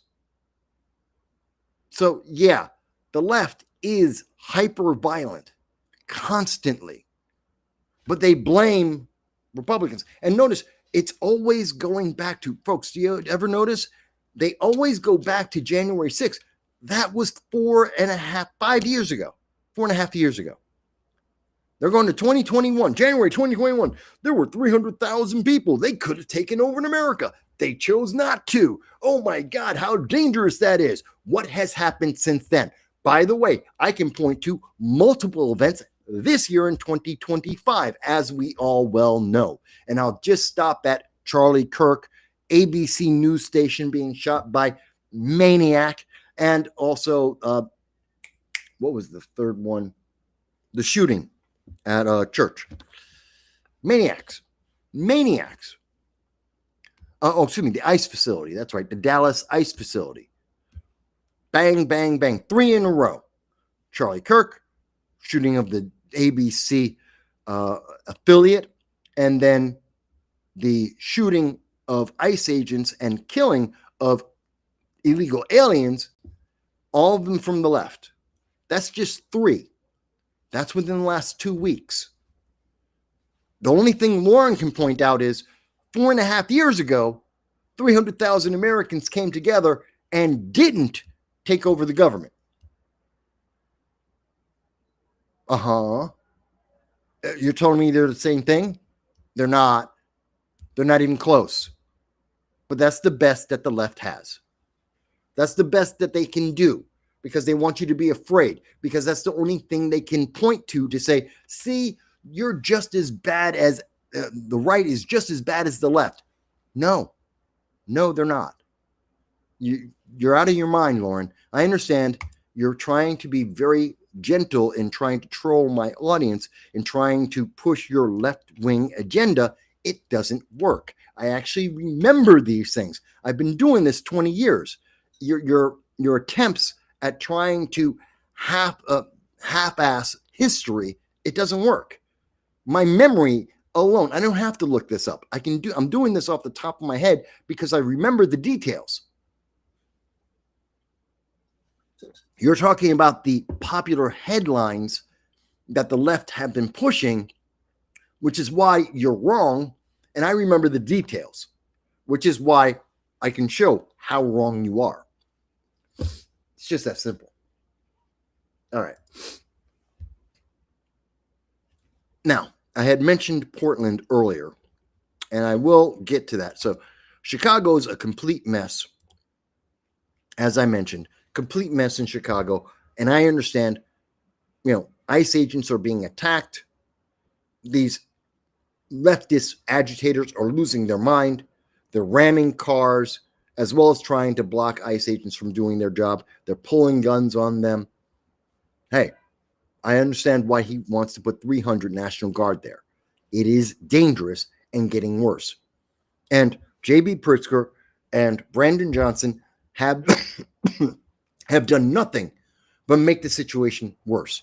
They have gotten more people angry and more riled up and done nothing to stop the crime or to cool the temperature, because they're Democrats and they're bad at their job. That's a fact. So in Portland, not quite the same. Now, Donald Trump only wanted 200 National Guard to go to Portland. Portland isn't nearly as violent, mind you. Yes, that is where Antifa is. Yes, there have been 120 days of rioting in Portland at times. Yes, there have been multiple attacks against the ICE facility there. And yes, the police, under the guidance of the mayor and the governor, have been told to not support ICE, not to support federal law enforcement, to not enforce the law. But that's not the same as what we're seeing in Chicago. There are attempts at murder in Chicago. That's not happening in Portland.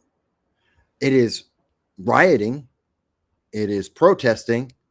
It is disruptive and vandalizing and property destruction, but it's not murder. It's not attempted murder. And because of that difference, I agree with Trump. I can see why, and I can agree with sending troops to Chicago. Maybe, just maybe, he just gets over the line. It's like 51% in agreement. I'm 51% agreeing with that because of the recent attacks, ramming the ICE vehicles, trying to kill ICE agents. But like 51%, because I think federal agents can get it done. In Portland, we just need federal agents. We don't need the National Guard.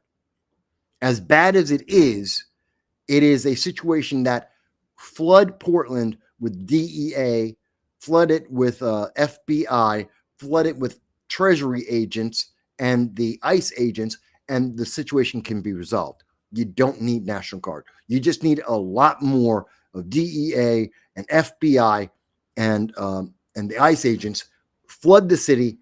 You can clear out the crime there. You don't need National Guard. You do need it in Chicago. That's my personal point of view. Others may say, Mike, you just don't understand. Maybe I don't. Dow says, if anything, those studying history are going to wonder how a society that became a superpower would allow their individual free exercise of liberty to become subjugated to Marxist authoritarianism. Yeah, I can agree with that. Let me see here. And when I say that the ICE agents, the mayor, the governor of Oregon, ICE director says Portland facilities faced violence, little help from local police. And we have video evidence. The local police are not stepping in to do their job. Now, that is unpleasant. That makes it more difficult, but it does not mean that you need National Guard. Does not. So I do not agree with that. But that's my opinion on it. Not everyone will agree. And by the way, I am not happy, but it is being reported that in Portland, there is a judge, Judge Karen Immergut, has agreed with me that while there is a problem, while there is crime and corruption in Portland, while the police, the mayor and the governor are using political influence to make it difficult to enforce the law, that's not a reason to have National Guard troops at the moment. If it gets worse, National Guard troops make sense. But at the moment, it has not risen to that level. By the way, that judge is a judge appointed by Donald Trump. That shouldn't really matter. The law is very clear. It hasn't risen. And again, the difference is agents are being assaulted and attempted murder in Chicago. We saw that in LA, attempted murder. DC's completely outside the window. You're not seeing that in Portland at this moment. If Portland, they try to kill any of the agents, then you know what? Go for it. Totally different scenario. Let them go. But that's not the case right now. Okay, we're going to switch up. I've spent a lot of time on that, I think. I was talking about that a lot. Let's talk about Pete Hegseth. Let's talk about the Department of War. And I think the Department of War is, I have no problem. It's the same thing as the Department of Defense. It's really, that's a name change. Not a big deal. No one really cares. The thing that's different is the mentality of the military from the top down. And soldiers at the lowest levels look up and they get their direction, their mindset based on the leadership. See, when I was in the Marines, leadership was about there's nothing I would order you to do that I wouldn't do myself. And that was true.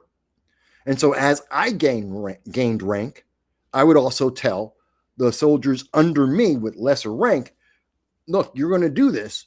And by the way, everything you do, I've already done. There's nothing that you're going to do I wouldn't do and have not done already. Just like the guys above me, they've done everything I've done and more. So that's why they're giving me the orders. This is the way the system works. That's leadership. Because I've done it. I'm not sitting at some desk. I'm not sitting back and telling you to do things that I've never done and don't know how to do. That's not leadership. Not really. I mean, it can be, but not quite. So that's a very different philosophy. in our military. It's more proactive. It's more involved. It's more hands-on. That's what I had in the 1990s in the Marine Corps. And since then, our military has gone to crap. It used to be impeccable. But I think what caused Pete Hegseth, the Secretary of War, to lose his mind and to embarrass 800 United States generals in front of the world, and the fact that he did it in front of the world, I think the 250th anniversary of the United States Army, when we had soldiers that were bopping around as they were supposed to be marching down the street with their uniforms looking floppy and unstarched and not pressed, it looked embarrassing. And I mean, you're comparing the 250th anniversary of the United States military, of our army, versus all the other countries in the world. You know, military parades by the British, by the Germans, by the Chinese, by the North Koreans, the Russians. You name the country, most countries have some form of parade from time to time. That's not that unusual. Doesn't usually happen in the United States a whole lot, but 250th birthday, that's a good reason to have it. And we sucked. We looked horrible. I'm sure the Marine Corps would have done better because we're more about drill. We're more about discipline. And so I cannot imagine the commandant allowing a bunch of Marines bouncing around like, you know, like they're walking down the block. That would not have happened, but it did happen with the Army. And that's a mentality that has come from the Obama administration, the Clinton administration, the Biden administration, this very lax, very unresponsive military. A military where people could be a he, a she, an it, a they, them, whatever the hell, toaster, a military that had people with multicolor hair and different lengths of hair because they were individuals. And they had the saying, it's an army of one. No, that's not correct. That's not how our military works. And people had lost all vestige of discipline. And so Hegseth stood them tall. Now, that's a phrase, that's a term. And I talked about it a little bit when I was talking with my good friend Frank Johnson. And I was talking about it recently with my friend Larry Sharp, who's a Marine. And Larry Sharp has his own program, The Sharp Way. You can see that as well. And I was talking with him about it because Larry's in New York City as well, and we talk on a regular basis. And we both agree. The Army march was embarrassing, and Hegseth was right. He was absolutely right. Now, my friend Larry, who's a libertarian, he believed that this should have happened all behind closed doors. And I will tell you why it didn't happen behind closed doors. Because we already saw just the rumor that there were going to be 800 generals in one room being talked to by Pete Hegseth. And the rumors were World War III. The news media ran around saying, it's World War III. He's getting them together so that we can declare war on whomever. They had no idea. They were like picking countries and like, Trump's going to take over Greenland now. And he's got all 800 generals because he's going to have a coup. He's going to take over the government. He's going to take over Greenland. He's going to take over Canada. Name your country. Trump was going to do it. And that was the rumor for a full week until we saw what happened on Tuesday and the reality. And that's why one of the reasons why he wanted to make this public, so that the people could see, no, it's not some secret. We're going to take over Greenland. Trump's trying to take over the world. He's a megalomaniac. He's going to be a dictator and take over the world.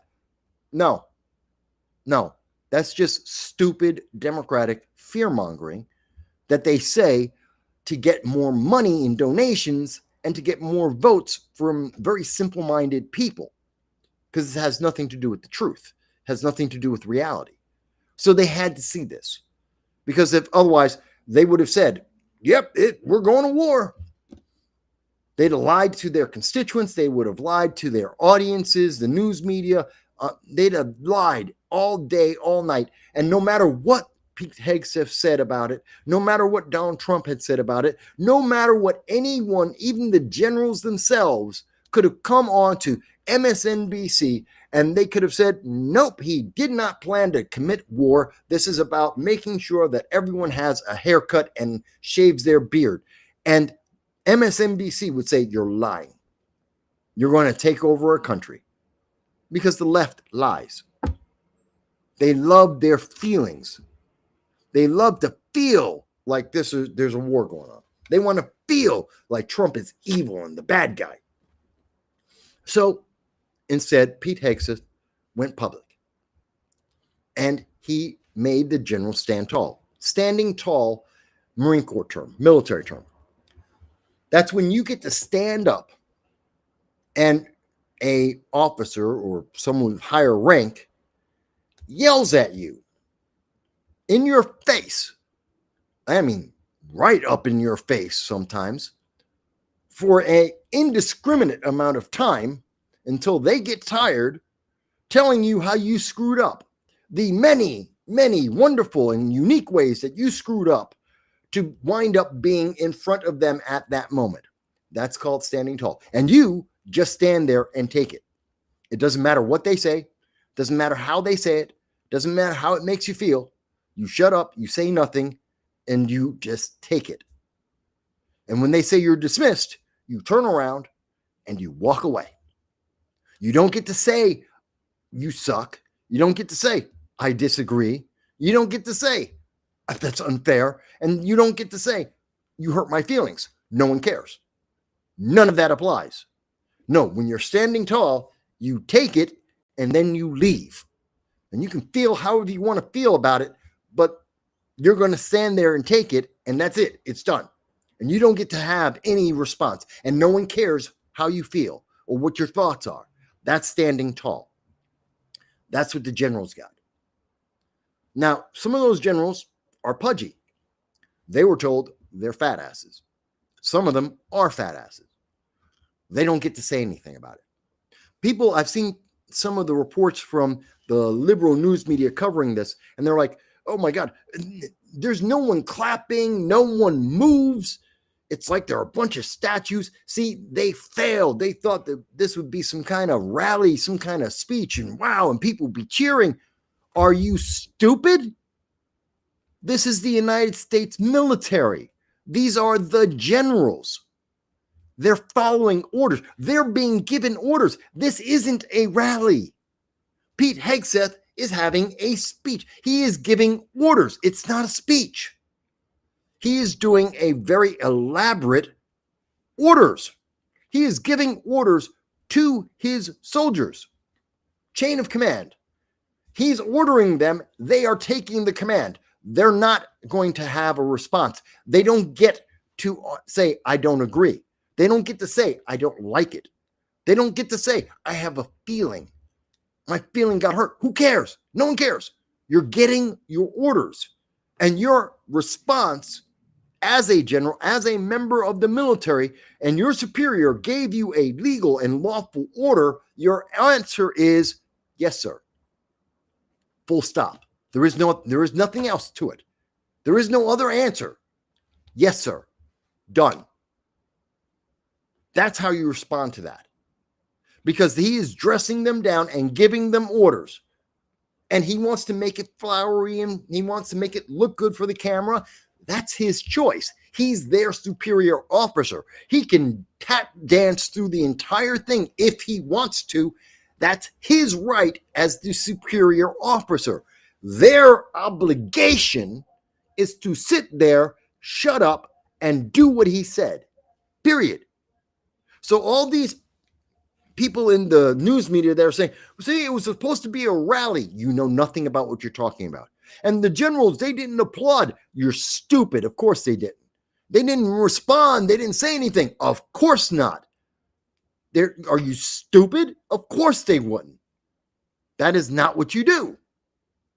And that's why every general, regardless in their Army, Navy, Air Force, Coast Guard, none of them said anything or moved or did anything because they're getting orders.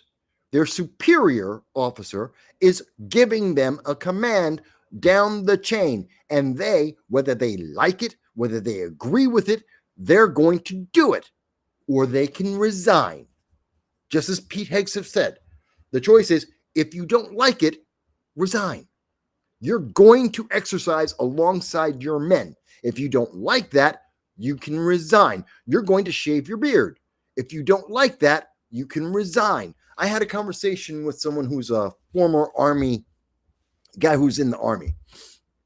And he was talking to me. It's like, I hate shaving, and I always had to get the waiver to allow me not to shave every day because it's bad because I'm a black man. Guess what? I'm a black Hispanic man. I shaved every day. Wasn't a big deal.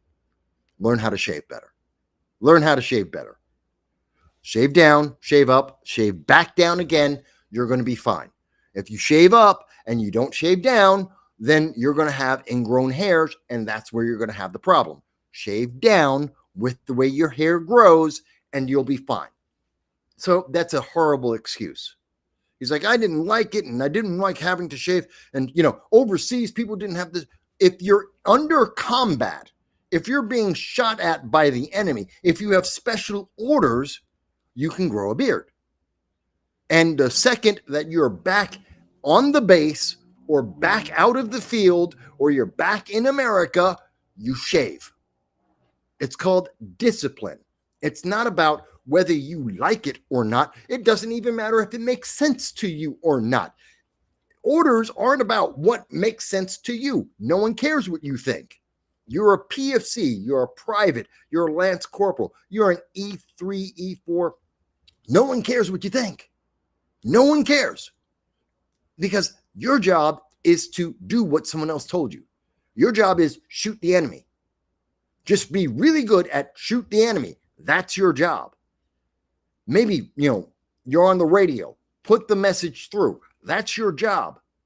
Don't get fancy. Don't think above your station. If you don't understand it, you don't need to understand it.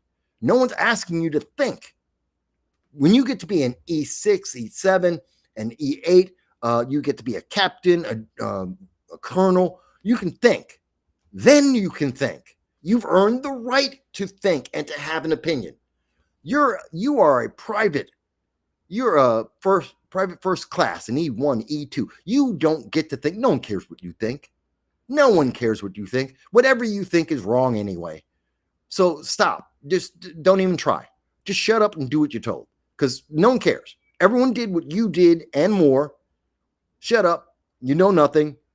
When you learn something, maybe we'll ask you an opinion, but that's a long time ago. That's a long time from here. You got to be, when you get to E4, maybe we'll ask you a question. Maybe. Maybe we'll talk to you. When you get to be E5, we'll have a conversation. But until then, shut the hell up and just do what we said. That's the way it's supposed to be. And I know there's a bunch of academics that hate that idea. They're so upset. Guess what? You're supposed to be upset because you're an academic. The guys in Harvard and Columbia and Binghamton University, you can't do that. Yes, you can. And matter of fact, it's very effective. And that's the way you run a military. But I would never do that. That's why you're not in the military. That's why you've never served a day in your life. And that's why you can't serve in the military. You would be bounced out. You're useless. You're like, as some of you saw in my video earlier, you're like Gamzon, who we had to bounce out of the Marine Corps because he was useless. In fact, he was worse than useless. He was a danger to other Marines and other members of the military around him. He was an absolute threat. And that's how the intelligentsia, the academia is.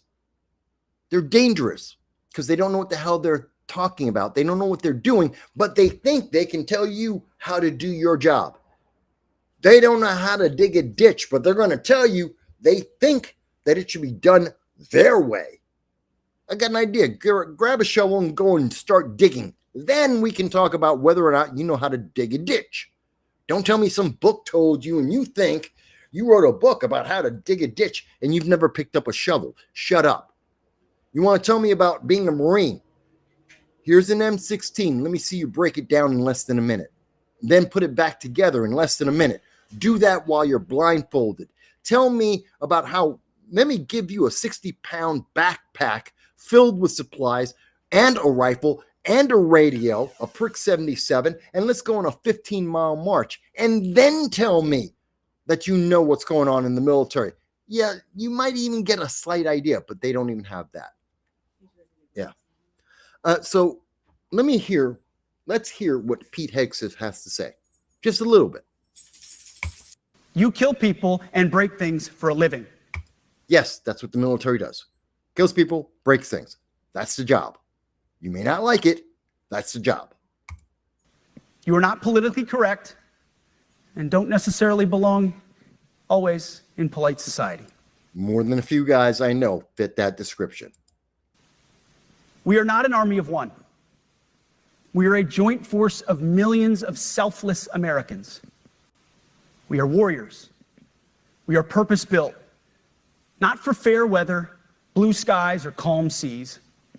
We were built to load up in the back of helicopters, 5 tons, or Zodiacs in the dead of night, in fair weather or foul, to go to dangerous places, to find those who would do our nation harm, and deliver justice on behalf of the American people in close and brutal combat if necessary.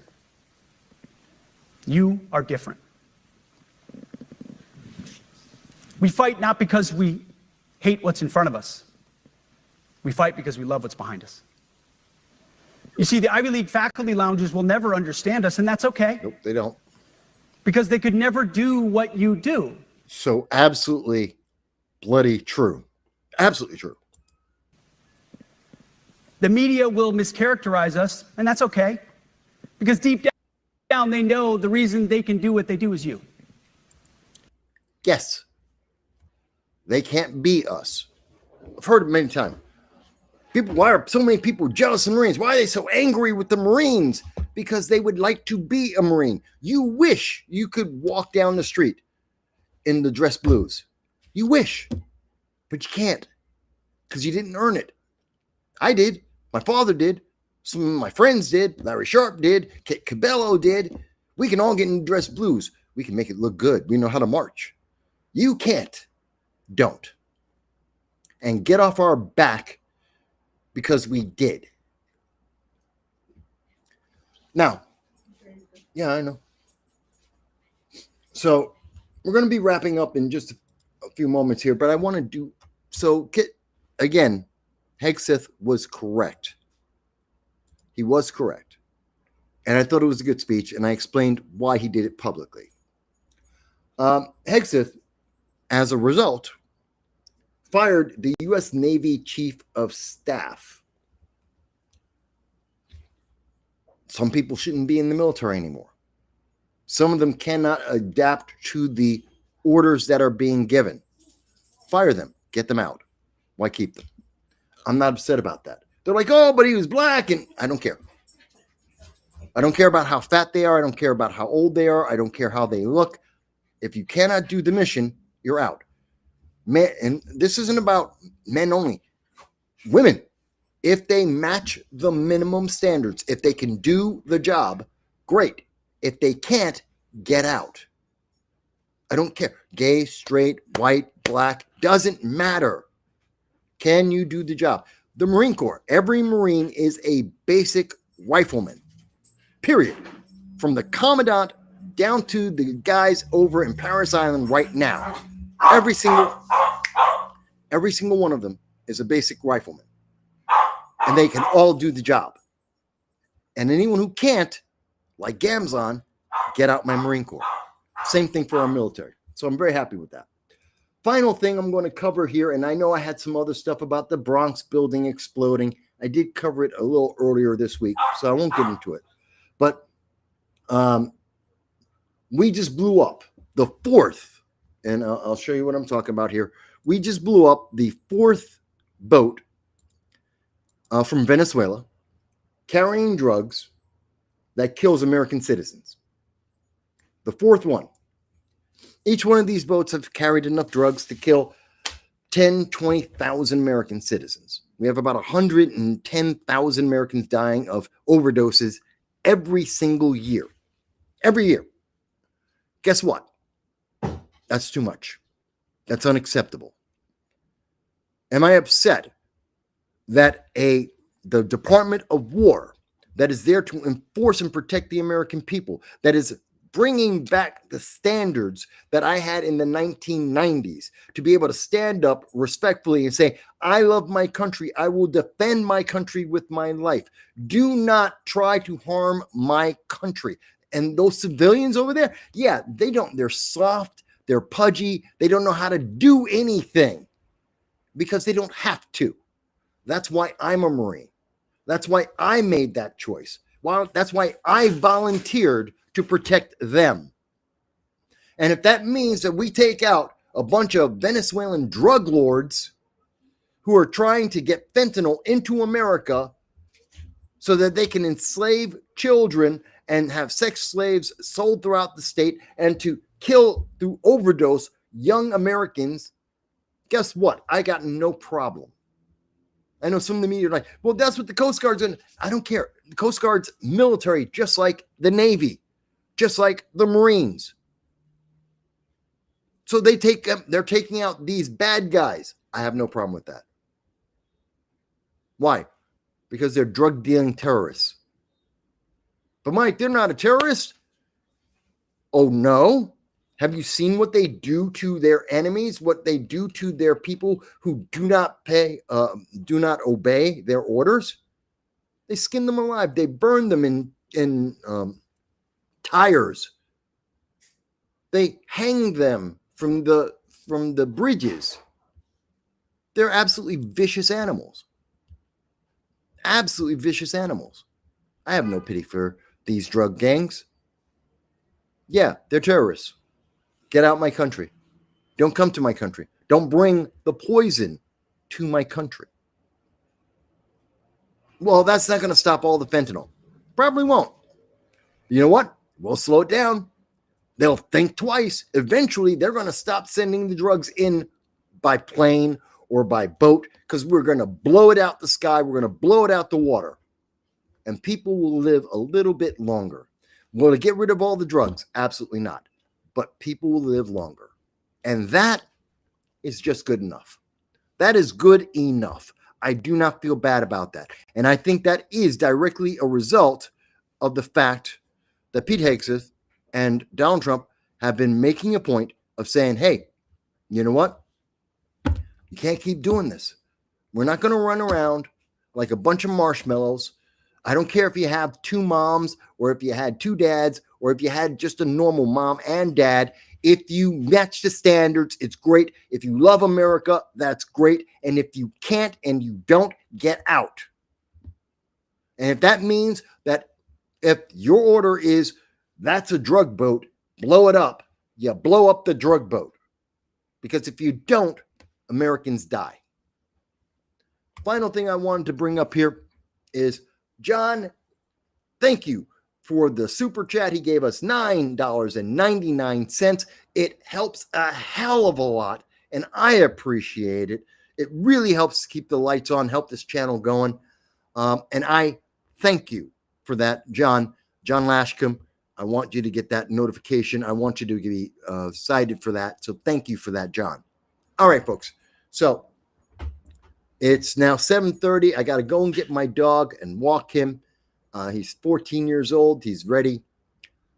You heard him just a little while ago, so he was a little loud. Look, if you've made it through 5 minutes or 5 hours of this program, thank you. I appreciate you. Like, share, subscribe. Most of all, subscribe. Think about if you want, you can join the Patreon. You can join our PayPal. It's in the description. I'd appreciate it, but you don't have to. Just subscribe. Help us get to 5,000 subscribers. I really appreciate it. Leave a comment. Tell me you agree, you disagree. Tell me your military experience. Was it like mine? Do you agree with Pete Hegseth? Do you think he's wrong? You tell me. I look forward to hearing your comments, and I will respond. And I appreciate and thank each and every one of you.